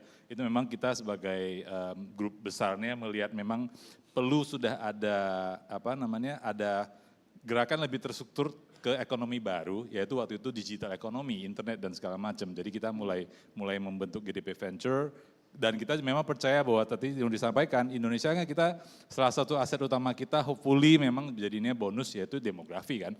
Orangnya banyak dan kalau kita bicara ekonomi kreatif sumbernya kan dari otak. Jadi harusnya kita punya banyak aset tuh, punya banyak modal di sana. Jadi kita bikin GDP Venture dan berjalannya waktu GDP memang menyebut diri kita venture builder. Jadi artinya kita sukanya membangun. Jadi kalau kita invest juga kita menjadi partner, jadi founder-founder yang lain itu. Jadi bukan cuma kita invest terus good luck ya gitu. Kita berusaha punya added value segala macam. Tapi terlebih dari situ kita juga mengelola sendiri perusahaan-perusahaan yang memang milik kami sendiri. Jadi kita ada tiga pilar lah yang setelah berjalan beberapa tahun kita kayak lumayan comfortable, lumayan punya value di situ kelihatannya, yaitu satu pilar tentunya commerce ya. Omni channel juga bukan cuma e-commerce lagi sekarang. Jadi kan kita memang ada beli-beli, tiket, dan segala macam, tingkat kelas, dan pokoknya e-commerce. Yang kedua itu memang yang sifatnya B2B, solution, infrastructure, IT gitu. Ya termasuk pastinya AI lah yang sekarang lagi hot, Web3 kita pernah masuk juga ada gitu, semua di B2B solutions. Dan yang mungkin agak berhubungan dengan topik kita hari ini dan besarannya adalah entertainment and media. Jadi memang kita punya investasi dari game studio, film studio, music label, lokal maupun luar segala macam. Jadi kalau ditanya balik ke pertanyaannya, kita melihatnya bagaimana perjalanan 12 tahun ini. Ya, kita selalu merasa kenapa kita entertainment and media menjadi salah satu pilar kita yang dari awal. Sampai kadang-kadang disebut GDP itu investasi di media toh ya, enggak juga. Kebetulan memang di media kita lumayan ada beberapa, ada kumparan, ada IDN, ada narasi ya kan. Di film ada visinema, itu sebetulnya karena kita percaya bahwa memang entertainment atau media itu menjadi salah satu yang duluan Karena yang kita konsumsi kan memang lewat layar kita dan segala macam, interaksinya memang itu ya, konten yang dikonsumkan. Dan apalagi sekarang kayak tadi bilang, semua hal itu harus sifatnya entertaining. Makanya kita belajar mengenai ya kan consumer, kan CX kata dia sekarang, consumer experience. Istilah-istilah baru yang muncul dulu waktu kita kuliah nggak ada UI, UX, terus ada CX ya kan. Makin banyak XXX yang lain. Karena memang segala sesuatu udah harus consumer centric dan entertaining, even though it's a news media misalnya itu. Jadi di Asia, Indonesia sebenarnya memang potensi. Cuman kita kan kalau boleh jujur ya, selalu kayak stuck in potential gitu kan ya. Kan lama banget kita berusaha nih supaya potensi, kan kita mau potensi jadi nyata. Jadi ya pelan-pelan memang kita lihat banyak yang kita bisa perhatikan dari negara-negara sekitar, teman-teman tetangga negara kita yang udah lebih dewasa atau lebih mature ya. Bukan cuma yang western kan jauh, Amerika udah lebih duluan. Tapi yang deket-deket kan ada. Jadi kalau di Indonesia akhirnya GDP memang lihat oke, kita akan double down ke arah situ. Jadi kalau kita bicara mengenai tadi ya 3 pilar kita sebenarnya konten itu yang drivernya. Terus dari konten muncul audience kan, audience itu kita sebut community-nya. Ya kan, karena dari audience community, dan community dikelola ke commerce. Karena sebenarnya the way untuk sustainable business, ujung-ujungnya harusnya tetap jualan teman-teman. Jadi bukan fundraising dan bukan juga sifatnya itu advertising. Karena advertising ada batasnya. Curhat itu sebagai sesama orang agensi gitu kan ya. Karena tapi itu flywheel lah, artinya konten community commerce. Dan itu kita gabung, kita lihat sebagai nanti mungkin disebut oleh Mas Uki yaitu intellectual property. Jadi makanya ke depannya yang kita betul-betul cari dan kita lihat benang merahnya itu memang harus kita bisa invest membentuk barang-barang yang nantinya bisa menjadi intellectual property. Nanti kita bicara yang lain, tapi jangan sampai terus IP ya, enggak semuanya barang IP-nya valuable ya. Gitu. Tapi itu yang kita lihat. Kita lihat memang sudah saatnya potensi itu harus kita jadi nyata. Udah saatnya Indonesia bukan cuma melulu ngomong raja di negara sendiri, of course kita perlu itu, tapi kita juga udah perlu, kita harus bisa menjadi raja di regional atau bahkan raja di global, jadi pemain global gitu, sudah saatnya. So potensinya jangan hanya diobrolin gitu ya, tapi direalisasikan gitu ya Pak ya. Makanya kalau GDP invest di global, sebetulnya kebanyakan buat kita belajar jujur aja. Kita pengen tahu misalnya kayak kita ada AT Racing misalnya paling banyak dikenal teman-teman dari Amerika gitu ya. Kan itu Brian, Nicky kan ya orang kita gitu. Ya kita pengen belajar sebenarnya kalau di sana seperti apa sih model bisnis global yang udah jadi banget. Nah, supaya bisa kita terapin di sini dan kita ada label lokal namanya 12 Wyatt. Ya kan yang untuk sama membawa artis lokal ke global. Untuk ke global, yes. Jadi harus by design gitu ya, bukan by accident Betul, gitu ya. jangan by bejo gitu. Baik, terima kasih Pak. There's no such thing. Terima kasih Pak Antoni. Nanti kita kembali lagi ya Pak Antoni. Ini Pak Riki seorang yang sangat lengkap gitu ya, pernah di pemerintahan juga, sekarang di Kadin begitu Pak. Ini kemarin tadi kita ngobrol-ngobrol di belakang panggung Pak tentang trip Bapak nih ke Chengdu. Waduh, menarik juga nih. Mungkin bisa di-share ke teman-teman semua, ada apa sih Pak di Chengdu, eventnya apa dan oleh-olehnya apa nih Pak dari Chengdu, dari Pak Riki. Silakan Pak. Kedengar. Saya baru minggu lalu kembali dari sebuah kota di Chengdu. Saya juga baru tahu ada kota Chengdu. Itu kota keempat atau kelima terbesar di Cina. Diundang untuk menghadiri sebuah forum namanya World Cities Culture Forum. Sudah dari tahun 2012. Dan saya baru tahu bahwa World Cities Culture Forum itu bukan punyanya Cina. Jadi itu ternyata sebuah forum yang dibuat oleh pemerintah kota London tahun 2012 dan beranggotakan 38 kota di seluruh dunia. Saya penasaran dong. Ini kok saya baru dengerin ada forum ini, culture gitu kan. Tapi yang mengundang saya adalah Profesor John Hawkins, pencipta istilah ekonomi kreatif di dunia. Atau disebut juga founder, nah itu founding father itu, itu udah tua. Profesor John Hawkins itu founding father kreatif ekonomi dunia gitu kan. Betul. Loh kok dia bikin forumnya culture, bukan kreatif ekonomi gitu kan. Dan tidak ada satupun kota Indonesia di 38 kota itu yang menjadi anggota gitu kan.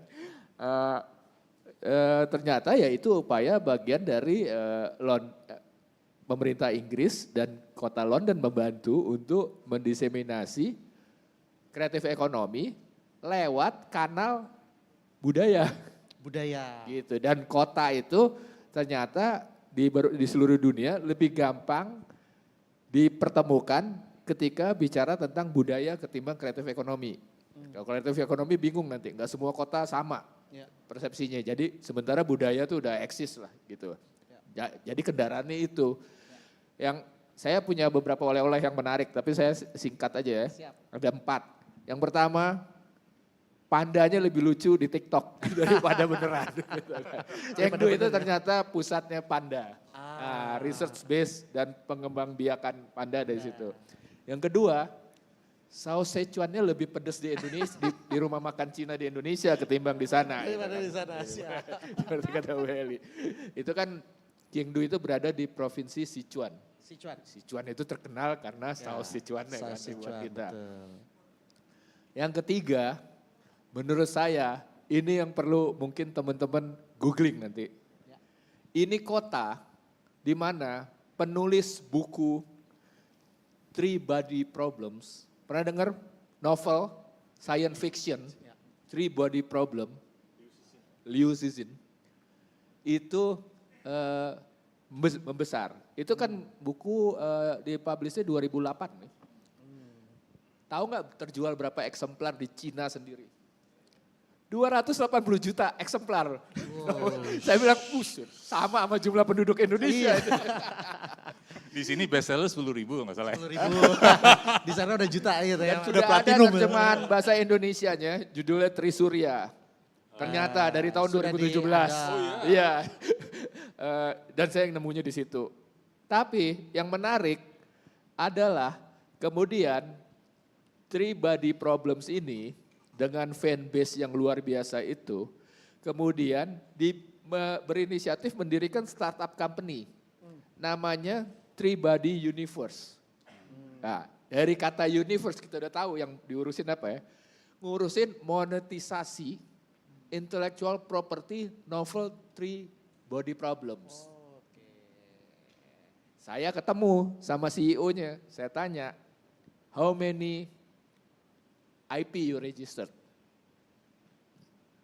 Ya, more than 10,000 IP. Wow, 10,000. Jadi dari setiap unsur di dalam novel itu, dia registered. Dan bukan cuma register di Cina, tapi dia juga mendirikan 2 kantor cabangnya di Amerika. Untuk mengurus itu. Dan kemudian bisnisnya model besar. Kalau kita bicara tentang ekonomi kreatif, si Three Body Universe ini memang yang benerannya ekonomi kreatif itu. Perwujudan nilai tambah kekayaan intelektual. Nilai tambah ekonomi. Itu. Dan mereka baru saja membuat Three Body Experience Center di Shanghai yang luar biasa menggunakan AI, VR, semua teknologi terkini digunakan di situ, menciptakan experience center dan sekarang lagi jadi hits lah di Shanghai. Namanya Three Body. Dan mereka udah bikin film, seri, sebentar lagi keluar filmnya di Netflix kayaknya. Ya kan? Dan seriesnya udah ada box office juga di Cina ya kan. Jadi kelihatan upaya mereka mengejar itu. Dan yang paling gila lagi, ini yang paling gila, gara-gara buku ini juga menurut saya sih saya kira. Ini membuat ambisi kota Chengdu meningkat.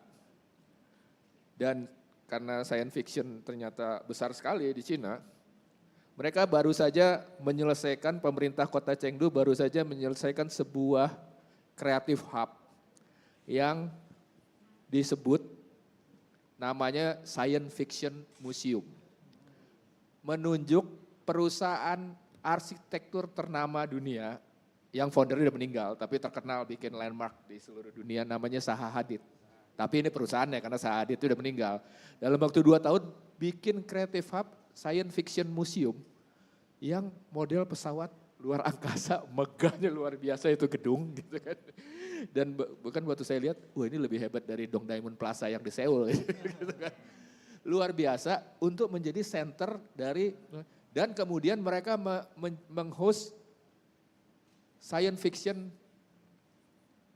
World Science Fiction Convention kemarin untuk pembukaan gedung itu. Yang sudah berlangsung 81 tahun di Amerika. Ditarik ke Cina sekarang dengan ambisi pindah ke Cina senternya. Dan untuk itu mereka bisa dorong itu. Jadi emang buset. Buset dah Cina ini. Ya, lebih buset lagi, mereka nggak punya undang-undang ekonomi kreatif, mereka nggak punya lembaga ekonomi kreatif, gitu kan.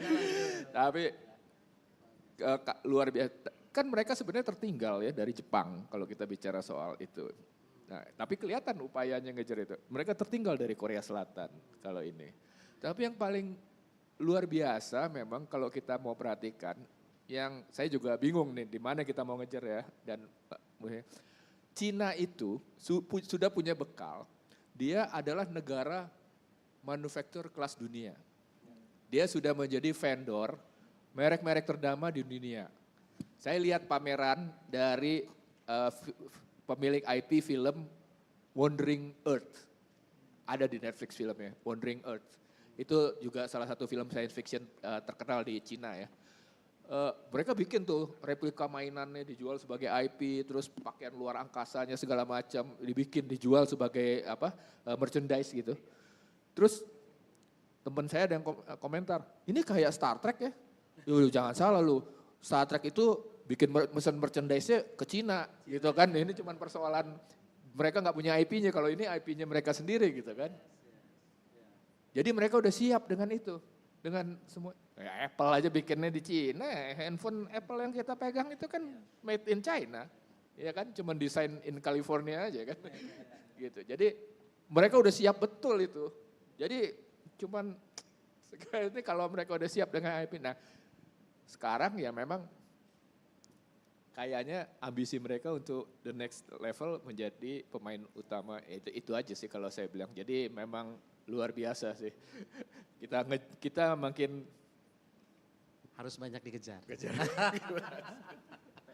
Siap Pak Riki, wah luar biasa ya. Jadi oleh-oleh dari Pak Riki bahwa Chengdu sudah mendeklar sebagai center of science fiction gitu ya Pak, at least. Iya. Gitu ya, science fiction. Ya mungkin mau nyaingi misalnya New Zealand itu dengan. Itu bisnis merchandise paling gede. Luar biasa ya Pak ya. Dan 10.000 paten ya Pak ya. Mungkin ngalahin nanti Pokemon yang katanya saat ini masih memegang ya sebagai sejarah IP terbanyak katanya.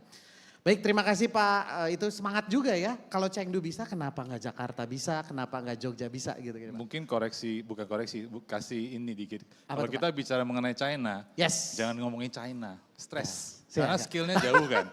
Kita ngomong Indonesia, ya udah kita lihat Chengdu aja. Indonesia aja dulu. Indonesia gimana? Iya, lebih attainable. Yes. Jadi jangan lihat dulu besarnya gitu ya, yang attainable. Ini apa, low hanging fruitsnya di mana gitu ya. Nah kalau gitu kita balik ini ke Pak Andi nih. Low hanging fruitsnya buat Indiko apa nih Pak? Kalau gitu buat pengembangan tadi ada teknologi kata Pak Antoni Salim, kemudian ada dari Antoni Lim, mohon maaf, kemudian ada apa? Nggak pakai sa ya. Siapa tahu Pak rezekinya malah. Nanti Axton marah. Iya. Siap. Kemudian dari Pak Riki Pesing juga apa nih low hanging fruits buat Indiko deh, terutama untuk pengembangan ekosistem digital ekonomi kreatif. Ya, mungkin kalau menurut saya satu adalah tadi kita punya demographic dividend itu sesuatu yang nggak bisa dengan mudah didapat. Kalau ngomong scale Cina, wah gitu ya. Yes. Tapi satu hal yang kami belajar juga gitu ya, bahwa di Indonesia itu so diverse, hanya gini, Indonesia itu nggak bisa kita lihat hanya dari kacamata kita di Jakarta dan di Bandung saja, contoh. Saya pernah lead Telkomsel Jawa Tengah sama Jogja, saya nggak ngomong luar Jawa dan sebagainya gitu ya. Misalnya kita buat materi promo gitu, materi promo billboard lah gitu. Itu bahasa Indonesia, semua orang ngerti betul. Tapi ngerti sama connected secara emosional is a different thing gitu. Jadi kadang-kadang kalau kita ke pasar Beringharjo, ke pasar Klewer gitu ya, ke Jogja sama Solo, kalau ngomong pakai bahasa Jawa itu lebih connected secara emosional. Nah gitu. Nah itu kita punya dan orang yang tidak paham pasar Indonesia tidak punya. Itu dari satu gitu. Jadi itu mungkin challenge tapi juga opportunity buat kita bisa untuk menangkap kearifan lokal. Baik itu dari kacamata consumer maupun dari kacamata ke depan. Nah berikutnya kalau saya ngomong sekarang ke Indico gitu ya. Kalau kita, saya nge-reflect ke sambil perkenalan Indico gitu. Purpose-nya Indico itu ada 3 komponen. Kita pingin reach beyond to empower Indonesia dan enable businesses. Reach beyond itu dalam konteks kami adalah, iya kami 28-29 tahun secara Telkomsel Group gitu ya. Itu ngeran bisnis telco, prepaid. Tapi sebetulnya bukan cuma masalah telkonya gitu. Penyediaan coverage, network, menyambungkan orang dan juga jalur distribusi membuat kita jadi paham gitu. Apa sih yang terjadi di masing-masing. Siapa aja entrepreneur, pasarnya seperti apa dan sebagainya. Bagaimana kita bisa reach out ke pasarnya itu satu hal. Itu part dari reach beyond-nya gimana ya caranya, capability dan aset-aset yang kita punya dari telco ini bisa kita leverage. Yang kedua, empower Indonesia. Gimana caranya biar jangan cuma tadi nggak cuma jadi pasar, kita jadi prosumer tadi ya, pinjam bahasa Mas Yona, jadi prosumer, jadi produsen juga gitu ya. Sama enable businesses-nya. Nah, atau kalau saya turunkan realisasinya, itu saya tertarik sama apa yang Kang Emil, Kang Ridwan Kamil bilang. Gimana nih caranya agar kita bisa membuat orang Indonesia itu tinggal di kampung halamannya, punya rezeki kota, bisnisnya mendunia. Nah gitu, benar itu. Menurut saya gitu. Jadi gimana caranya, contoh di kita ini saya ambil contoh aja real. Di kita tuh ada, di bawahnya Indico tuh ada edutech kunci. Kita engage sama SBM ITB untuk buat mini MBA. Kampus-kampus tuh punya sebetulnya kurikulum-kurikulum seperti itu, tapi pasif ya, maksudnya kalau diminta ada bisnis yang minta kita tawarkan. Dengan kita sediakan platform mini MBA certified 2 bulan doang dan bentuknya digital, itu misalnya ada seorang profesional atau first jobber di Waingapu, Waikabubak, Parepare, dia nggak harus ke Jakarta untuk bisa dapat kualitas edukasi, untuk bisa dapat benchmark, untuk bisa dapat networking. Nah dari sana itu bisa kita buat itu teknologi, platform itu bisa membuat yang tadinya nggak mungkin. Yang tadi balik lagi ke tadi. Jadi kita kalau misalnya orang tua yang sukses di luar Jawa gitu ya, saya bilang di Parepare atau di Ambon, di Ternate sana, dia mampu dan pingin, semua orang tua pasti pingin mendorong anaknya untuk maju gitu. Wah ini institusi pendidikan itu yang bagus-bagus adanya di Jakarta, Bandung, Surabaya, Jogja, ya kan? Jadi gimana caranya orang tuanya nabung untuk bisa mengirim anaknya ke Jakarta, Bandung, Jogja, Surabaya. Nothing wrong with that gitu ya. Cuma biasanya nih orang sana yang udah dikirim Jakarta, Bandung jadi orang Jakarta, jadi orang Bandung kan gitu.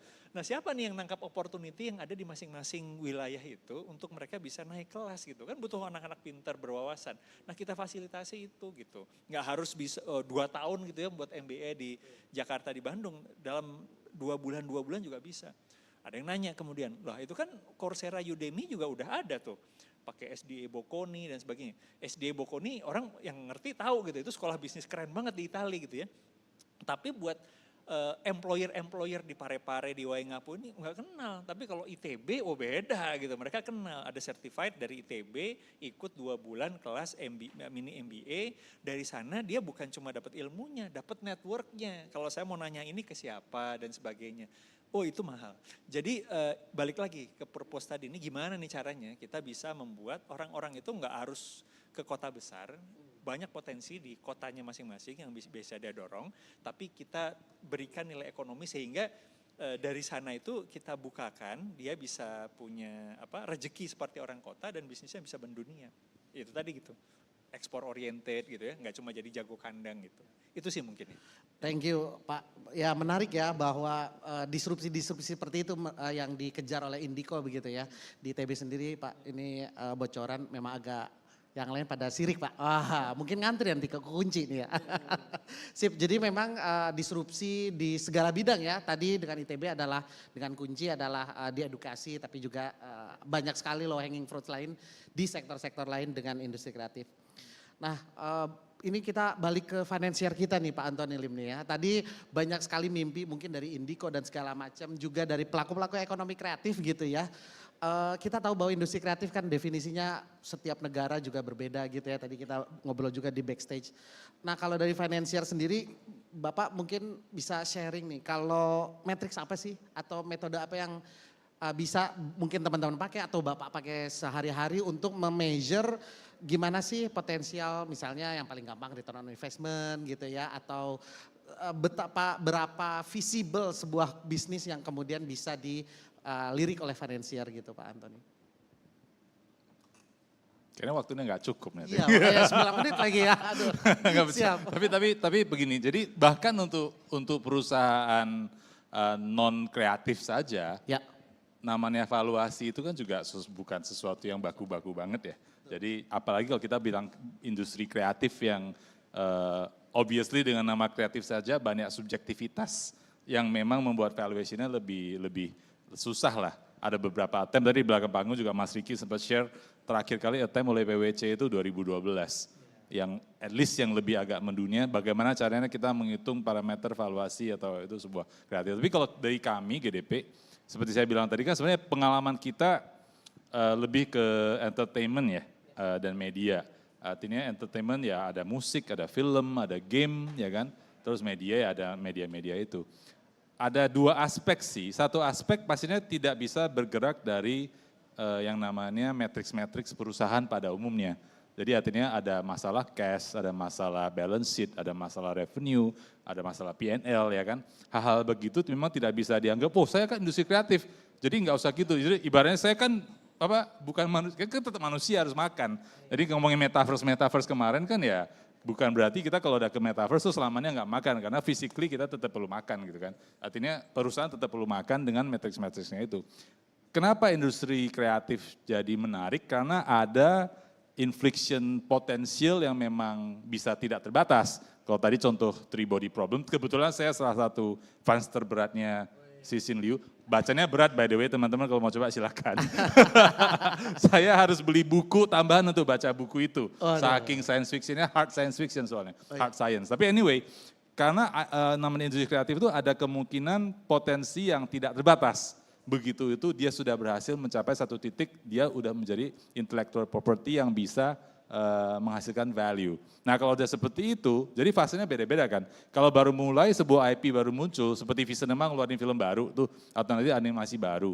Karena dia belum ada track record dari IP tersebut, pastinya kita susah kan. Kita bilang itu seberapa. Tapi kalau IP-nya sudah jadi, seperti NKCTHI, Filosofi Kopi, yang nanti Nusa, animasi, itu kan IP-nya sudah ada. Dan sudah ada data-data yang bisa kita cari dari manapun lah, penjualan tiket segala macam. Nah itu lebih bisa ada sedikit science-nya. Nah, tapi kalau sebuah IP baru pastinya enggak. Kalau IP yang udah besar sekali seperti industri musik itu industri yang selalu bergantung sama royalty, licensing, dan hak perform gitu ya, mechanical segala macam dan perform distribusi. Kalau di industri musik sedemikian mature-nya, kalau misalnya Pak Andi ini adalah seorang produser musik, dia itu bisa jual katalognya ke saya dan itu bisa saya agunkan ke bank. Sedemikian udah bakunya gitu, jadi tergantung. Jadi ada yang memang masih berat, jadi kalau balik ke kita gimana, memang kita akhirnya ngelihat berapa faktor. Satu pasti dari pelakunya ya, yang bikin siapa, ini kayak gimana gitu. Terus kita lihat memang comparables. Jadi di industri itu ada apa aja sih, baik di dalam maupun di luar. Tidak selalu tepat, tapi minimum kita punya guideline. Karena itu pun bisa beda-beda ya. Dan ketiga baru kita lihat kira-kira potensinya seberapa. Itu tidak menjamin, tapi itulah suka dukanya menjadi investor. Justru you get paid karena itu gitu ya Pak. Iya, cuman ya itu tadi karena GDP memang kita lihatnya selalu ekosistem ya. Jadi kami bukan investor yang kayak kita taruh terus ya semoga berjalan, karena ekosistem bagaimana itu fit into the 3C kita tadi. 3C tadi ya. Konten, community, commerce. Oke. Penting banget nih teman-teman tadi, yes metrik bisnis biasa, tapi dapat ilmu dari Pak Antoni 3C begitu ya, minimal untuk menggauge our potential. Pak Riki kayaknya ini pertanyaan yang mungkin menjadi inti dari topik kita sore ini nih Pak Riki. Mohon bantuannya nih Pak Riki. So Pak Riki melihat bagaimana sih the future of ASEAN creative economy dan bagaimana Indonesia atau minimal kita semua bisa take advantage atau tadi merealisasikan potensi atau bahkan apa hanging fruits-nya buat kita Pak. Monggo Pak. Ya mungkin yang paling penting dulu kali ya, kalau di seluruh dunia kalau kita lihat pada negara-negara yang industri kreatifnya udah maju, ada dua sih. Yang pertama integrasi itu sangat penting, kelihatan sekali. Integrasi pada banyak pemangku kepentingan. Ya kita punya banyak istilah lah, tapi intinya integrasi kan ada pentahelix apa segala macam, tapi itu pentingnya integrasi policy makers, business player semua segala macam. Itu menjadi kunci utama. Yang kedua yang mesti disadari ini adalah industri yang padat insentif sebenarnya.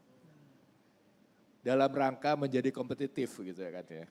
Bahwa negara yang sudah semaju Inggris aja perlu insentif gila-gilaan untuk mendorong supaya dia jadi penggerak ekonomi ya kan. Kalau Korea apalagi lah, Korea udah gak usah diomongin deh investasi yang mereka lakukan dan itu sudah 25 tahun yang lalu gak pernah turun malah nambah terus kan gitu kan. Nah ini yang menjadi penting buat kita. Karena kalau kita ngomong potensi, terus terang Mas Sony, saya tuh capek. Karena dari 25 tahun yang lalu, 30 tahun yang lalu bahkan, kita udah ngomong hal yang sama bolak-balik tentang potensi kita, ya kan. Seorang Indonesianis terkenal yang menerbitkan buku Indonesia etc. namanya Elizabeth Pisani, itu pernah nulis di kolom di The Guardian, dia bilang, what is the biggest invisible thing on earth right now? It's called Indonesia. Dan itu mungkin 30 tahun lagi akan menjadi headline yang sama. Kalau kita tidak melakukan ini. Menurut saya kerja besar karena sebenarnya kita berada dalam tipping point, ya, momentum sekarang menurut saya.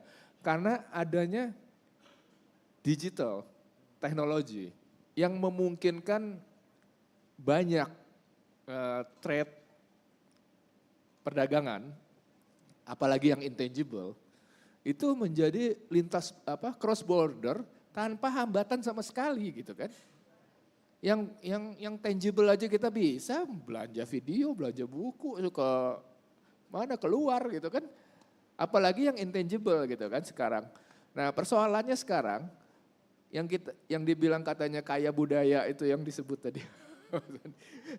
Segala macam lah saya juga masih ingat tuh slogan kita di Frankfurt Book Fair ketika Indonesia jadi guest of honor itu 17,000 Islands of Imagination.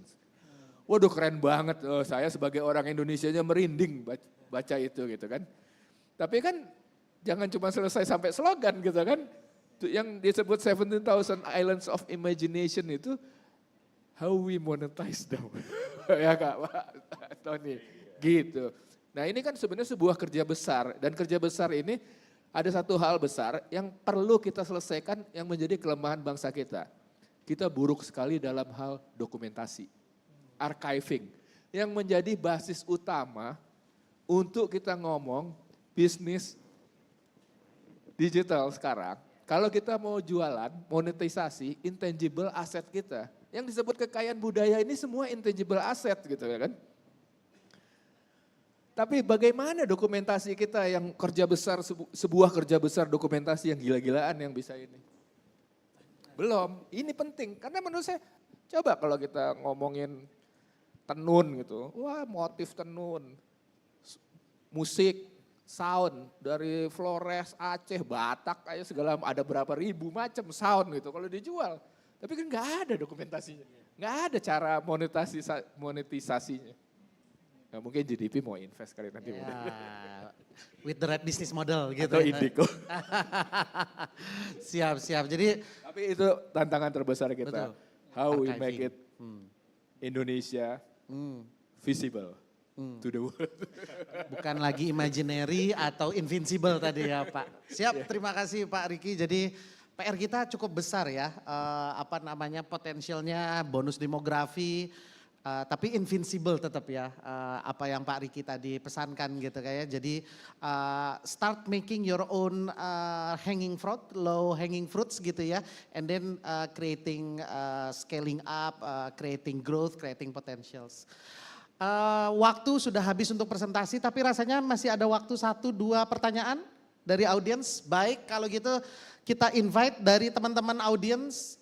Oh sudah X, baiklah kalau begitu. Mohon maaf sekali karena menarik banget ngobrol dengan 3 narasumber ini. Panitia sudah meng-X-kan, jadi semoga dari sesuatu yang bisa diambil begitu ya. Dari 3 narasumber kita terkait dengan bonus demografi jangan menjadi beban tapi menjadi sebuah potensi yang harus kita realisasikan. Bagaimana mencari bisnis model yang menarik, ada 3C. Kalau kata Pak Antoni, jangan lupa your content need to create community and your community need to create money for you ya, commerce ya. Pada ujungnya kita harus hidup lah ya. Oke lah ada idealisme, tapi idealisme itu tentu harus menjadikan sebuah kebermanfaatan minimal buat kita sendiri untuk membangun bisnis kita, industri kita, kreativitas kita juga. Dan yang terakhir, capek ya jadi invincible. Ayo kita jadikan realisasi dari potensi ekonomi kreatif, industri kreatif dan juga potensi kreatif Indonesia untuk menjadi bukan hanya tadi Bapak-bapak bilang bukan hanya menjadi konsumer tapi menjadi prosumer, bukan hanya menjadi tuan rumah di negara kita sendiri tapi juga menjadi raja di regional bahkan di global. Mungkin itu, terima kasih Bapak-bapak, kita kasih aplaus luar biasa untuk Bapak-bapak pada sore hari ini. Thank you very much for this creative talk, thank you very much for komite semua dan saya akan kembalikan kepada MC. Terima kasih, saya tutup Creative Talk nomor 8. Billahi taufiq wal hidayah, wassalamualaikum warahmatullahi wabarakatuh.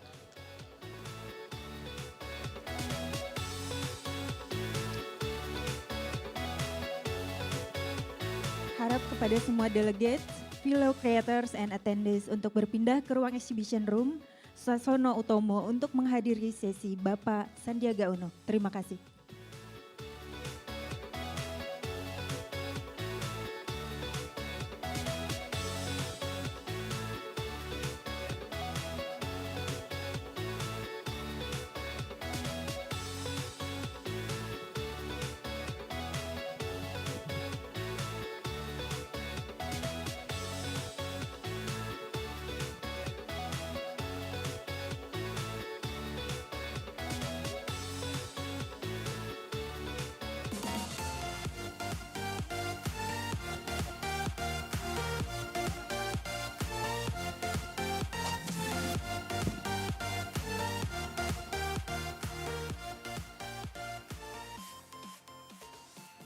For Tourism and Creative Economy from Kemenkomarves, Pak Rizal Edwin, also from Kemenkomarves, from Kemenko Perekonomian, Staf Ahli for Digital Transformations, Creativity and Human Resources.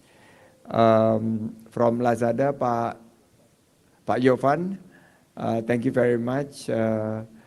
Mbak Dila dan Citra, the two Sri Kandis yang bantu di acara ini and all speakers and participants. Masih semangat semuanya? Okay. Distinguished guests, ladies and gentlemen, it is a big privilege and honor for me to be here. This morning I cut short my trip in Japan to be here with you because I want to see the future of the region and in particular the ASEAN creativity and digital economy.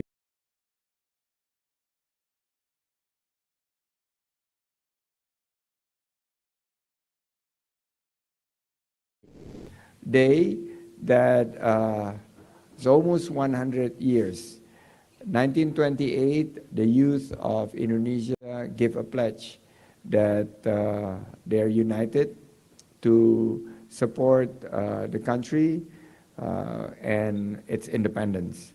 So fast forward to 2023, we are at the Asian Creativity and Digital Economy Youth Summit 2023 with the hope of making Jakarta and Indonesia as the hub and the epicentrum of digital economy and creativity.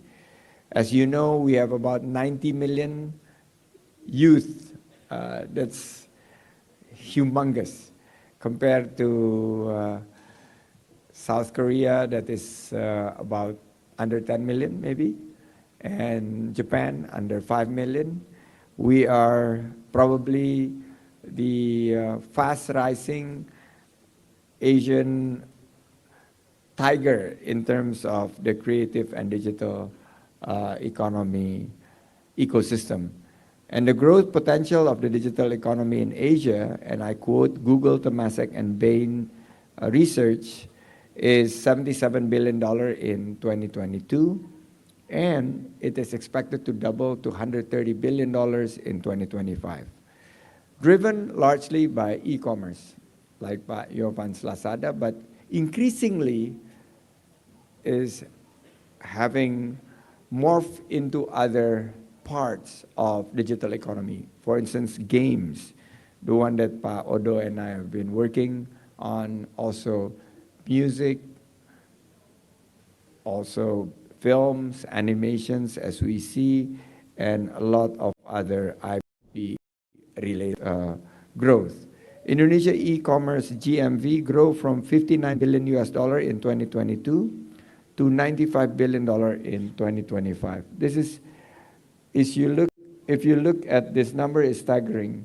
So not just only e-commerce, but we look at transport and food, in particular the food delivery, online travel, the likes of Traveloka, Ticket.com, and online media. We are now getting all our news from online. So the overall digital economy, is, if you can see, is closing into about $400 billion by 2030. This is a great numbers for the youth to take part of. Don't be just spectators. I always ask, mau jadi penonton atau pemain? Penonton atau pemain? So you guys needs to be in the ecosystem, not just watching from the sidelines. So I encourage for you to actively seek partnership in this Youth Summit, and Ministry of Tourism and Creative Economy fully committed.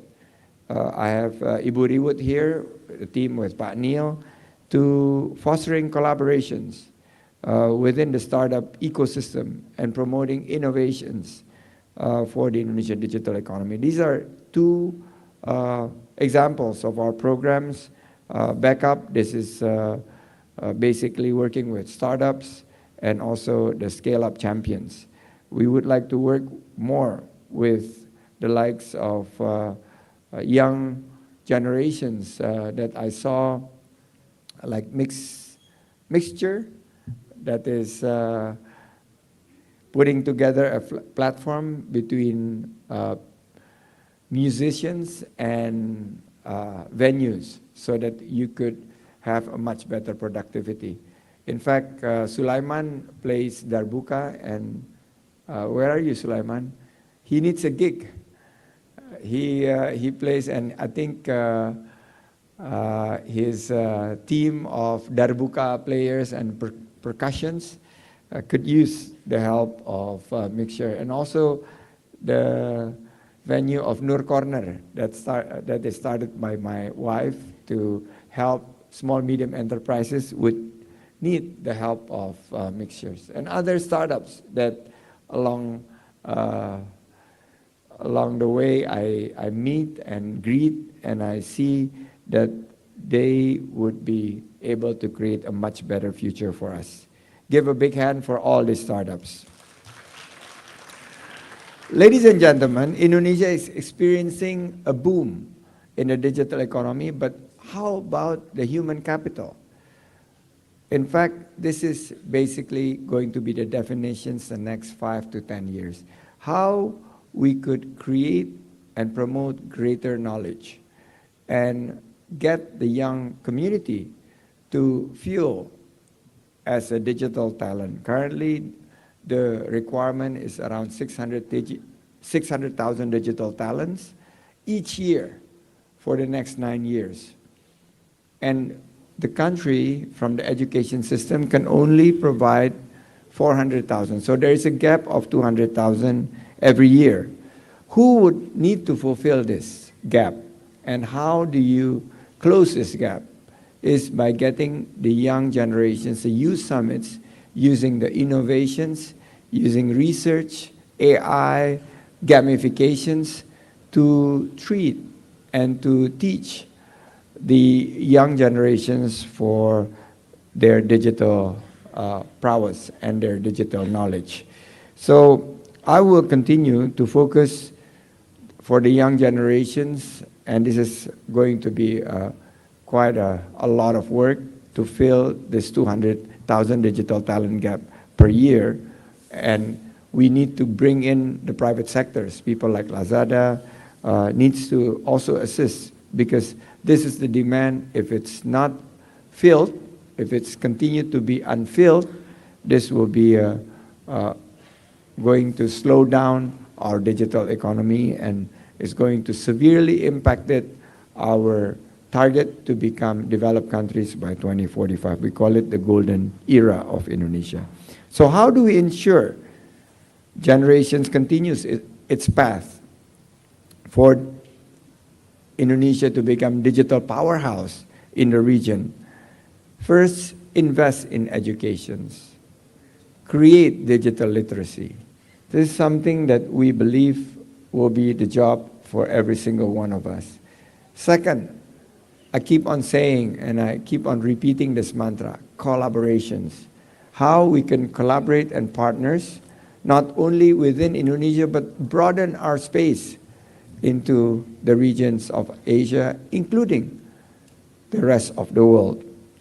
And third, to provide support, mentorship, and opportunities. We need to get as many as possible to become mentors, to become supporters, and opening up opportunities, because opportunities are really the one that we need. So at the ministry, we are rewriting the story that Asia will not only be the economic powerhouse of the world, but also going to be providing the sustainability and quality of the development going forward. I kept on praising our mantras of 3C, which is inovasi, adaptasi, and kolaborasi. Innovations, adaptations, and collaborations. This is how we could bring our country to the futures, and with the 3G spirits. I kept on calling 3G spirits. The first G is gercep, gerak cepat.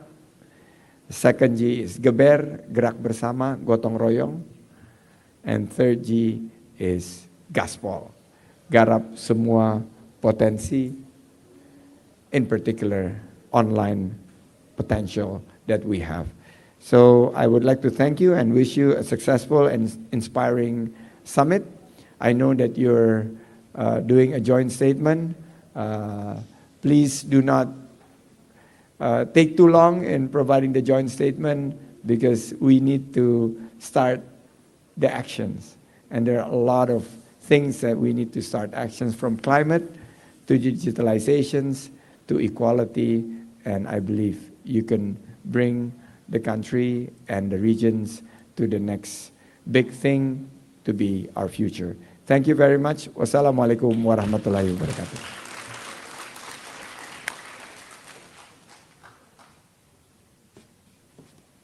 Terima kasih Bapak Sandi, kami minta kesediaannya untuk tetap di atas panggung dan berfoto bersama.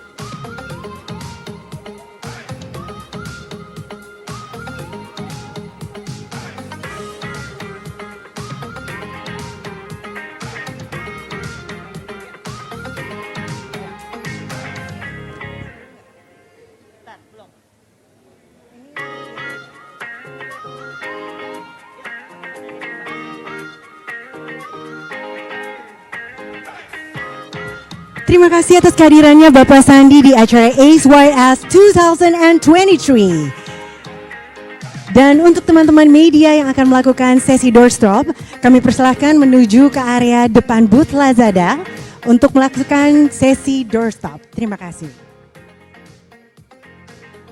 Kembali kami persilahkan kepada rekan-rekan media yang akan melakukan doorstop. Kami minta untuk berada di area depan booth Lazada untuk melanjutkan ke sesi doorstop. Terima kasih.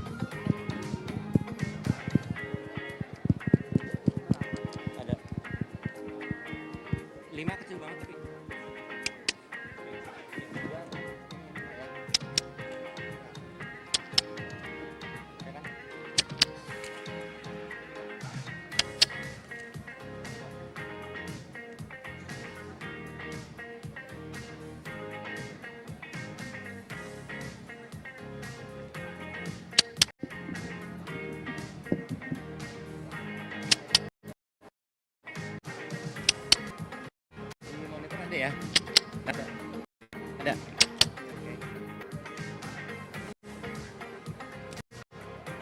To all participants and delegates untuk tetap berada di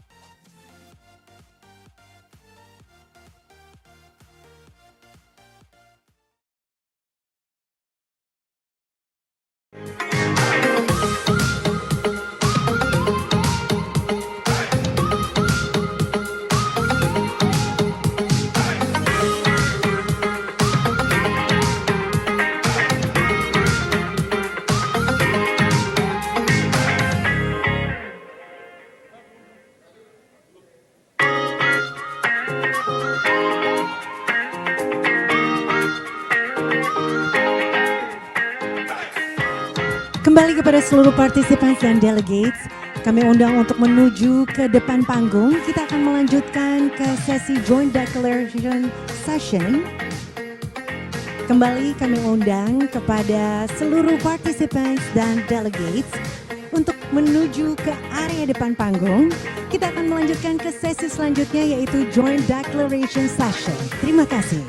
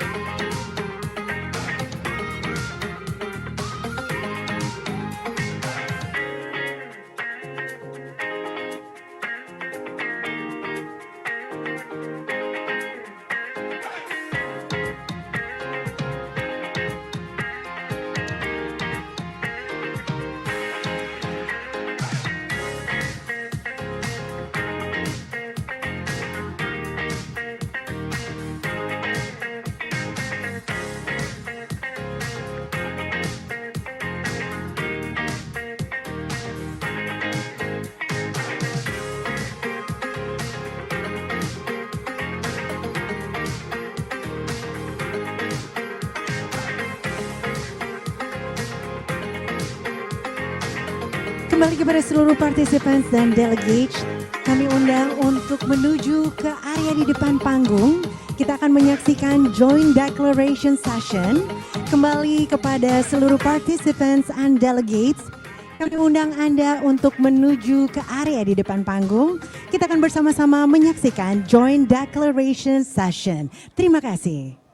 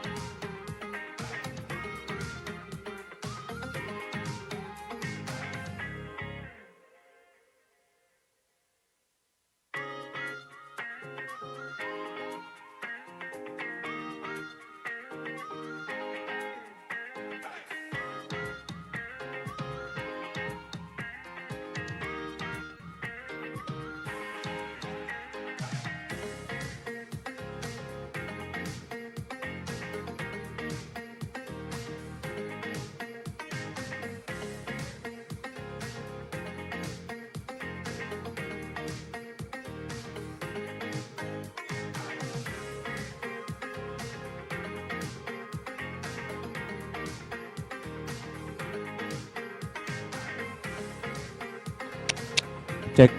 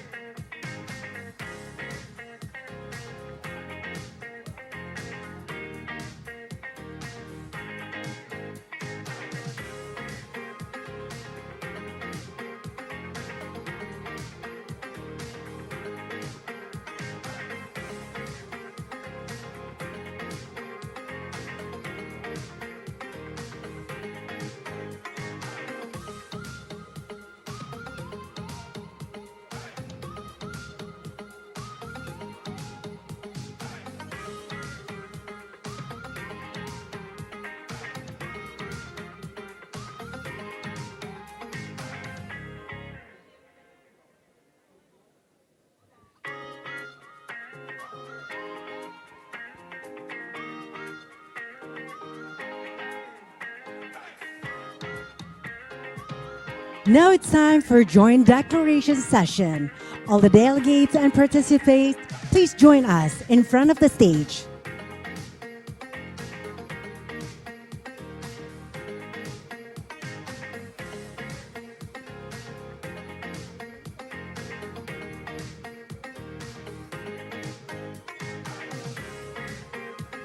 Over the span of 2 enriching days, our assembly of Creative Catalyst delegates immersed themselves in a profound exploration of ideas and insights during a series of rigorous roundtable sessions.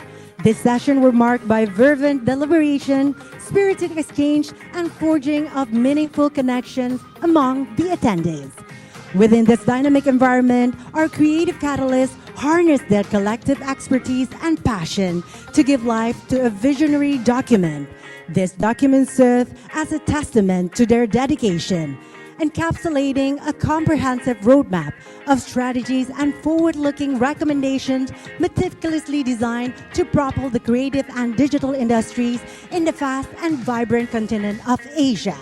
Through the synthesis of diverse perspectives and the amalgamation of innovative thinking, this visionary document emerged as a compass pointing the way towards an exciting future for the creative and digital landscape in Asia.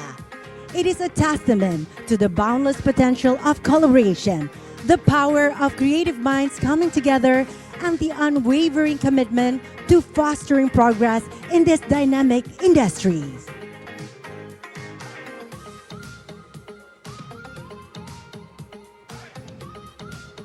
Please welcome to the stage our representative of Steering Committee ACYS, Fadila Hasna Ataya.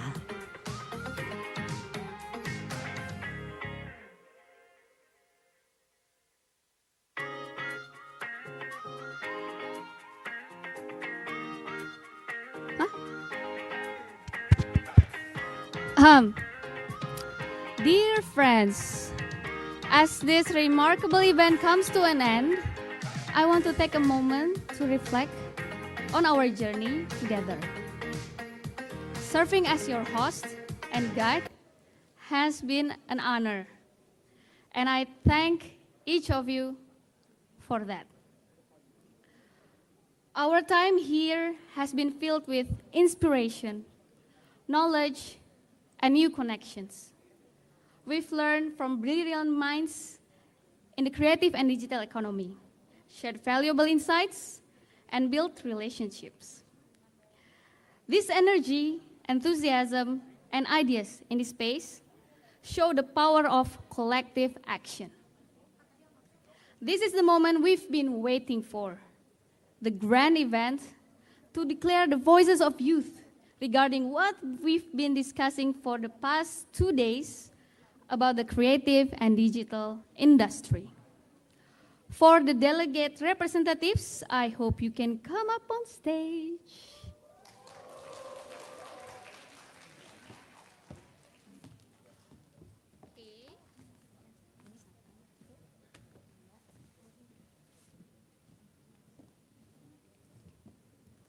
Okay, folks.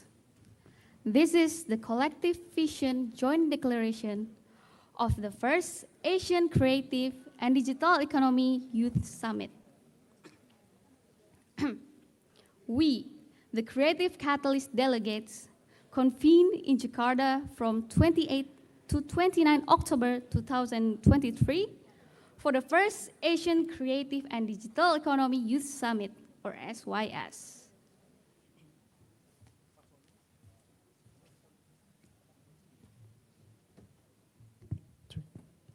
Point number 1.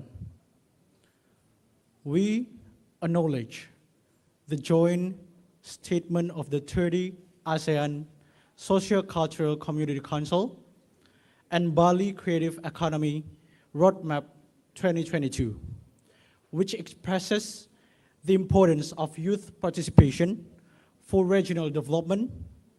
The first Asian Creative and Digital Economy Youth Summit aims to ignite youth collective actions contributing to the sustainable, creative, and digital economy. Point number 2. We commit to champion youth creativity, innovation as essential drivers of the creative and digital economy by creating an ecosystem that nurture youth innovation by accentuating the theme of SDGs, digital transformation, and digital literacy as essential drivers of continuous growth.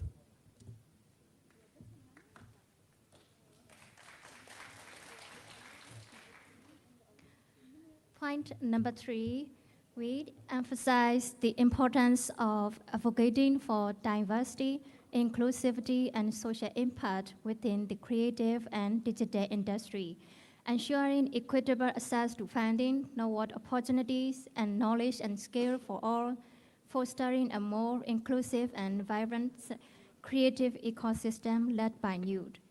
Point number 4, we actively share our expertise, experiences, and insights to empower fellow youth in the creative and digital sectors by creating a culture of learning, continuous improvement, and shared knowledge within and across.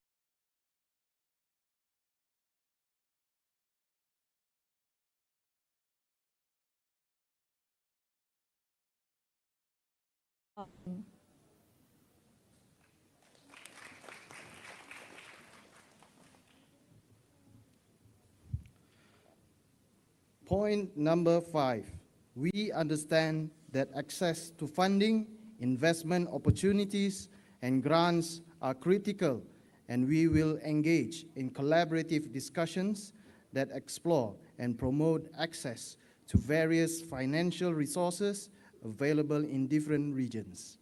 Point number 6, we recognize the potential of emerging talent to shape the future of the digital and creative economy. We pledge to provide mentorships, resources, and opportunities to empower and uplift the next generation of creative professionals.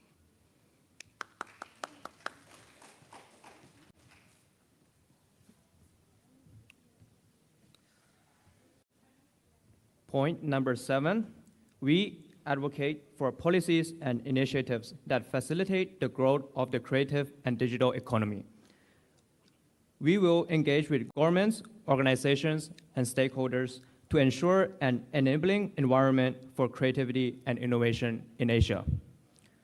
Point number 8, we encourage research and discussion to shape the future development of creativity and digital economy in order to cultivate an environment where creativity flourishes, where every idea and innovation is valued, and where creative professionals' well-being is prioritized.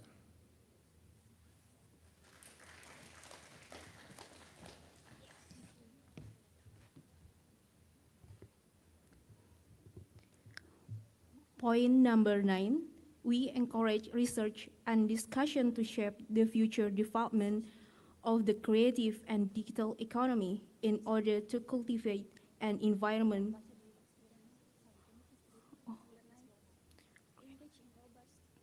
Point number 9, we engage in robust intellectual property protection, including but not limited to discussion and enforcement measures to prevent plagiarism and theft, particularly in light of rapid technological advancement. Point number 10, we strengthen our commitment toward the importance of measuring the impact of our action, striving for results that benefit individuals, communities, and the broader society.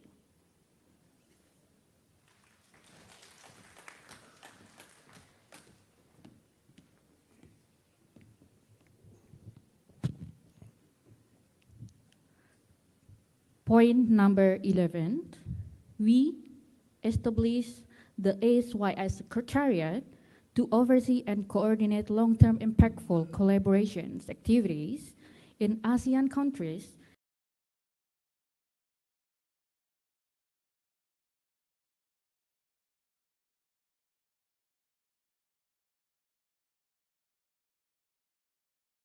summit on the weekend closest to 28 October in Jakarta.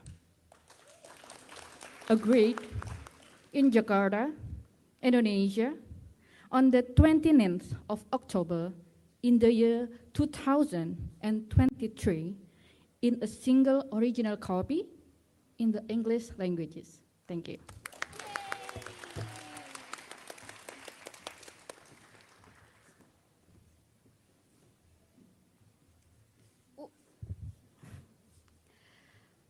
The signing of this declaration is just the beginning. We have developed an ambitious plan, one that extends beyond this gathering. We will be working hand in hand with our partners to turn these commitments into actions, to translate our dreams into reality. Over the coming months, we will be implementing a series of monthly plans and initiatives. These plans are designed to address the key issues and goals outlined in our declaration. Our partners, who share our passion for progress, will be instrumental in making this vision a reality. In closing, I am filled with optimism and enthusiasm for the future. The conversations we've had and the relationships we've built here will continue to ripple out into our communities. And I have no doubt that they will lead to a significant positive change. Thank you once again for being part of this first SYS program.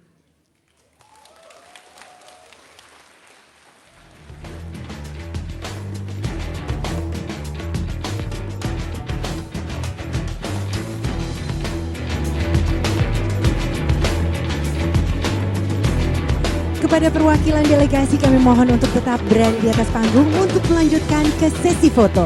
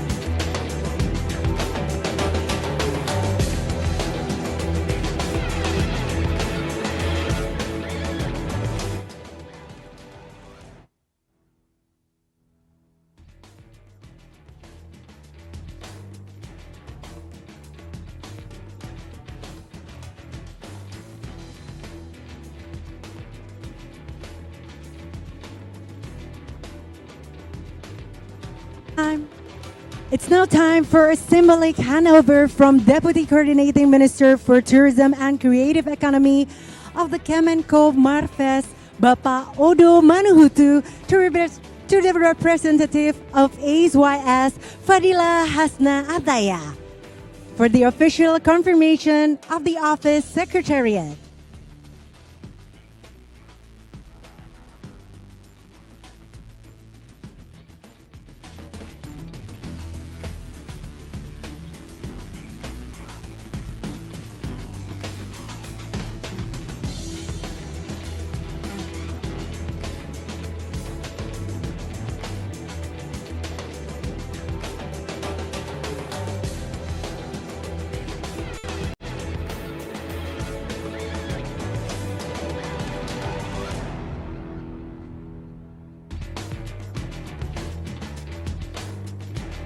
Now excited to invite our steering to all of our audience to come up to the stage, and we're going to join for the group photo session.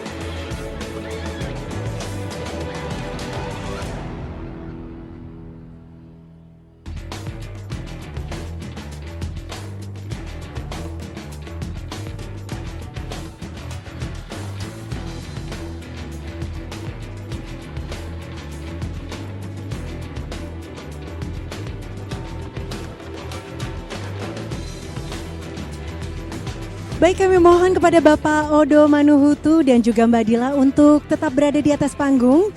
Selanjutnya kita akan mengundang seluruh steering committee untuk mengikuti foto session selanjutnya.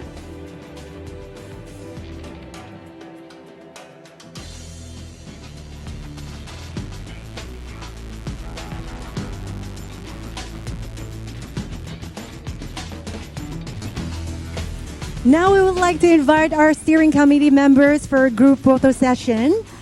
Tentunya bersama dengan Bapak Odo Manuhutu dan juga Mbak Fadila. Kami undang Anda untuk dapat naik ke atas panggung. Terima kasih.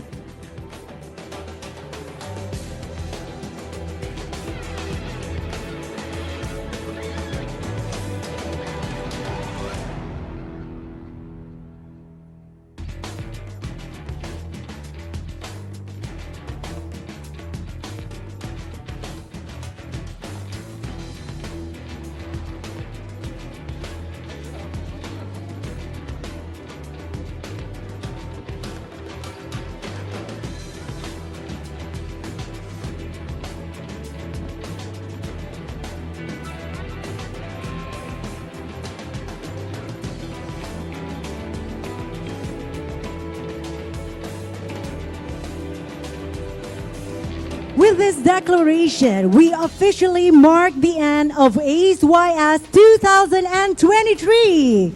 It's been an incredible journey and we look forward to seeing the impact of you all will make in the creative and digital economy. Nevertheless, our journey continues beyond this event. We welcome you to stay connected through our post-summit program, accessible at aceyS.org. And remember, we can wait to see you on the Asian Creative and Digital Economy Youth Summit ACE-YS 2024. Sampai jumpa!